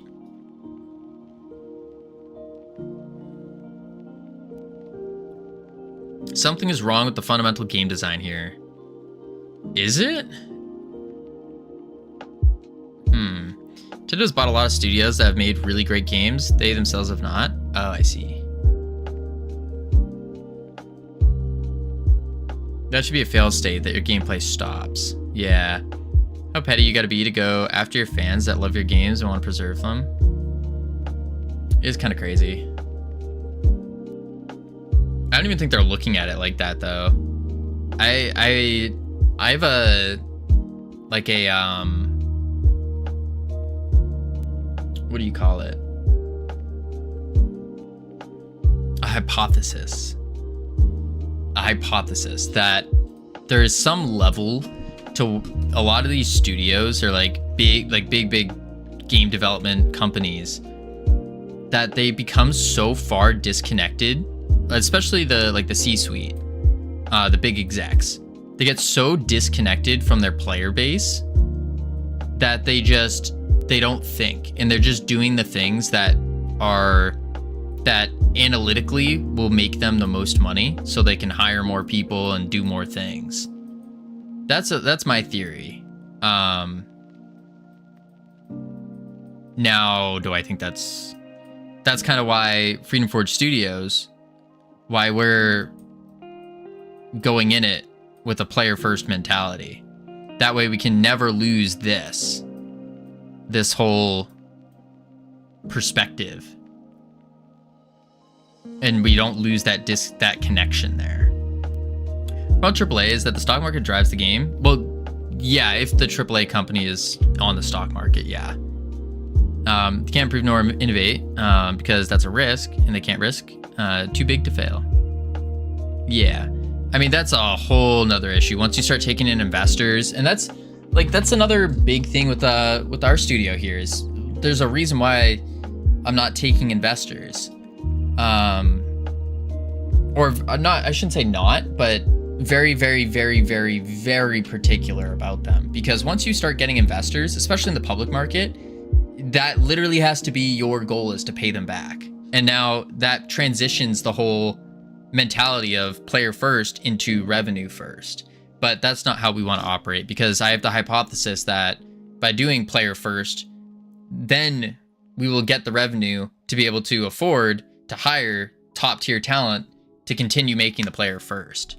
I think that's the better way to go about it.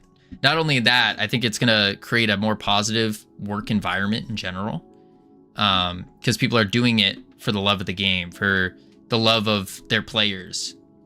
And I think that's the better way to run it. All a hypothesis, though. I could be completely wrong, and maybe going for investors and only appeasing them is the real goal. I don't think so, and I'd rather fail than do that. So we'll We'll see. Have I never asked you your favorite music? I think you have, but I don't have a favorite, like a favorite type. Also, they kind of have to protect their IP. Nintendo's a little extreme though. Yeah, protecting your IP is important. It's very important. For example, Blizzard, some guy uses third-party program to rip their models and make fan films, and they hire him to make trailers for them. That's a great one. I love that. I absolutely love that, actually. Yeah, that's really cool. Or even hiring, like, this is something that I don't know why it's not, at least I'm not hearing it done. Maybe it is being done. I can't see why it isn't, but take your top level players, like players that have sunk hours and hours into a game, that are performing at like the top of the top in the game, whatever game it is, and hire them as like quality testers. Not just like an open beta test, but like actually pay them to play your new version or your new update that you're coming out with or debating on coming up with. Because those are the people that know the most about the game in the world. Like, maybe aside from one senior developer. But even then, when you get that large, it's like most developers are only going to know about their one particular aspect they're working on. Those players are not the majority. Correct. That's true. That is true. Those players are not the majority. But they're going to have a better overview of the game than some random person. I guess it also comes down to who your target audience is. What up, TB? How you doing? It's just kind of classic case of business forgetting to involve people they're selling to, wondering why the disconnect. Yeah. Ruthless in maintaining a status quo, completely disconnect. Yeah. Isn't that already the case with big streamers? No, I don't think so. I don't think so. Because, I mean, it depends on what streamers, but like there are some streamers that are at the top level of their games, especially competitive games. I don't know if they're there for, I think they're more of a marketing tool than a make the game better. Yeah. What they want is not what most players want most of the time. I think it depends game by game. They should be part of research and development teams. Unfortunate part is if you do that, you take them out of the circulation and competitions because they have inside knowledge. Yeah, that is the tough part. Very tough part. Still gather feedback from them. I wonder if that's the case. I don't know. I think so. Big streamers have an issue with looking at chat as a single entity versus understanding them as an entirety. I can understand why they do it, but also consider a disconnect. Yeah. And I don't like that as much. Like when you have like bigger streamers and they go, "Hey chat, what do you think about this?" I don't know. I'd rather be like, "Spaghettio, what do you think about this?" But then again, I can also see when you get that big, like this chat would just be looking like this the whole time. This is what it would look like to me. That sounds rough. Very rough. Now there's things like Chatterino, I guess, where you can split it up into sections, which makes sense, but still, that is something I'm keeping, I want to be aware of. How are you going to do that with anything over 100 active chatters? It's rough, but I think it's Chatterino or some program similar to that. Basically what it does is you have multiple windows for your chat. So you have like one here, and you can split up the groups boldly and bravely, yeah.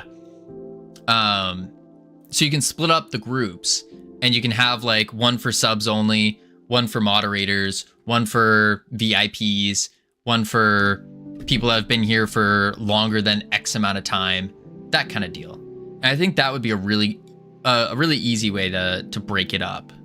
But I have no experience in that, so I have no idea if that actually works.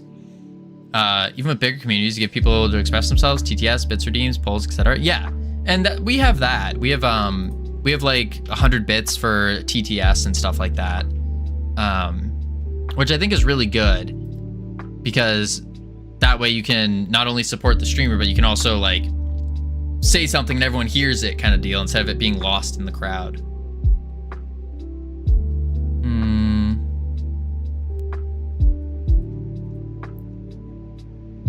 Having a window with new chatters would also be smart to hook them by responding. Yeah, I think that would be really good. Yeah, you can have like a window for people that have been there for X amount of time, just joined. So they've been shorter than this other time. That's something I'd love to do. I'm totally hooked by interaction. Well, hello, TB. How are you doing today? How was your day today, TB? What were you up to? What were you doing? Oh yeah, some more, please. Let's see. Fish us from root cause analysis for work. Root cause analysis sounds crazy, especially if you're trying to transition off of a platform like, say, YouTube. You actually do dual stream, make one window YouTube, which is bigger than the other, and people will say that he's replying more to people on YouTube. Yeah, that does happen quite a bit. I mean, I have 3 chat windows. All this is bot stuff, of course. Kick is mostly bots. But I have 3 chat windows. And that's not that, like, having 3 chat windows isn't that bad. Then again, like, Twitch is the one that pops off more than the other ones. Very rarely will people speak and not expect to be heard. True. There's something that will combine chats. There is, but that would also kind of suck. Because, yeah, that'd be sort of Chatterino. Yeah, that's what I was looking at. I want to dive deeper into that. With the custom windows and stuff. I watched some stream on YouTube last week that had 6K views, and there was just 1 person in chat. Weird. It's almost, sometimes people they'll bot views, they'll do view bots, so then they can pop up at the top of a stream and get more real people to join. You see that, unfortunately, more often than not. If you use OBS, you can actually use screen elements to restream. To restream? I don't know what restream is. Restream, isn't that the software for streaming Oh, stream elements is what you're saying. Oh, I see.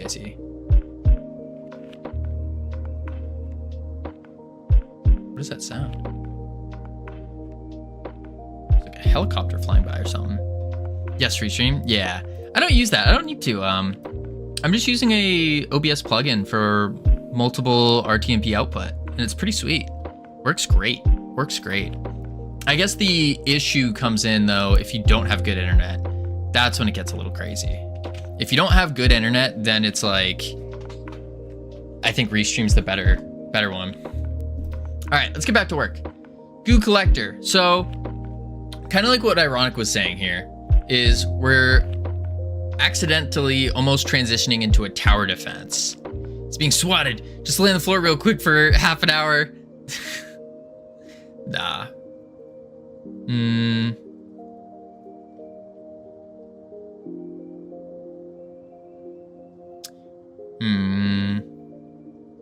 Man, I hate that though. Swatted. Mr. President, get down. God.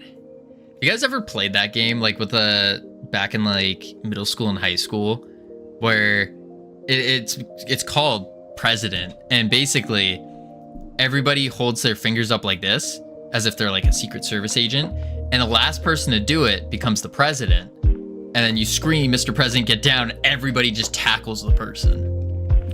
That's a fun game. Game was great. There was no expectations for games to be as real as possible, and they're expected to be stupid and fun. Yeah, I like stupid and fun games. All right, let's see. Signal manager. Enemy died. Dropped goo. So this will then increase our stats when they hit the goo thing. But do we do a goo shield? I don't know. That feels a little weird though. It's like you're protected for the first a little bit of time. Let's play it and find out. See if that works actually. So we'll just do a, what do we do for it? Why don't you just carry the collector with you? Because we need it to defend, or else it turns into what we had before, where you're just running around.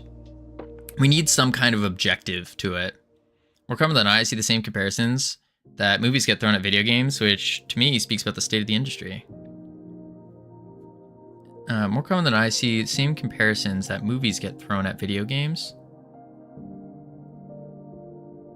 You talking about like how they stick with what works and what's safe?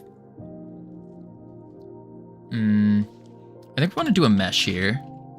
Mesh instance. Movies and games get the same comparisons. Oh, I mean, they're very similar. I think they're very similar. They're in the same entertainment category, if you will. So yeah, I see the comparisons.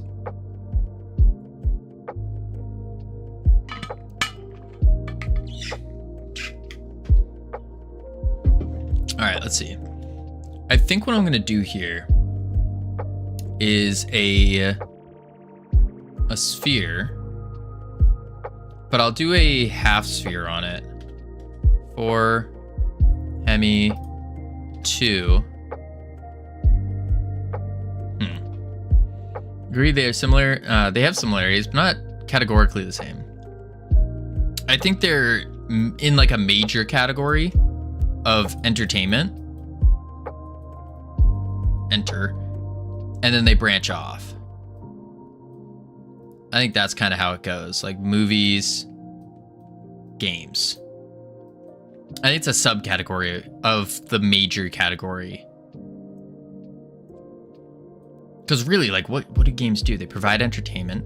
Yes, they provide learning, but you can say the same thing with movies as well. Even when you go to, like, sports, for example. Like, I would put sports in here as well. Like, soccer, football. Like, sports. That's also entertainment. I think the problem is, yes, Spaghetti is right. They should not categorically... They should not be categorically the same, but corporate doesn't see it that way anymore. Looks like he made a graph explaining how man and girl go into... What? Enter... Oh. Movie... Game. There we go. I fixed it. Yeah, but games are interactive, where watchable media isn't. Maybe streams being an exception. I mean, would you consider... Like, sports can be interactive. You're going there, you're cheering people on. Circuses. A circus. A magic show. These are like more subcategories. But I think, I do think it's all part of the same like major category. But at the end of the day, none of this matters. None of it matters. We're just talking about horizontals versus the verticals. That's all we're talking about in the market. Yeah, I interact with those teams all the time. Every time I run across the field completely naked and catch multiple charges against... Oh, God. I mean, but that's the thing. Like, people will go, they'll get autographs, they'll interact with them, like catch a ball, that kind of stuff.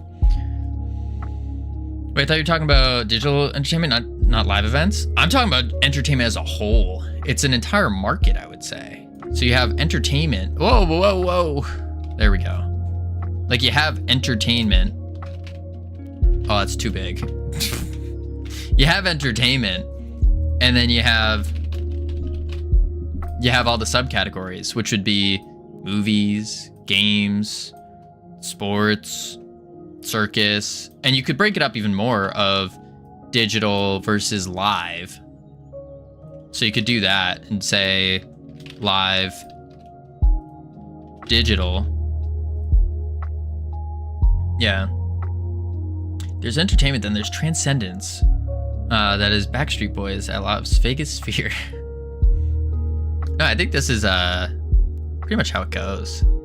And then live, you can have, I guess streaming is kind of in the middle because it's like live, but it's still digital. Yeah, anywho, we need to make this shield and see how this works. So opening, we'll just call it shield.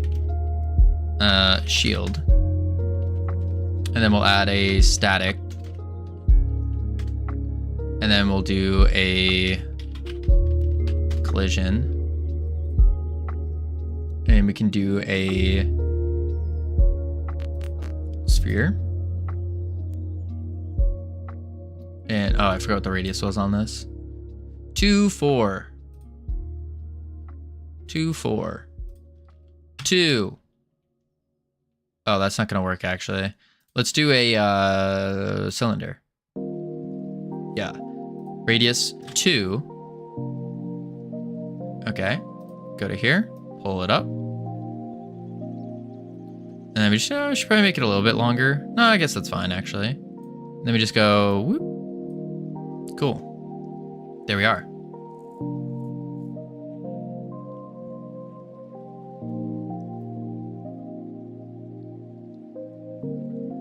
And then what we can do, you know, an idea is we could make this as part of the mechanic. So the idea here is you got your bubble around it, right? And then it pops after it takes a certain amount of damage.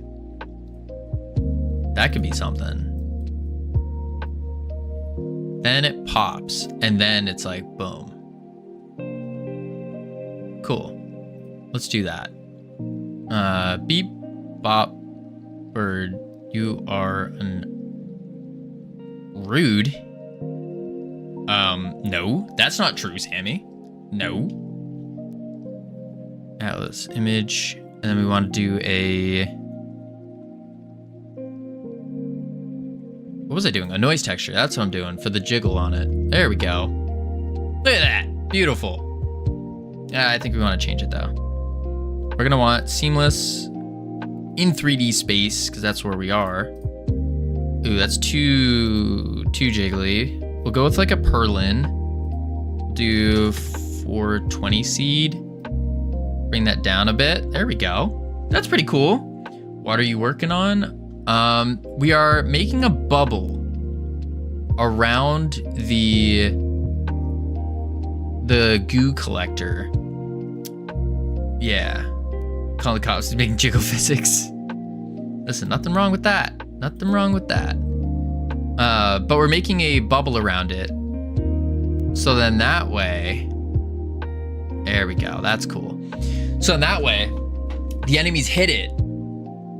And then once they do enough damage to it, it pops, and then they can hit the collector. So this gives the player just a little bit more time to do things. And this also would bump up our enhancements, because then we can start introducing enhancements like your starting bubble will then have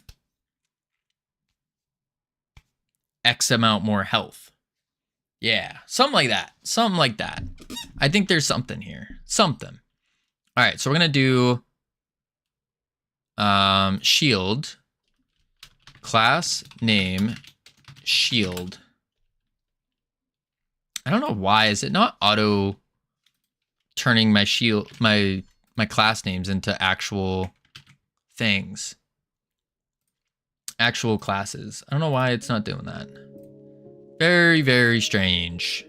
Shield. There we go. Beautiful. Perfect.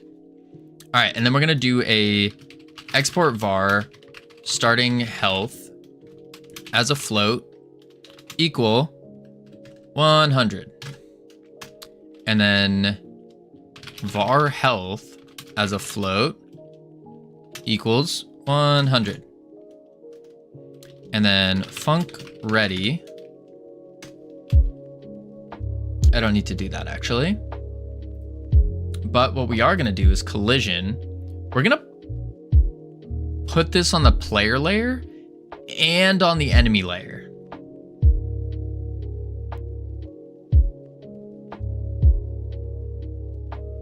Masking the enemy. Actually, we might not have to do that because I think our enemies are already on layer 1. Let's make sure. No, they're not. They're masking one though. We'll see. We'll see. All right, shield, and then we need to do a take damage function. Func take damage. Damage as a float, and then source as node 3D. Godot got Blender's old layer system, little boxes. Yeah, I like the layer boxes. I think they're pretty neat. Did you guys see that they're doing a they're changing the default theme in 4.6, I think, and they're making it like a darker theme, which I kind of thought looked pretty good. I thought it looked pretty good. It's been a theme for a while that people can like download and choose from, but supposedly they're making it the default theme, which is pretty cool. Damage, or yeah, it was some very popular theme from a modder. Yeah. Health minus equals damage. Cool. And then if health is less than or equal to 0, then pop. Pop, shield. Func, pop, shield. Void. Print. Shield popped. Exclamation point. And then we can just do, Biley, how you doing? Are you winning? We're getting there. I got really bad news for you, Biley. I hate to say it. Some really, really bad news. You're gonna want to sit down for this. You're gonna want to sit down for this. We changed the goo cart. We did. Covino. What up, Green Kitty? We changed the goo cart. It no longer is a goo cart. It is now a goo collector. It's now a collector. And on top of that, it's pretty cool. Maybe I don't know how to say it, but be gentle with Biley. We took your idea, your really good idea of a goo cart. We took your really good idea, and it's fine. Oh, those are the worst words to hear. No, it's fine. I'm fine. No, Biley, hear me out. We took your idea, and we added more to it. Your already amazing idea, and then some really good other ideas, and then we put it together. But like, still, you are still there. Like you still made the base, the foundation. You are the foundation of this. It's whatever, man. It's fine. You don't like my idea? Whatever. No. Listen, Biley. Your idea is the foundation, the most important part to our goo collector. If it wasn't for your foundation, then this whole thing would topple over. A strong building is built with a good, big, strong foundation. And you provided that, Biley. You are the foundation that holds up this goo collector. So really, this is good news. This isn't bad news. This is great news. He's a man explaining, don't listen to a girl, you'll be your own queen. Our goo cart will roam in an open world MMORPG. I'll be my own queen. Everything is fine. Listen, it's great. You are the foundation, Biley. The foundation. Yeah, that's a good way to put it. Good job, Covino. All right, let's see. Shield popped. So now we can pop the shield. Ooh. We should probably display the shield health too.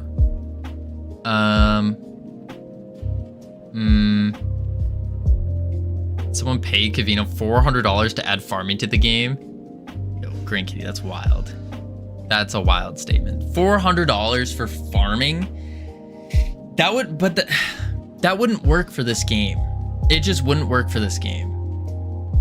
It wouldn't. Hello, streamer. I'm new to this platform. Well, oh man, why are these bots? I don't get this. This bot, new to the platform. but is helping people reach 1,000 viewers. What? What? I mean, if you would do it, I would consider it. Farming and fishing go in every game. Even Warframe has fishing.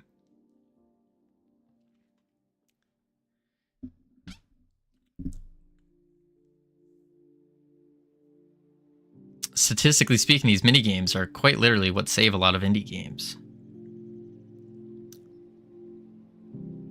Watch the game slowly evolve into Slime Rancher. It's not a bad idea. It's a tempting offer, but I'm gonna have to decline. I'm gonna have to decline.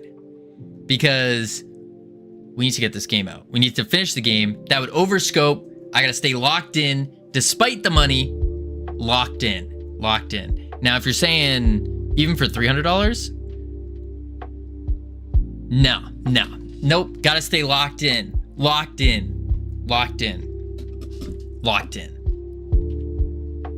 That's crazy. I would think somebody would add something like that for 200. Yeah, but I'm thinking, this is how I'm thinking about it. We need to get the game done.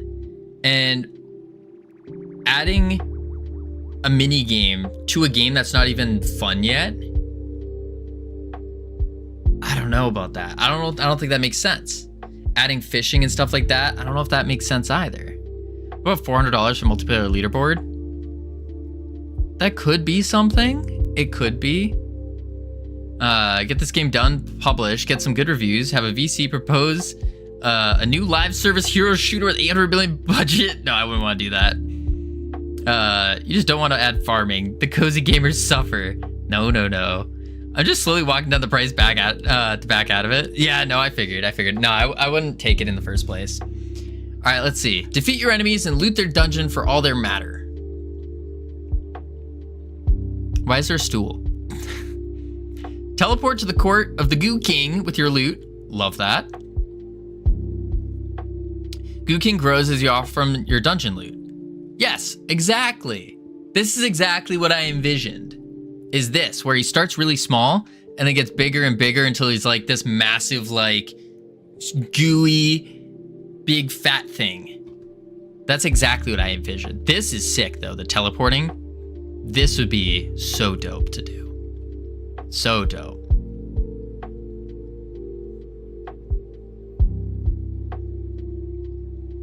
But this brings it back to, this is just a run and attack, isn't it? Like, there's no objective. Like, yes, there's an objective, but isn't it still just run and shoot them? Or is it more Tarkov-y, where you are, if you die, you lose all the loot, so you have to choose when to leave? Objective, make king big. Basically. What about a mini game that is loot boxes? No.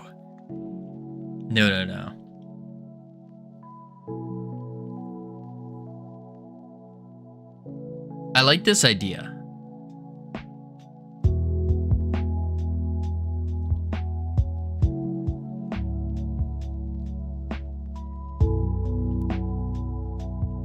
Defeat enemies to loot their dungeon for all their matter. Like Dark and Darker. Yeah. What about a mini game? It's simple, really basic. You have a stick and string. You cast it out to dihydrogen monoxide. Spaghetti-O for doing math. $665. I will make that immediately. I'll drop everything I'm doing and I will make that.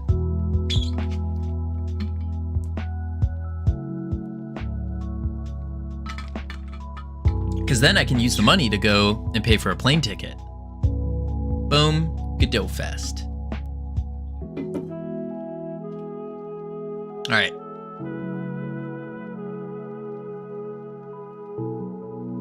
This part, oh, whoops. Where's Godot Fest? Munich, Germany. I live in the United States of America. Opens wallet, Nat flies out. How soon do I need to come up with this money? Can we do it as a community? Most certainly can be done as a community. Most certainly. Oh my god, that's the biggest slime face. Yeah, isn't it great?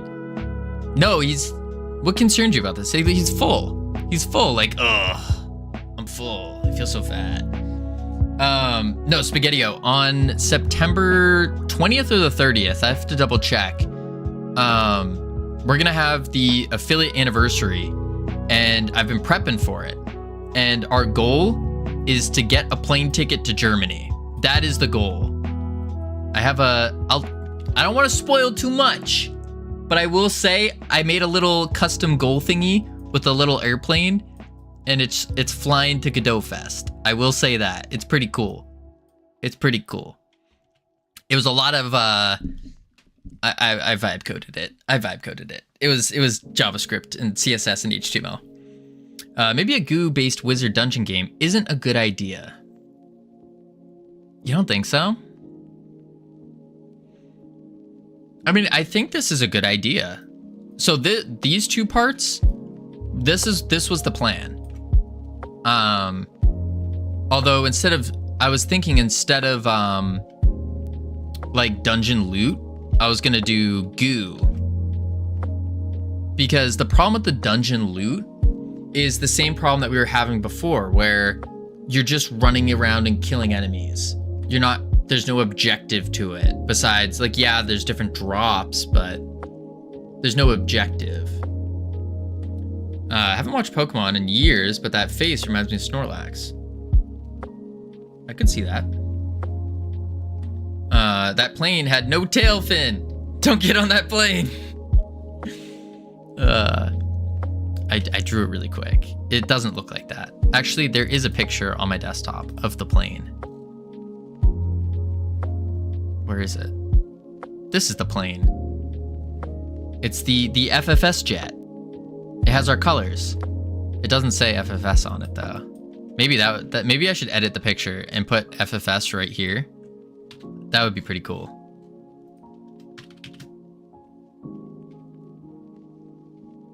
Could do that.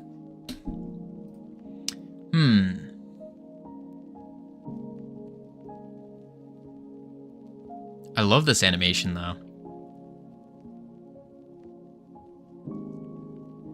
This is a really cool animation. Okay, vibe coding gets a lot of hate because of the type of people pushing it. AI coding is not made for large projects, made for small implementations with minimal parts. Absolutely. Slowed, how you doing? Welcome in.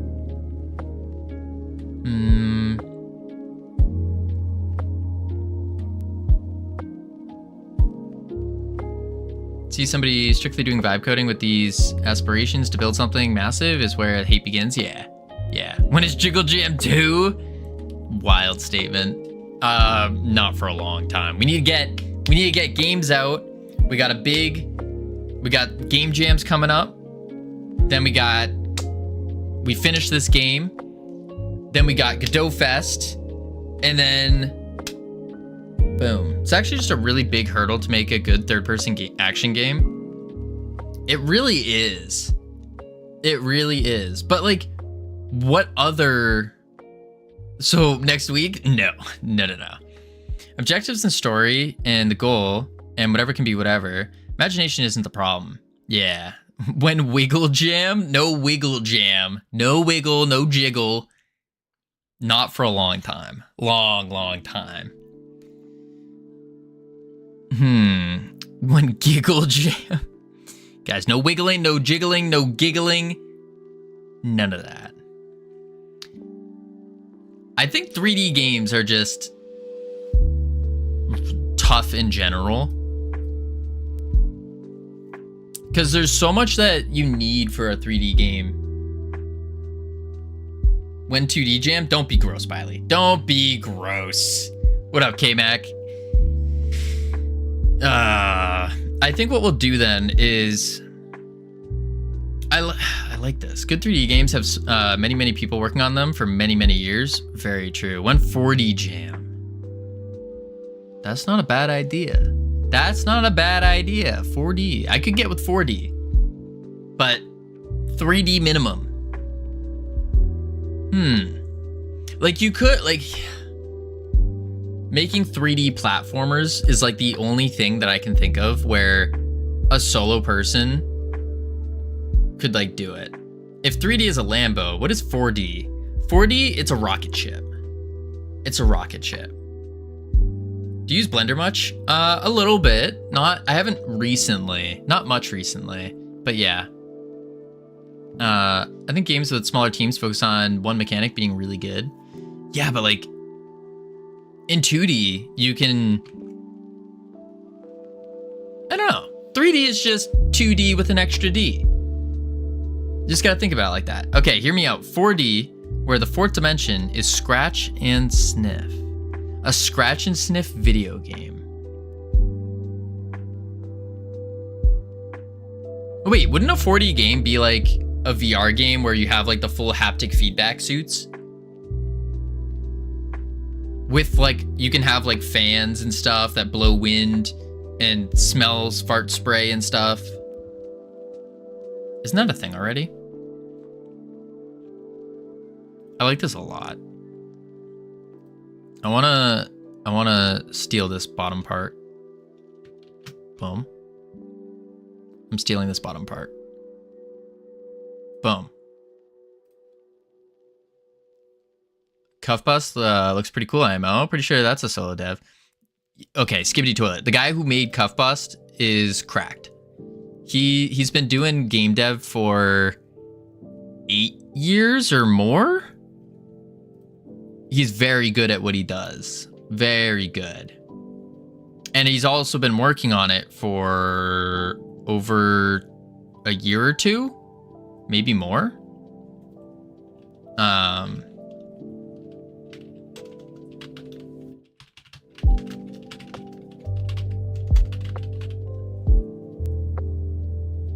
Imagine you're a goo wizard. You cast your goo ball. Boom! The game pauses to instruct you to scratch your... Yeah, I don't know about that one, Bailey. I don't know about that one. That's some crazy stuff. Little degen there. Someone's rubbing off on you, I think. You look up the definition of dimensions. It's quite literally lines on a plot. True.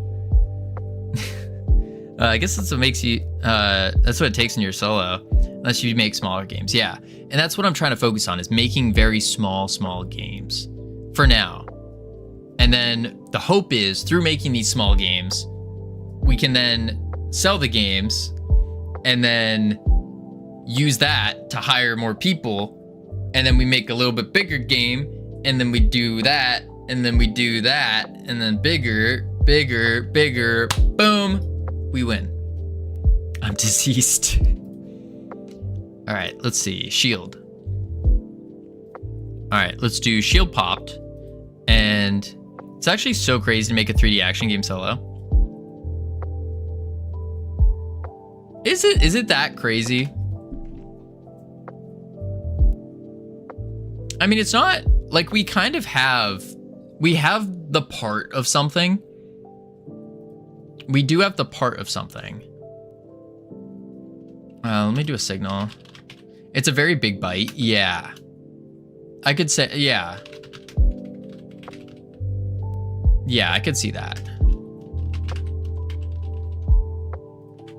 It is definitely a big bite.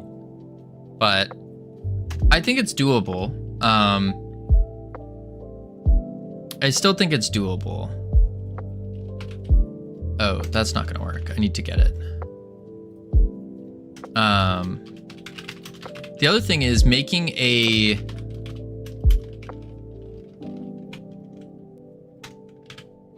Like, it's very doable if you're spending at least a year per game. I think it is very doable in 3D, but it will take a little bit more time. But then again, I also don't know anything about 2D. So it might be the same for both. Shield popped dot connect. You can make any kind of game in 3D. True. I mean, you can. Yeah. Is it that much different than 2D though? Is it really that much different? Or is it just game dev as a whole is difficult? Yes. I guess what are the major differences between a 2D game and a 3D game? Of course, like besides like the artwork. Depth. When you're doing 3D action game with enemies that need to amazingly challenge the player. But isn't it the same thing with 2D? Like you still need enemies that are going to challenge the player. I guess they can't jump.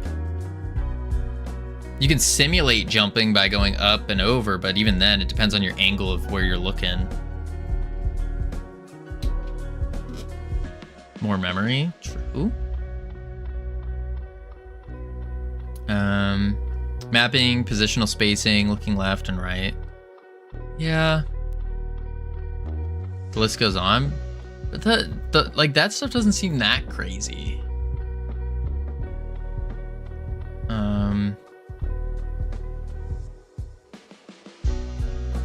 Just look at your flying enemies. Yeah, the flying enemies he's kind of broken right now. But the flying enemy's not like how long have they been broken? I just haven't taken the time to fix them. The way to fix them is I have to rewrite his script. That's the big one. Riddle me this. You've seen skeletal shenanigans level on Geometry Dash. Explain to me how that's all just 2D. Actually, I haven't seen that. Yes, you have to completely rewrite them. No, don't say them, just one. Because they're just walking enemies, yeah. Came back from Lurk to say I'm actually working on code now. Let's go! Going back to Lurk now. Sounds great, CSLR. I love it. Is shielded.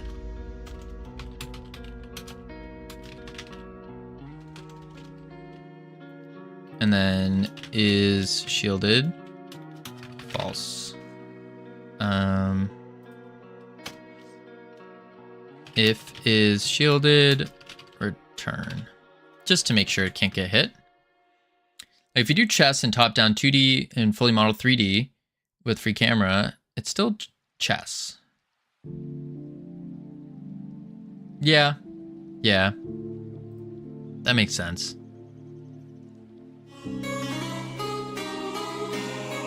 What is this? Oh, I see. That is pretty crazy. Wow. And that is 2D. Yeah, I could see it being 2D. It's just the really well made art. Simulating depth and whatnot. Alright, let's see. So now we got the shield. When it pops, it Q freeze. Let's also do a print here to make sure it works. Shield hit. Even the creator of GD doesn't know how they're making these. That's funny. Here's a trick. Cover one eye. Now everything you look at is technically too deep because you don't have the depth perception at this point. If you go long enough, you will start seeing things without depth. Huh. Yeah, 2D can have normal maps. Nutty. Absolutely. All right, let's see if this works.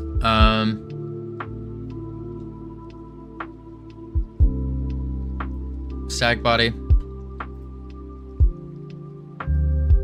And we need it on the... We don't want it on the player layer. Well, I guess we do so it can get hit. Let's see if this works. 1 and 5.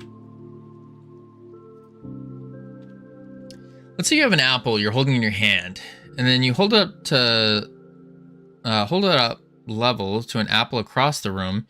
Your brain knows the apple's further away, but let's just say you didn't know. Let's just say the apple is not that much smaller than the apple in your hand. Well, that's true. It's all based off of perception. All right, there's our shield. Cool. Look at it jiggling. It needs to jiggle a little bit more. All right, where are the enemies? Here they come. I just want to see them pop the shield. Boom, boom. Just keep dodging them. You know, People blind from birth. Absolutely no concept that things are further away, looking smaller. Just can't comprehend that. That makes sense. Normal maps plus parallax might make stuff pretty 3D. Yeah, it would simulate 3D for sure. All right, we're not getting hit at all. Or like the bubble's not getting hit. I need a ranged enemy though. I don't think we have any. I mean, we have the charger, but the charger's not gonna hit the thing. Okay, there's one. Here we are. Oh, and I died. That's awkward.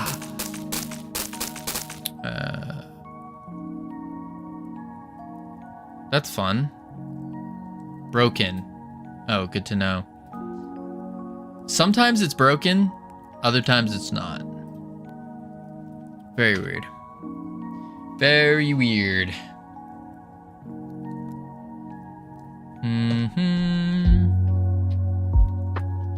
All right, let's see this in action. Maybe we can get some melees. Oh, here we go. Love in games when enemies attack fallen player. I don't know why I just laughed. They take their job so seriously. Yeah, they'll BM, like they just keep killing. Oh God, okay. All right, let's see this guy. T take damage, oh, take damage in static body? So it doesn't have a take damage function?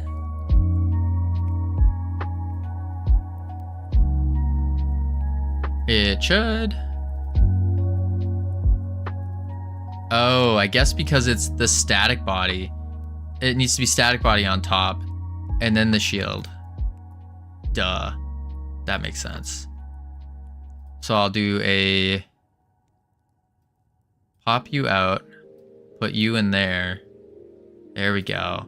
Add the script of the shield, open, load as a static body 3D. Save. There we go. Now we're cooking. But that's good. It got hit, which is really good. The projectile didn't hit it though. It's gonna be feeling bad that I don't have wings and can't fly. I'm glad I don't have wings. Oh, I have to get the shield. I would not like to have wings. Yeah, I wouldn't like it. I don't need the shield anymore. Do I? No, I do, because it's a static body now. Static body. Assign. There we go. Shield. Oh, this is the shield static. That's not in this. Good. Play. Things be so inconvenient modern day. People would expect you to use them going everywhere. When in actuality, driving a car would be faster in most cases. Well, I guess it depends on how fast you fly. Like if you're flying at like super speeds, faster than any bird, any like if you're flying as fast as a jet, it's not bad. It's not bad. But even then, you gotta take off immediately at 300 something miles per hour. Enemies, where are you? Oh, they're shooting. What are you guys doing up here? Get down from there.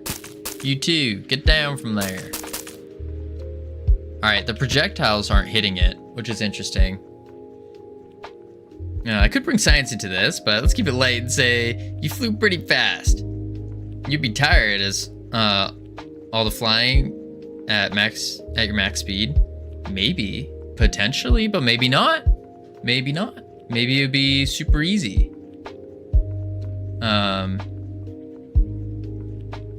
Maybe you do it at the same. Oh wait, hang on. He's hitting it. Good. I'm gonna kill the shooters. Hold your arms out. Let me know how long you can do that for. No, but like maybe it takes less energy. Maybe. Wait, check this out. Boom. knock them off the edge because they got stuck. Not too shabby. Shield hit. We're getting the shield hit. That's huge. Shield hit, shield hit. Come on, pop. Come on, pop. We need to get the projectiles to do it. Okay, the shield's just not popping. Oh, there it goes. And then we lose. Sweet. Okay. This is good. This is a good sign. Good sign. Let's see. We need to do... Why is there no projectile? Might work better as a cart.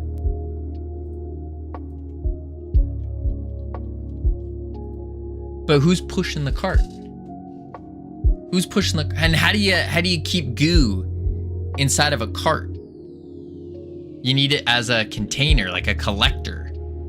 The goo fairy. We don't have a goo fairy.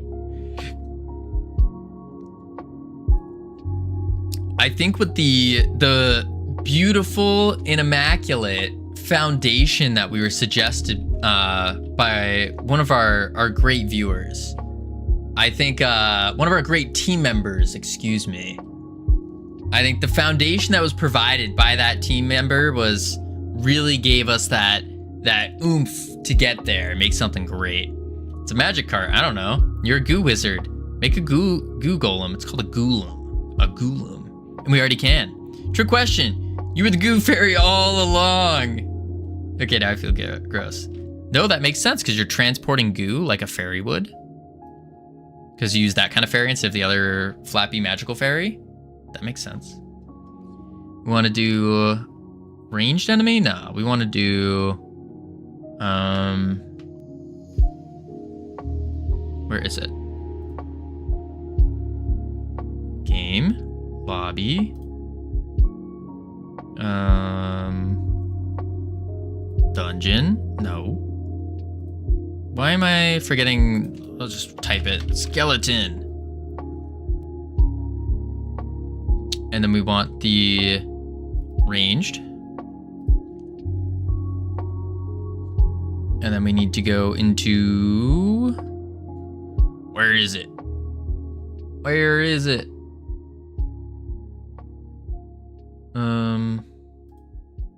Oh, it'd be in the component manager. And it would be under projectile component. Open scene. Projectile straight. And then it is masking 3.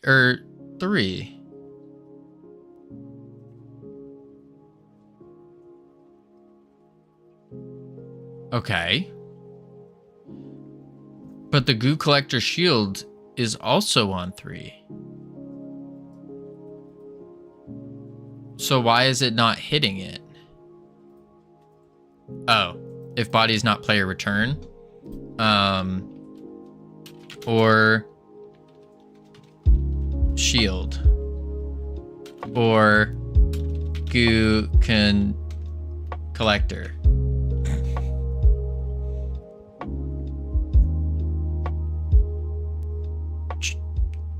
That looks gross and not right.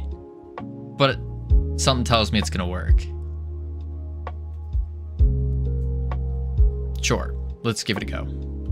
Play. Bow, bow. There we go. Boom. Up. And oop. Anyone here? They ain't here yet. I had this vision for the Goo Wizard's Sanctum, the Goo Sanctum, and I think we could make something pretty cool. I don't know how to make it yet, but I had an idea. Why is there so? Oh my gosh! There we go. Yes, go attack the bubble. Shoot the bubble. Oh, it's not getting hit by the thing still. I need to kill this guy. Because he is actually hitting the shield. What is this? Poison enhancement. Sure. Yeah, he's not... It's not colliding with it anymore. I guess because it's not on a layer? Wait, it doesn't hit me. What? What? Wait, whoa. None of the casteds hit? Is it because they're not on a layer? Do the projectiles need to be on a layer? I guess that would make sense for them to.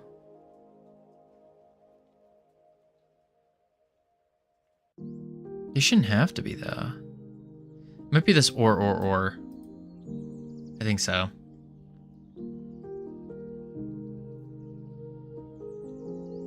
So I could do, yeah. Okay. If body is player or shield or goo collector. That's a lot of ors. Okay, we got ads playing. We're gonna put on the words before we try this out. Heading to level 3. Boom. And then when we get back, we're gonna see if our projectiles are gonna work. Yeah. All right, I'll be right back real quick. Boop, boop.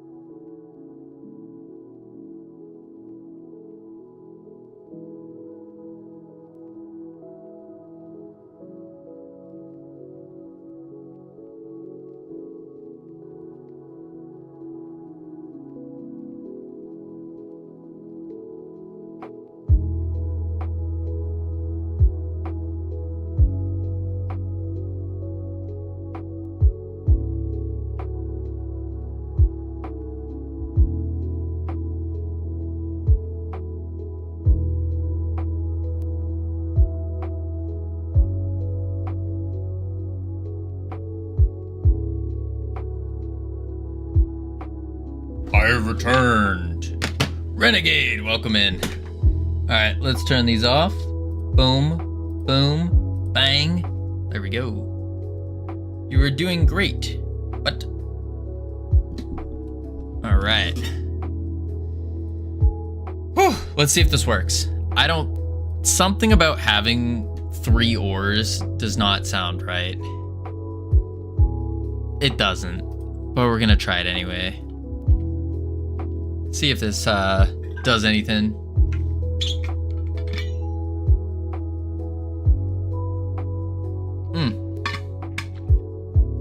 Alrighty.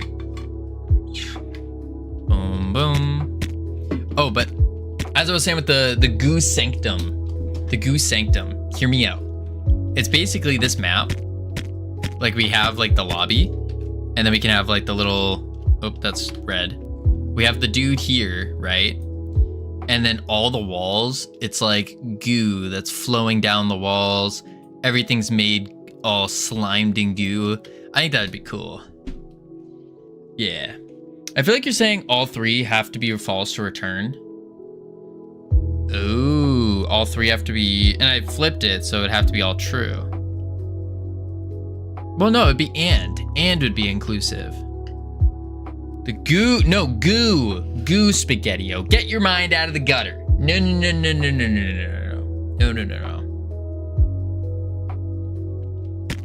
All right, let's see. Boom. You said it. No, I said goo sanctum. Goo. 2 O's. Goo. I missed. Wait, shoot me? Okay, good. It hits now. Oh, wait. The CSG combiner. Why is the world taking it now? I think that statement isn't right. Yeah, I don't think it is either.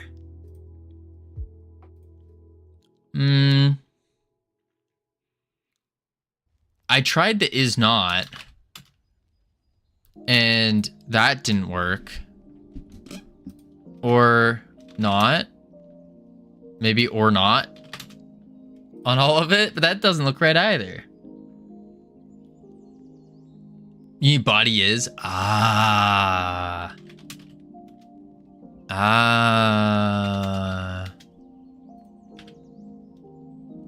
still looks absurd.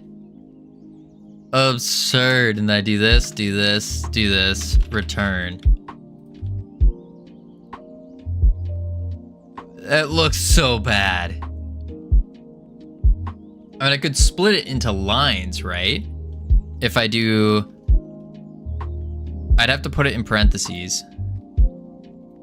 Like this. And then I can do this. Delete. Delete. Like that. Now it looks a little better. Yeah.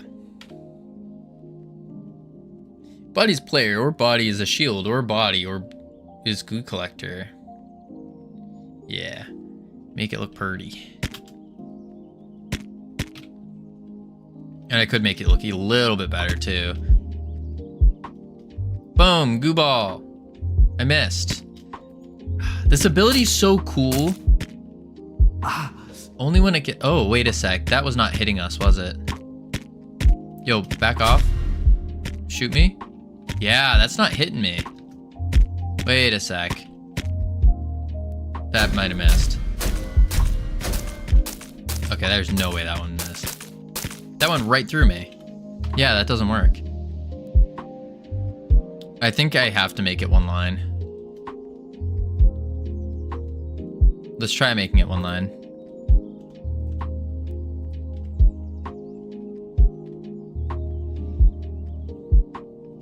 So weird.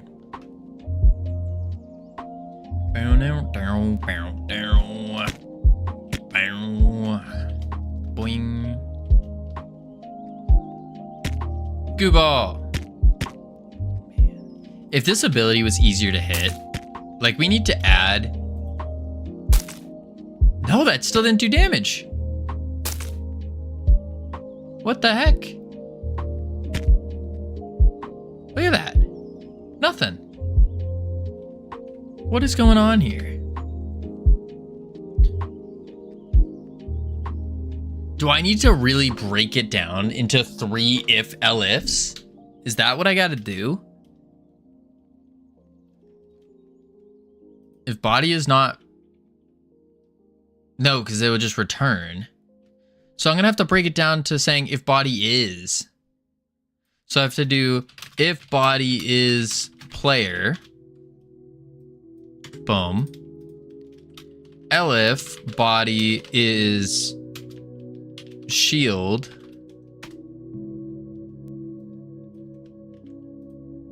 This seems absurd though. There's no way. There's gotta be a better way to do this. Body is goo collector. I keep trying to say container. Like, look at this. This just looks gross.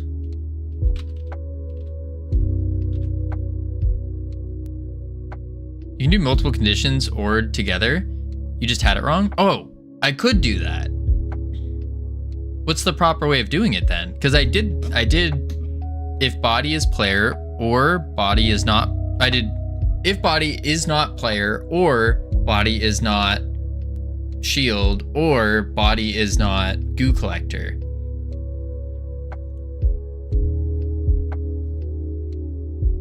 Can you get like a label or a tag when you mark things? Place each or with and.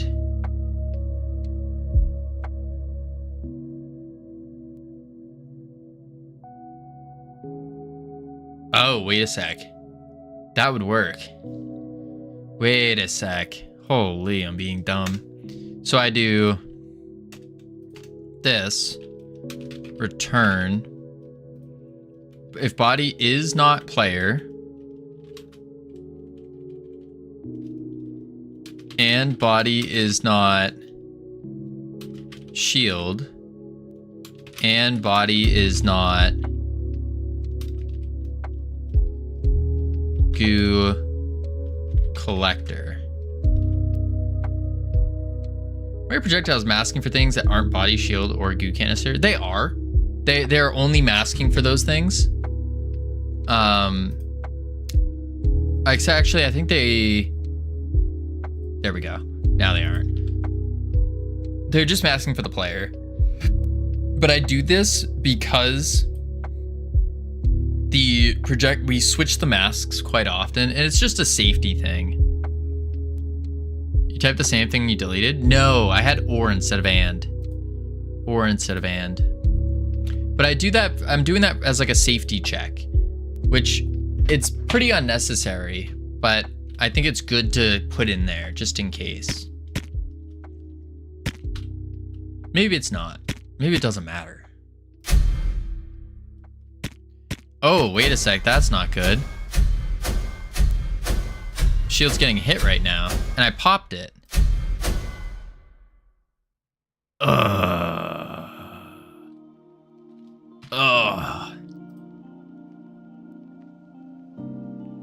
Goo collector.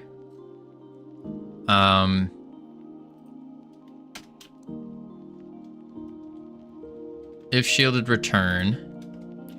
If source is not player, I can just do if source is player, return.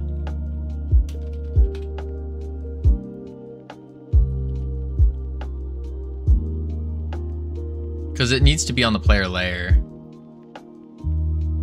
Might make a dictionary of all items that can take damage.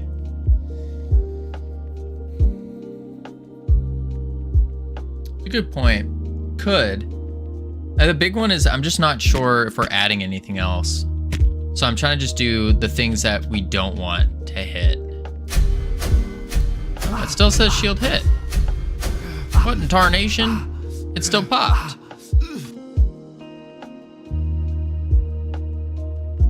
Goo collector. If source is player, dot current.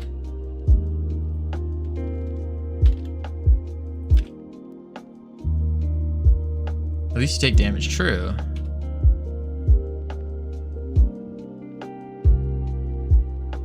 True. Man. You ever get a random craving for like a burger?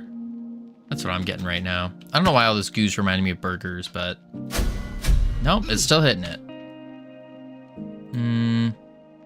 Can we change this? It's masking 1. Why is it masking 1? That's to stop the bodies from hitting it. Burgers are made of goo. I don't know about that. Let's go to the player's projectile. Ability manager. Basic.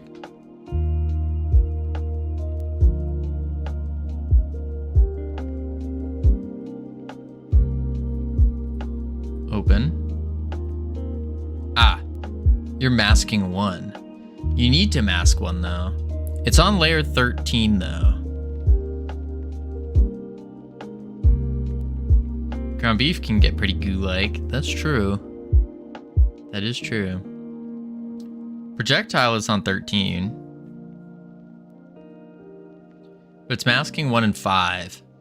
And this guy is on layer 1. That's why it's getting hit. But it needs to be on a layer. I guess if I put it on the player and enemy layers and remove the mask for 1 and remove that, then they'll collide.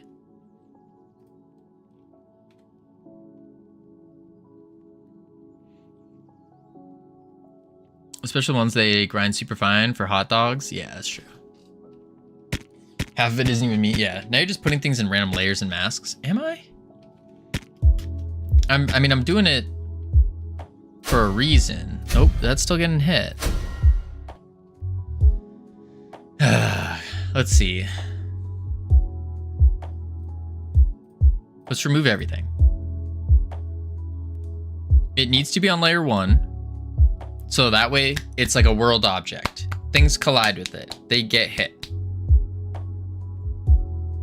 Put the shield on the player layer and the enemy layer. You're saying the player, it's a player and an enemy. Good point. We want to call it a player.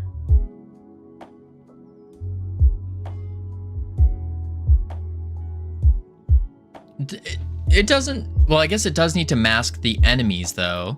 So the enemies collide with it. So then that way they don't go through it.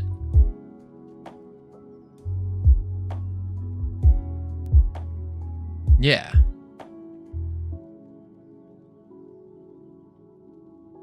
First you put it on the player layer, but then you add the layer player, and the layer player plays with the player layer. I think I'm picking up what you're putting down. Masking. This is masking 1 and 5. Masking 1 and 5. So it's hitting 1 still. That's why. So if I remove it from layer 1, because the enemies are masking the player anyways.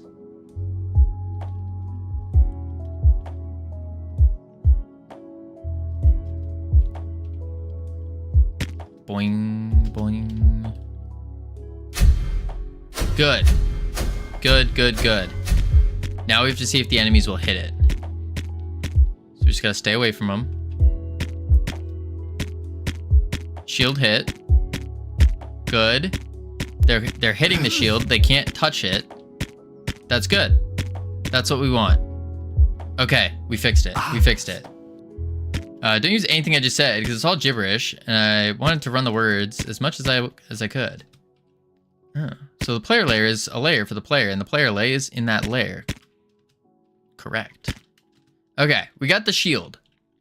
The shield adds a little bit. It adds a little bit. We haven't committed in a long time. Let's do goo collector.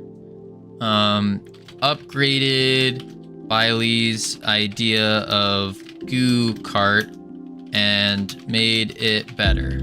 There we go. Commit that. Push. All right, cool. Now, do we make the goo king? Because now we get goo. We collect goo. Enemies get buffed. Their damage gets buffed. We probably need a visual indicator.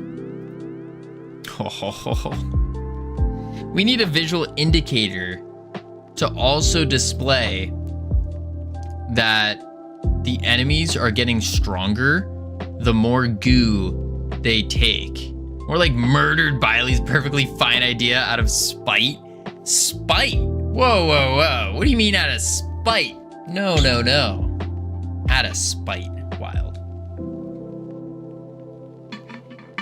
Biley, you are the #1 kick mod. #1 kick mod. And I'm saying that even though that we already had like 12 bots come in. And you didn't do anything about them.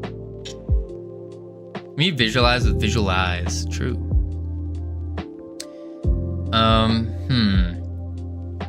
Well, yeah, of course I didn't.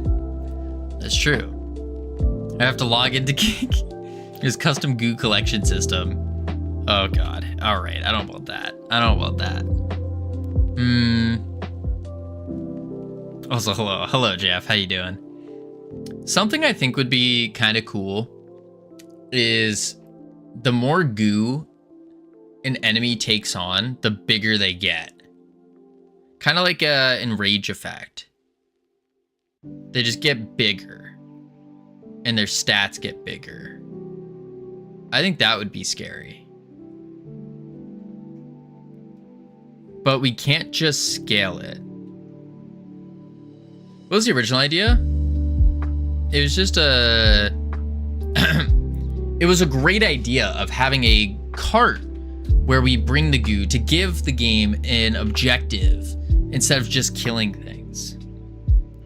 Yeah, and we can have special events in November to where they get really big, and we can call it a No Goo November.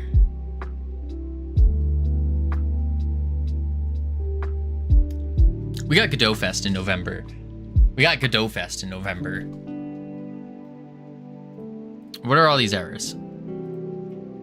We gotta go meet a bunch of... What the heck? What is this?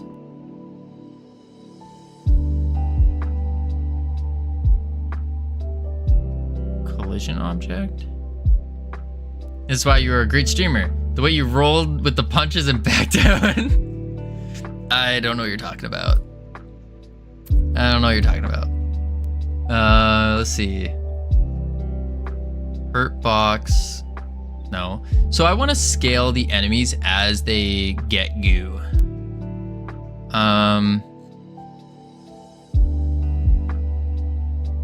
Take damage.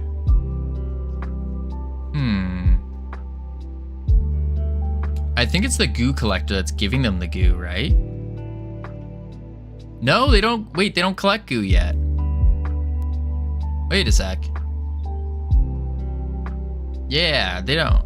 They don't get goo yet. We need to give the enemies goo. They can do stuff with the goo, but they don't have goo yet. Besides their dropped amount of goo. And that's what they drop. So what we need to do is...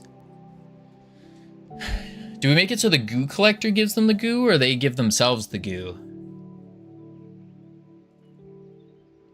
Doesn't matter. Probably make it so the goo collector would give them goo.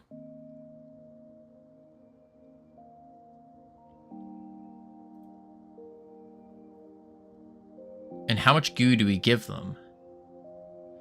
Wait, wasn't the gameplay like a dungeon run where you fight mobs and then a boss and get loot? Yes, but it was boring. It was boring. It needed some kind of objective besides kill things.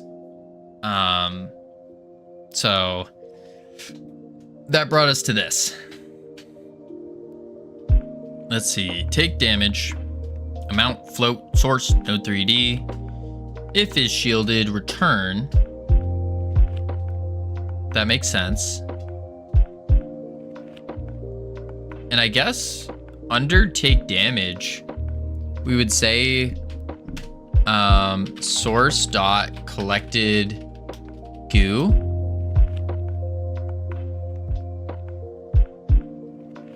plus equals amount divided by 2. Or let's do divide by 4. That's a magic number, but it's basically based off their damage. Could add a timer, score multipliers. Yeah, but it was like those are additives to the game, or at least the way I'm starting to learn about game design is they're additives. And the thing that really makes them good is the killing the mobs part has to be enjoyable. And then you add something like a timer to boost up that base fun. It's all about the foundation. If the foundation isn't good, then we're left with kind of junk, and we're only pulling the strings of like the competitive add a timer kind of deal, which isn't good. I mean, it works, but we're trying to make really good games. Really, really good. Like, the goal of what we're going for is someone to play the game and go like, wow, that was a really good game. Really, really good. I'm not going for 2 reallys. Not going for 2 reallys. We are going for 1. We're going for 1 really good.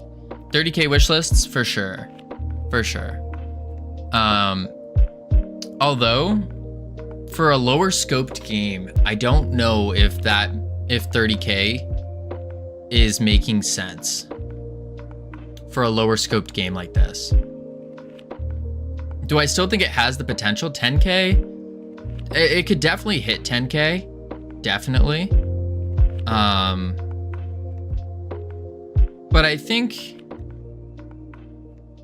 it has the opportunity, if we do it right and we get the right art. I think it has the opportunity to hit 30. Are we going for Steam or mobile? Steam. Because we've already released mobile, and now we want to release on Steam. Kind of get both of those out of the way, you know? Go through the process. Now, I don't know. I was more confident at 30K with the higher scope of the game. That made a lot more sense. Because the way I basically started scoping the game was, okay, the goal is 30K. What things are required to hit 30K wish lists? And then we went through the list and ended up with that big scope game. But now that we've started cutting that out, it's like we're removing some of these requirements to hit the 30K. So I don't know if that's as plausible. It's doable, but is it plausible? I'm not sure yet. I think with the amount that we've reduced it, I think 10K is an easy number to hit. I shouldn't say easy. Easy is not the term, but it's a more doable one. W Deal, how you doing? Tap in, got you. What? I think it's definitely doable. I'm not sure though. Not sure. We'll see. I think 10K would be is a relatively decent goal. It's a little bit on the lower end. Have you ever released a game on Steam? No.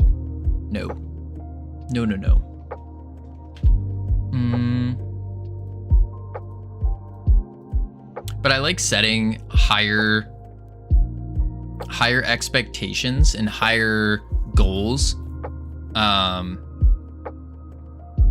Because if you don't, I'm a firm believer that if you don't set yourself for high goals, you're not going to do the things to achieve those goals. So if we say 10K, what's required to hit 10K? And we go through there. If we say 2K, well, what's required to hit 2K? I have a buddy. His name is Sundown. Oh, I know Sundown. Yeah. I made a game called The Feathered Serpent. Yep. He's up for questions if you want to ask him. Absolutely. Yeah, no, I've raided Sundown before a couple times, and then he changed up his streaming schedule because he has a kid now, or he's had one, or did he get one? One of the two. It was many months ago. Many months ago. But he used to stream right at the end of when I ended, and so I raided him quite a few times.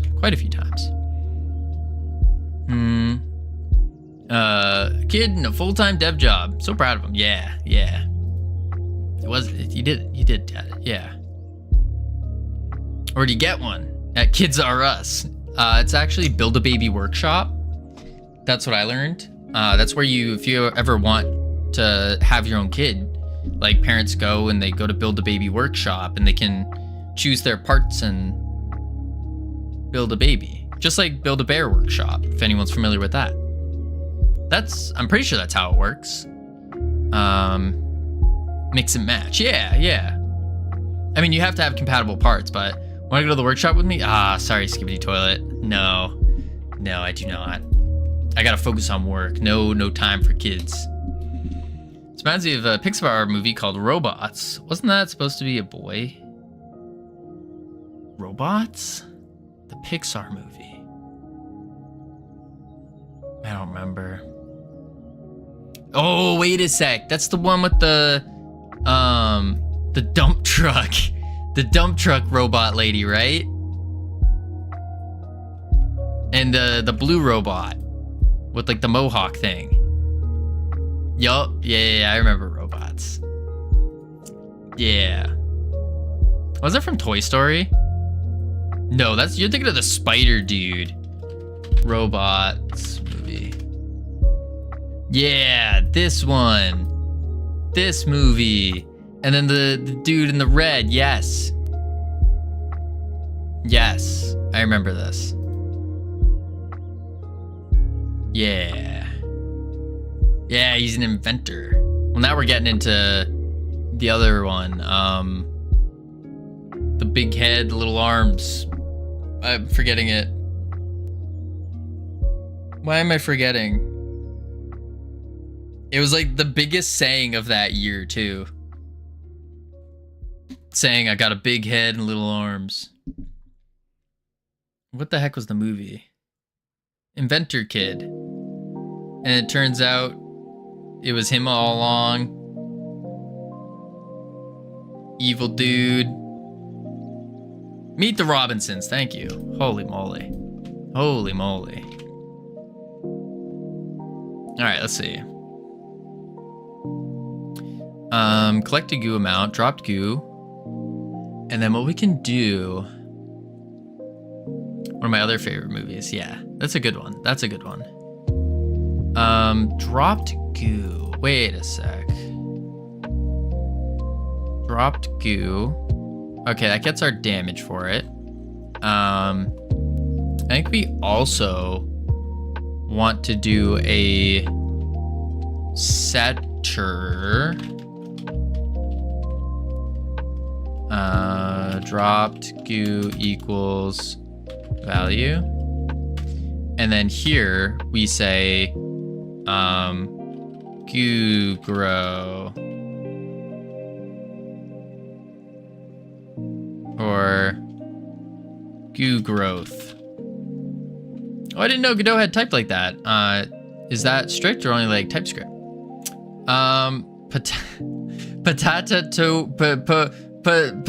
Potato.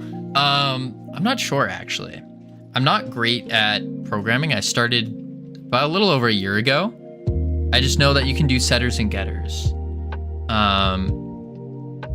So I don't know strict versus like unstrict.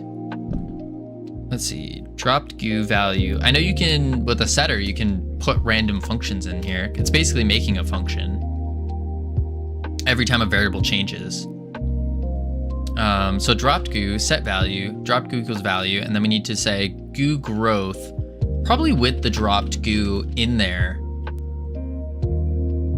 Yeah, and that will give us a percentage. So we'll do bunch of space to func goo growth, taking in amount, float, void. That's not void, void. Had to become a bouncer at work again. Got flaming punched again. What is flaming punched? What? You got punched, Cam? What the heck? Also, I'm back. Welcome back. Oh. You got functionally punched. Two violent drunks. Oof. Did you give him the old 1-2? The old 1-2, as they say. Boom. Let's see. Goo growth. Oh boy. We need to scale ourselves up. I'm ready for work. Just prepared 2 grapefruits and sliced cucumber. I like grapefruit. I do like grapefruit. I like cucumbers too, but they don't like me. I was the only man staff member in the building, so they automatically make me the bouncer on Friday nights. Oh, on a Friday night too. That's, yeah, that sucks. That sucks.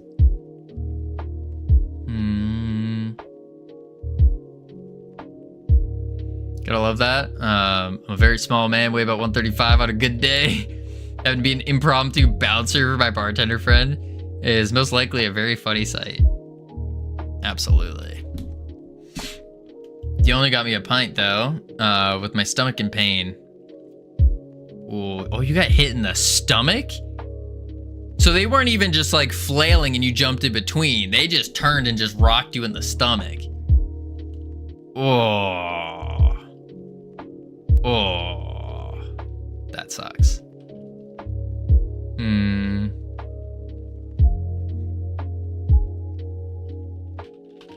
How am I gonna do this?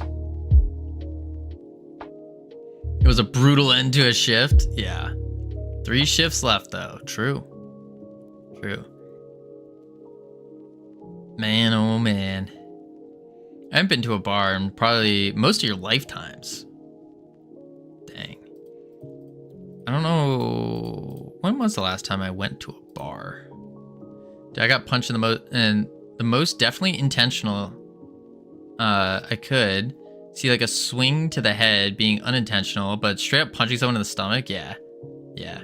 It's a huge surprise though. Most drunks go for the face, yeah. Or they're just flailing or like doing their little hammer punch things and flailing. I've seen a lot of flailing. But I see most dudes, it's either they go for the complete tackle, like they're tackling each other, like wrestling, or it's I've seen a lot of the leaning back, like arms up, like they're a fighter, but they're leaning back with like their front foot forward. That blows my mind.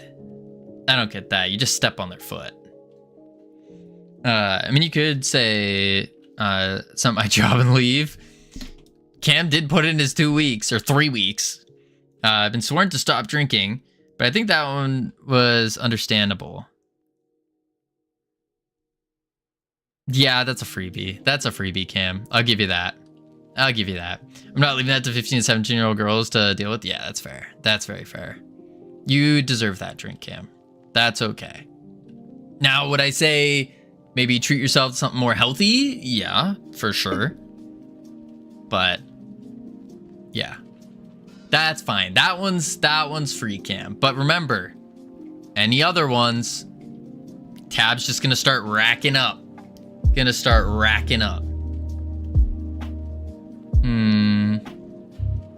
Goo growth. So we need this to scale the guy up. I think we're gonna do a tween. Also may not be inside the United States.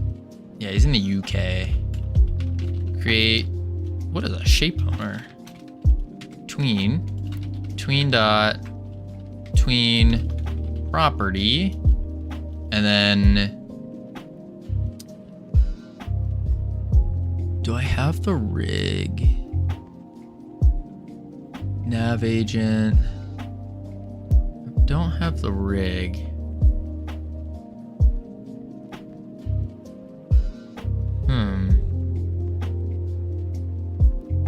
I guess I could scale the body.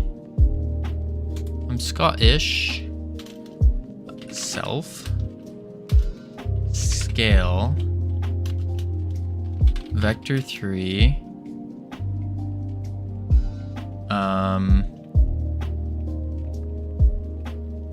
Self dot scale plus vector 3 25. And I know this is a magic number right now. I'm gonna change it later. I just want to get the thing going first. 0.5 dot set transition. I'm gonna do Let's do elastic. So it kind of goes.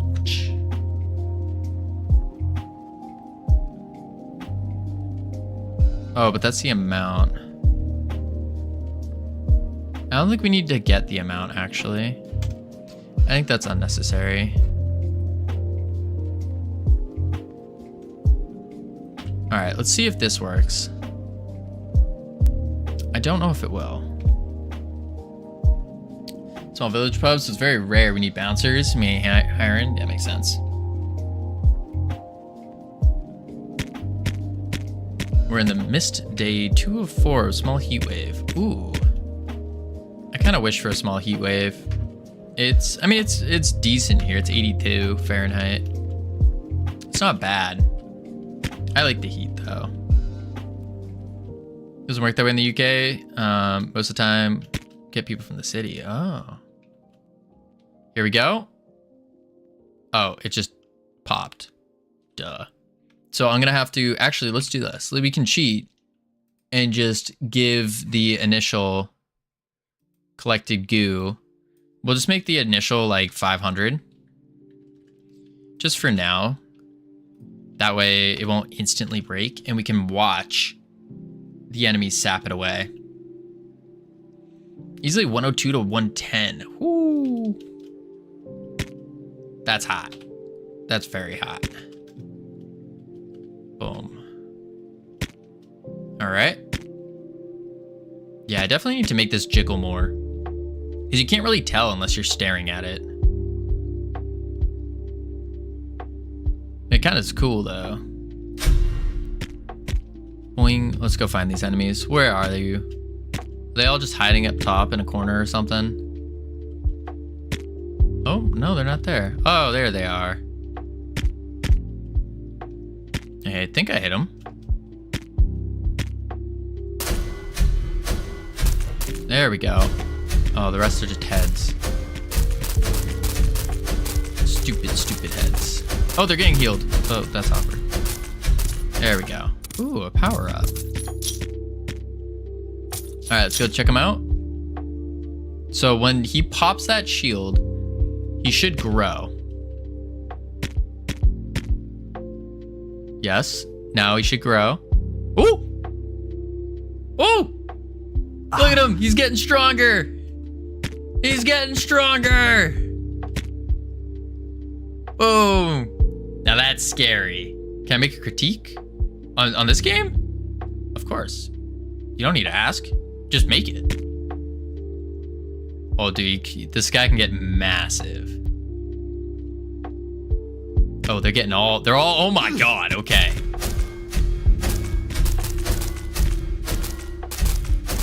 Oh my God. I like this.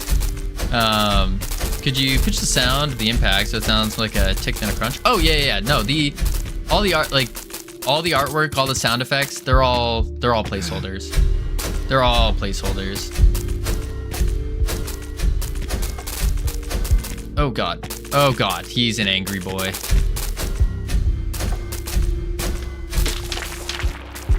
Get gooed.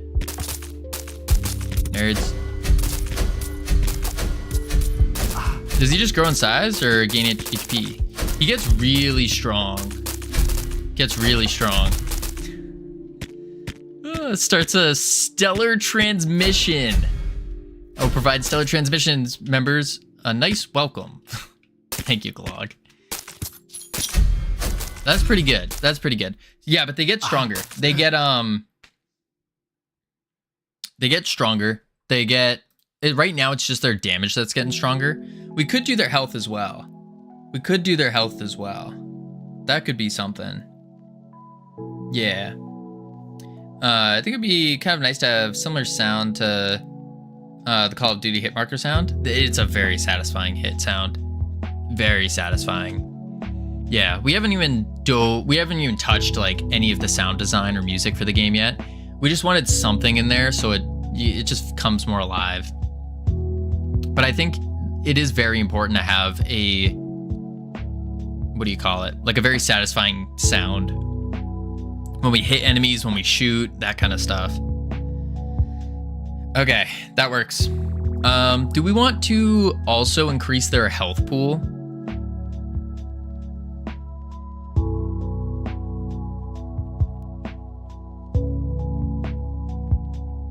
No.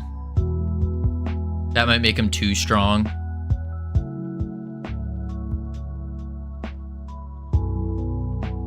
Yeah, probably. Yeah, I think just doing their damage makes sense. Their damage increases and they're getting bigger. Because then it could be the point of like balancing where I'd say yes, but not by a lot as they grow, because you want it to get out of hand over a period of time. Yeah. I mean, it's already going to be out of hand because the longer they stay there and gain damage, the more damage they're doing. The more damage they're doing, the faster the thing's going to die. Yeah, I think that makes sense. Because you can't stop them attacking the goo if you can't out DPS them. Yeah, that's true. That's true. And we got a couple things. Well, happy goo collecting. I'm off to work. Sounds good, Jeff. Appreciate you being here. All right, let's see. Yeah. Enemies grow in size as they steal goo from goo collector. Is it an enemy or an ally? If it's an enemy, I think it's a good idea to have them grow so that way that gives the player a mid-game objective that they have to be uncomfortable with. It also refrains from doing looping glitches and things like that. The enemies, it's all an enemy. So like the enemies are the ones that are attacking the goo collector. Your goo collector is the thing that you want to max out completely. So I think what we're gonna do is, does anyone know how to make stylized fur in Godot? The best way to make it. I don't know in Godot. I know in Blender, it gets very rough, but what you do, or at least this is what I've done before, is you make a curve and then you add a mesh to the curve and it would be like, this. It'd be like a strand of hair. And then you you lap them over on top of each other. And then you kind of get hair that way. Yeah. As a Blender import, yeah. I think you're gonna have a better time on Blender doing it.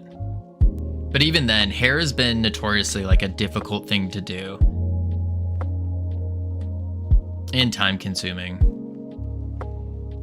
All right, let's see. Goo collector.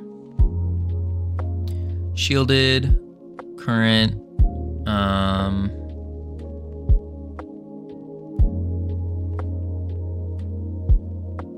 That's pretty good. Boots with the fur. In my opinion, if it's any other, if it is anything other than a Sims like game or relaxed style game, it's not worth adding due to the resource requirement. Well, I mean, Skibidi was saying stylized hair. So I assume, or stylized fur, sorry. So I'd assume it'd be something kind of like this, where they're just little triangular type things that kind of go off like this. I messed that one up. Something like that. That's what I'm assuming for stylized fur. Obviously better, but like big clumps of hair, yeah. Or like the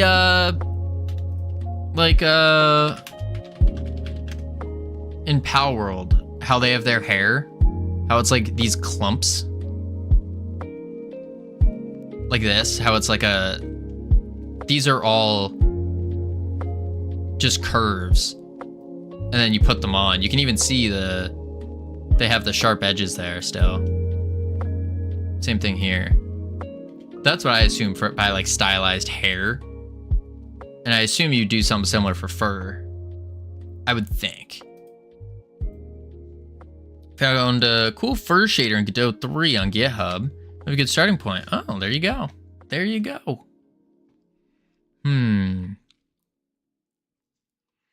Goo value, dropped goo. What's the next thing we have to do for this? The next thing we have to do for this is we got the Let's think. Skeleton, weight change. So they grow, they get goo, they get stronger. We are gonna need to do goo collector enhancements. We need to make the goo king. Make goo king.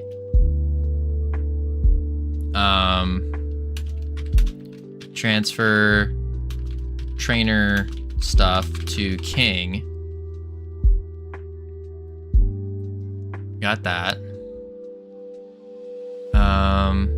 So I'm saving and loading. Ooh, we need to move to the next door when the goo collector is filled. Duh. Goo collector enhancements. Oh my, indeed, indeed. I have a decent ideas. Stuff like fixing the shield. Maybe the shield will reflect some damage for a certain period of time. Maybe the shield will goo enemies. Simple things like buffing the health of the shield. Maybe right as the goo collector is about to die, it gets a quick 2-second shield that pops back up. Little things like that, I think would be really good for this. Because then you can kind of build around your collector too. And it's not just you.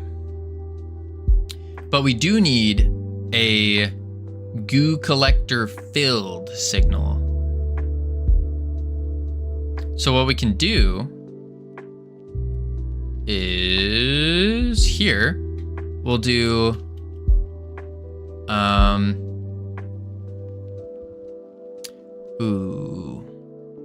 so we need to go into the spawner.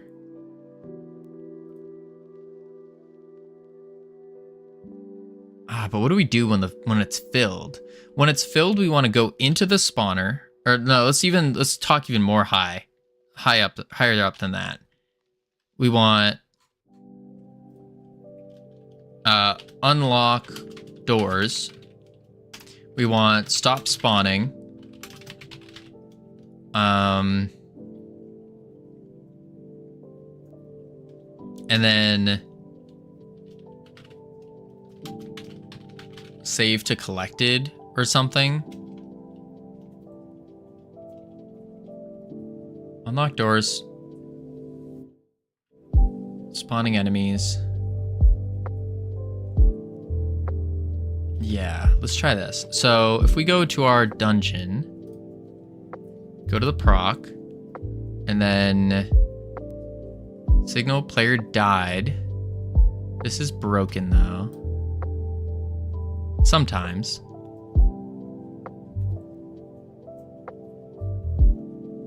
Where do we unlock?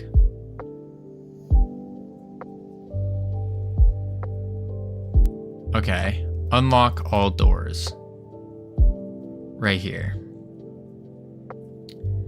Enemies alive. Up here's an int. Where do we add that? I guess it'd be in the spawner. Which I think we're using the arena spawner. Died connect. We're gonna want to unlock all doors though. Which would be down here. Unlock all doors. So we could do it in our signal manager then. That would probably be a good idea. Signal manager. I got to admit, I was kind of against a signal manager for a while, but I'm starting to understand it. Goo collector filled.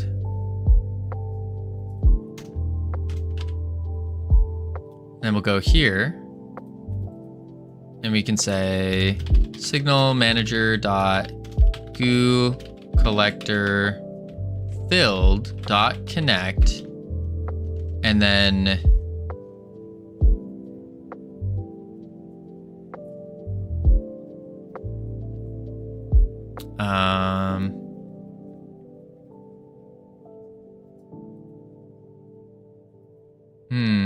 Can I go to sleep? Good luck with the game. Thank you, Joan. Have a great one. Let's see. Connect the...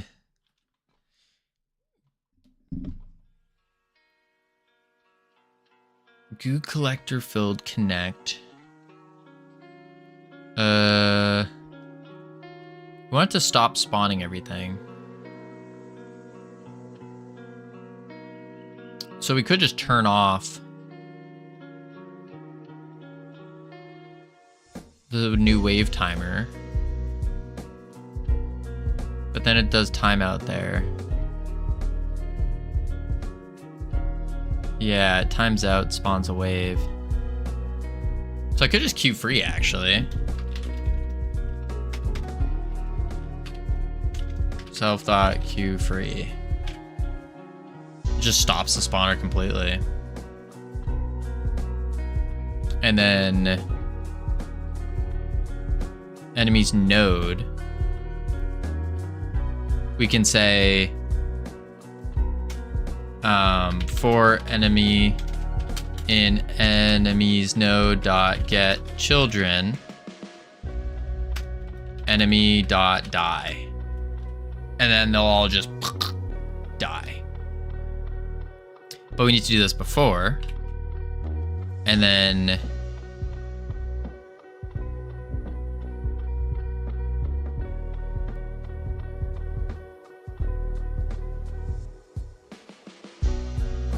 yeah, I think that'll work. Holy moly! What's wrong, Sammy? What are you holy molying? What happened? Did something crazy happen? All right, that works. And now we need to do...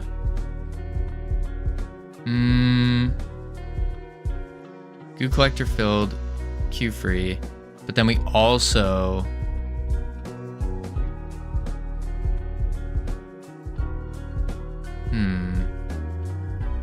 It's almost 6 p.m. Oh, shoot, you're right. No wonder why my stomach's going crazy.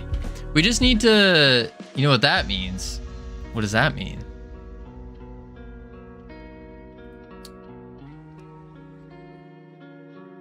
I wonder if that would just unlock all the doors. I don't know what that means. Oh.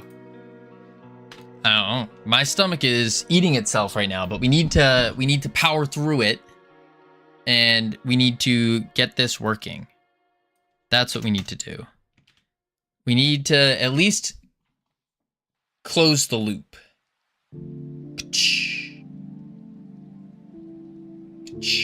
That's what we gotta do. That's what we gotta do. Can't have no loosey-goosey open loops here. No, no, no. Alright, so let's kill these enemies so we can get all their goo. Win the game real quick. Dodge that. Dodge that. Kill the healer first, for sure. Uh-oh. Explode him. Bounce the goo. Okay, I don't know what's going on with this shield here. Kind of wild. Oh. Oh. That's okay, we can hit these guys for now. Boom, boom. Yeah, shield is wonky. I don't know what's going on with it. Sometimes it works beautifully, other times it's looking like that. There we go. Kill the heads. It's crazy. We have a 50% chance of getting a drop, and we haven't gotten any. Oh, the goo comes back? Well, yeah, because it bounces, and so you think you're getting it. Oh, you're talking about the returning goo. Yeah, that returning goo does give off that vibe, doesn't it? Boom! Dodge. Bounce. Man, dude, the goo ball... we need to add aimbot to the goo ball. I think that's the only solution. We need to add goo ball... Oh my god! Back off. It's you. You're the problem. Please, please, let me use my ultimate. 6 seconds. 5 seconds. I need to kill you. Wrecked.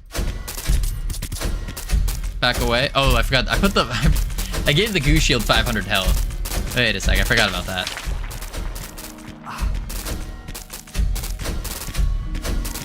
Boom, boom, boom, boom, boom. Oh! Shoot. Okay. Terrible. Goo collector. We'll just do it at 100. Base health.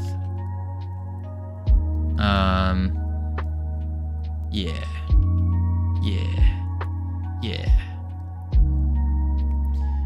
Okay, so we don't know if this works or not.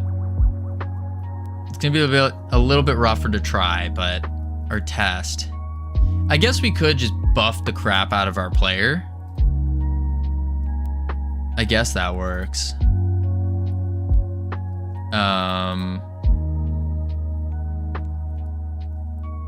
Yeah, let's do that. We'll do... Actually, I can just go into our manager here. And then stats.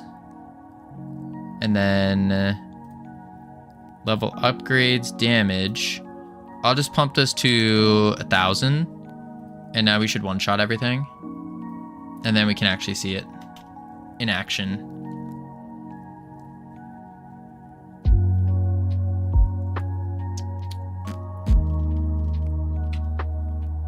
All right. Boing. Boing. Wreck nerds. Oh my god. I'm missing. Wrecked, wrecked. Oh, now we get drops. I see how it is. Okay. How much goo we at?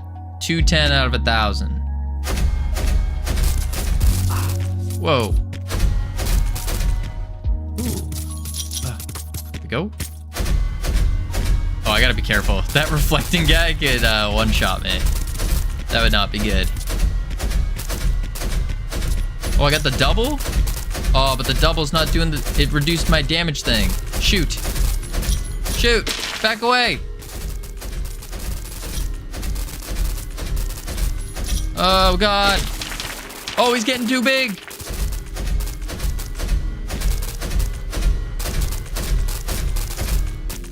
Wait, does that say 2,000? It does. Okay. Okay. We got enough goo. It overfilled.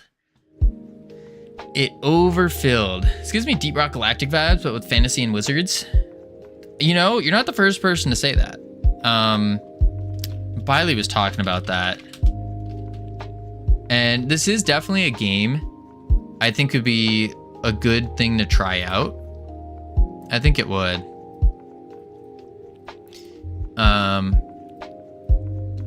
Yeah, I could see it. I could see it. I've watched a couple people play it before. Yeah. It would be useful to try out. It's also very expensive. So let's do... It's on the goo collector.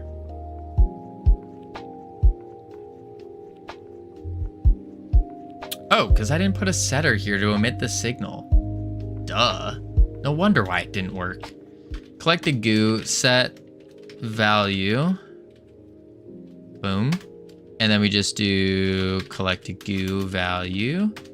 And then if collected goo greater than or equal to max goo fill, then we just need to do signal manager dot goo collector filled dot emit. Save. Now it should work. Let's go back into our ability manager, 1000.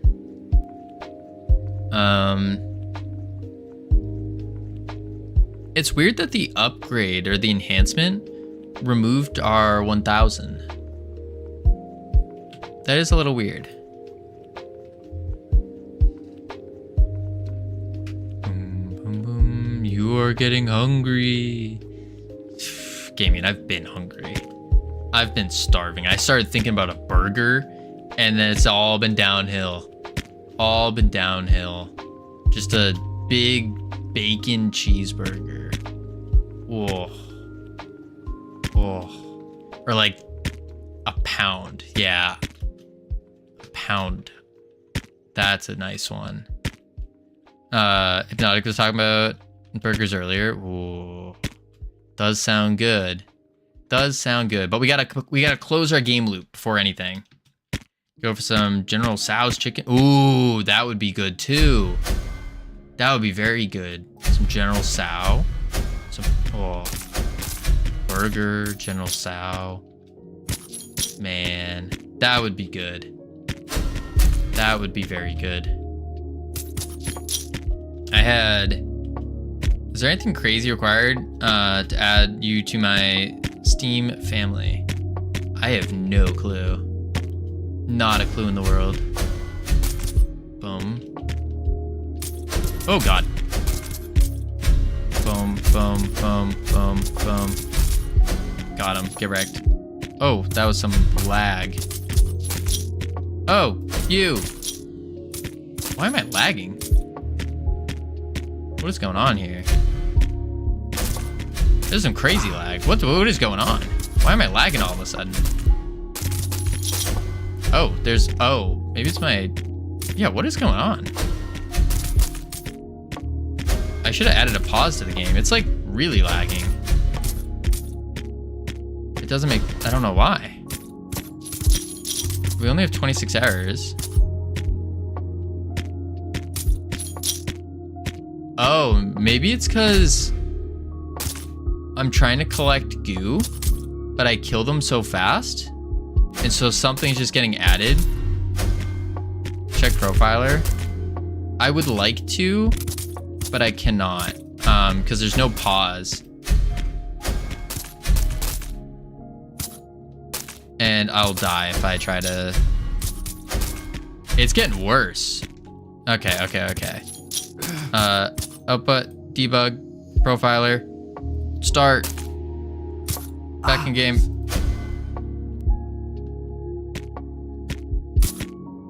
My health is draining. Frame time. Holy, look at that frame time. 200 something. What is going on here?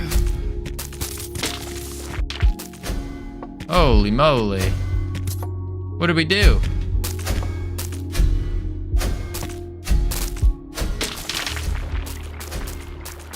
Oh, so many explosions. Maybe that's what I did. Random questions I got asked today at work. Hey Cam, is Boston on the coast or is it landlocked? And you told them landlocked, right? So it's in the middle of the US. Know what? I think it's the interesting PowerPoint. I think I know what's going on. Watch, it's gonna stop. Oh, it just broke. Okay. Dropped goo on base object of type character body 3D. Oh, because we died. Profiler. Yeah, it's the frame time here. We know that. I turned the wrong one on. I should have done the visual. I invited you to the Steam family. Osborne, what up? How you doing? I think this is my guess. I think what ended up happening is I picked up multiple whatchamacallits, multiple explosions, and so we were just straight up instantiating non-stop explosions. I think that's what was going on. I don't see it, Sammy. Maybe it's in like a thingy. I think that's what was happening though. Just a whole multitude of explosions being added. Howdy, Gazudin. How you doing? Might be an email. Yeah, I'm checking that right now. Shareholder. Oh, you've been invited. Hello, Covino.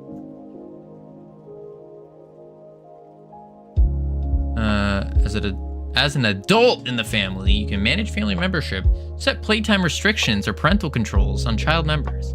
Can I give you launched fireworks? What the heck does that mean? Interesting. View. Do that.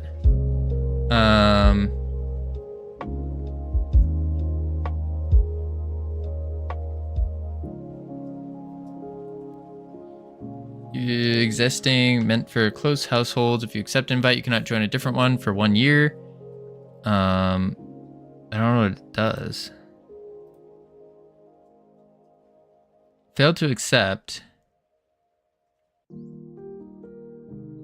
My Steam activity does not indicate I am in the same household as other members of this family. Ah, doesn't work. Rip. I got called weird because I don't get emotional when pets die. It's not weird. I don't think that's weird. Aw man indeed.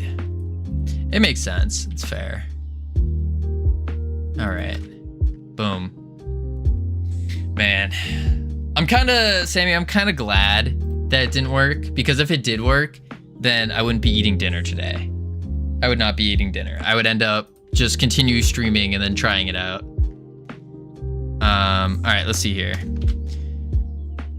So I think what was happening is with the explosion, it was instantiating a bunch of scenes, more and more and more. And that's not good. That's not good. So we need a better way to instantiate the explosions.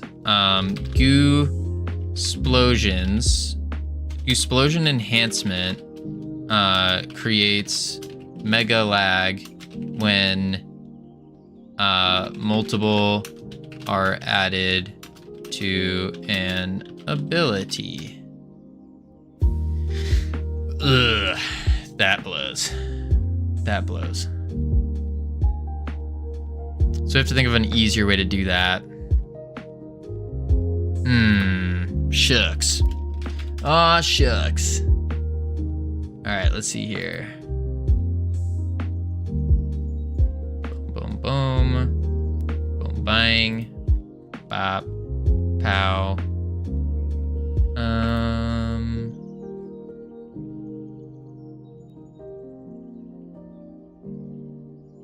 Yeah. Yeah.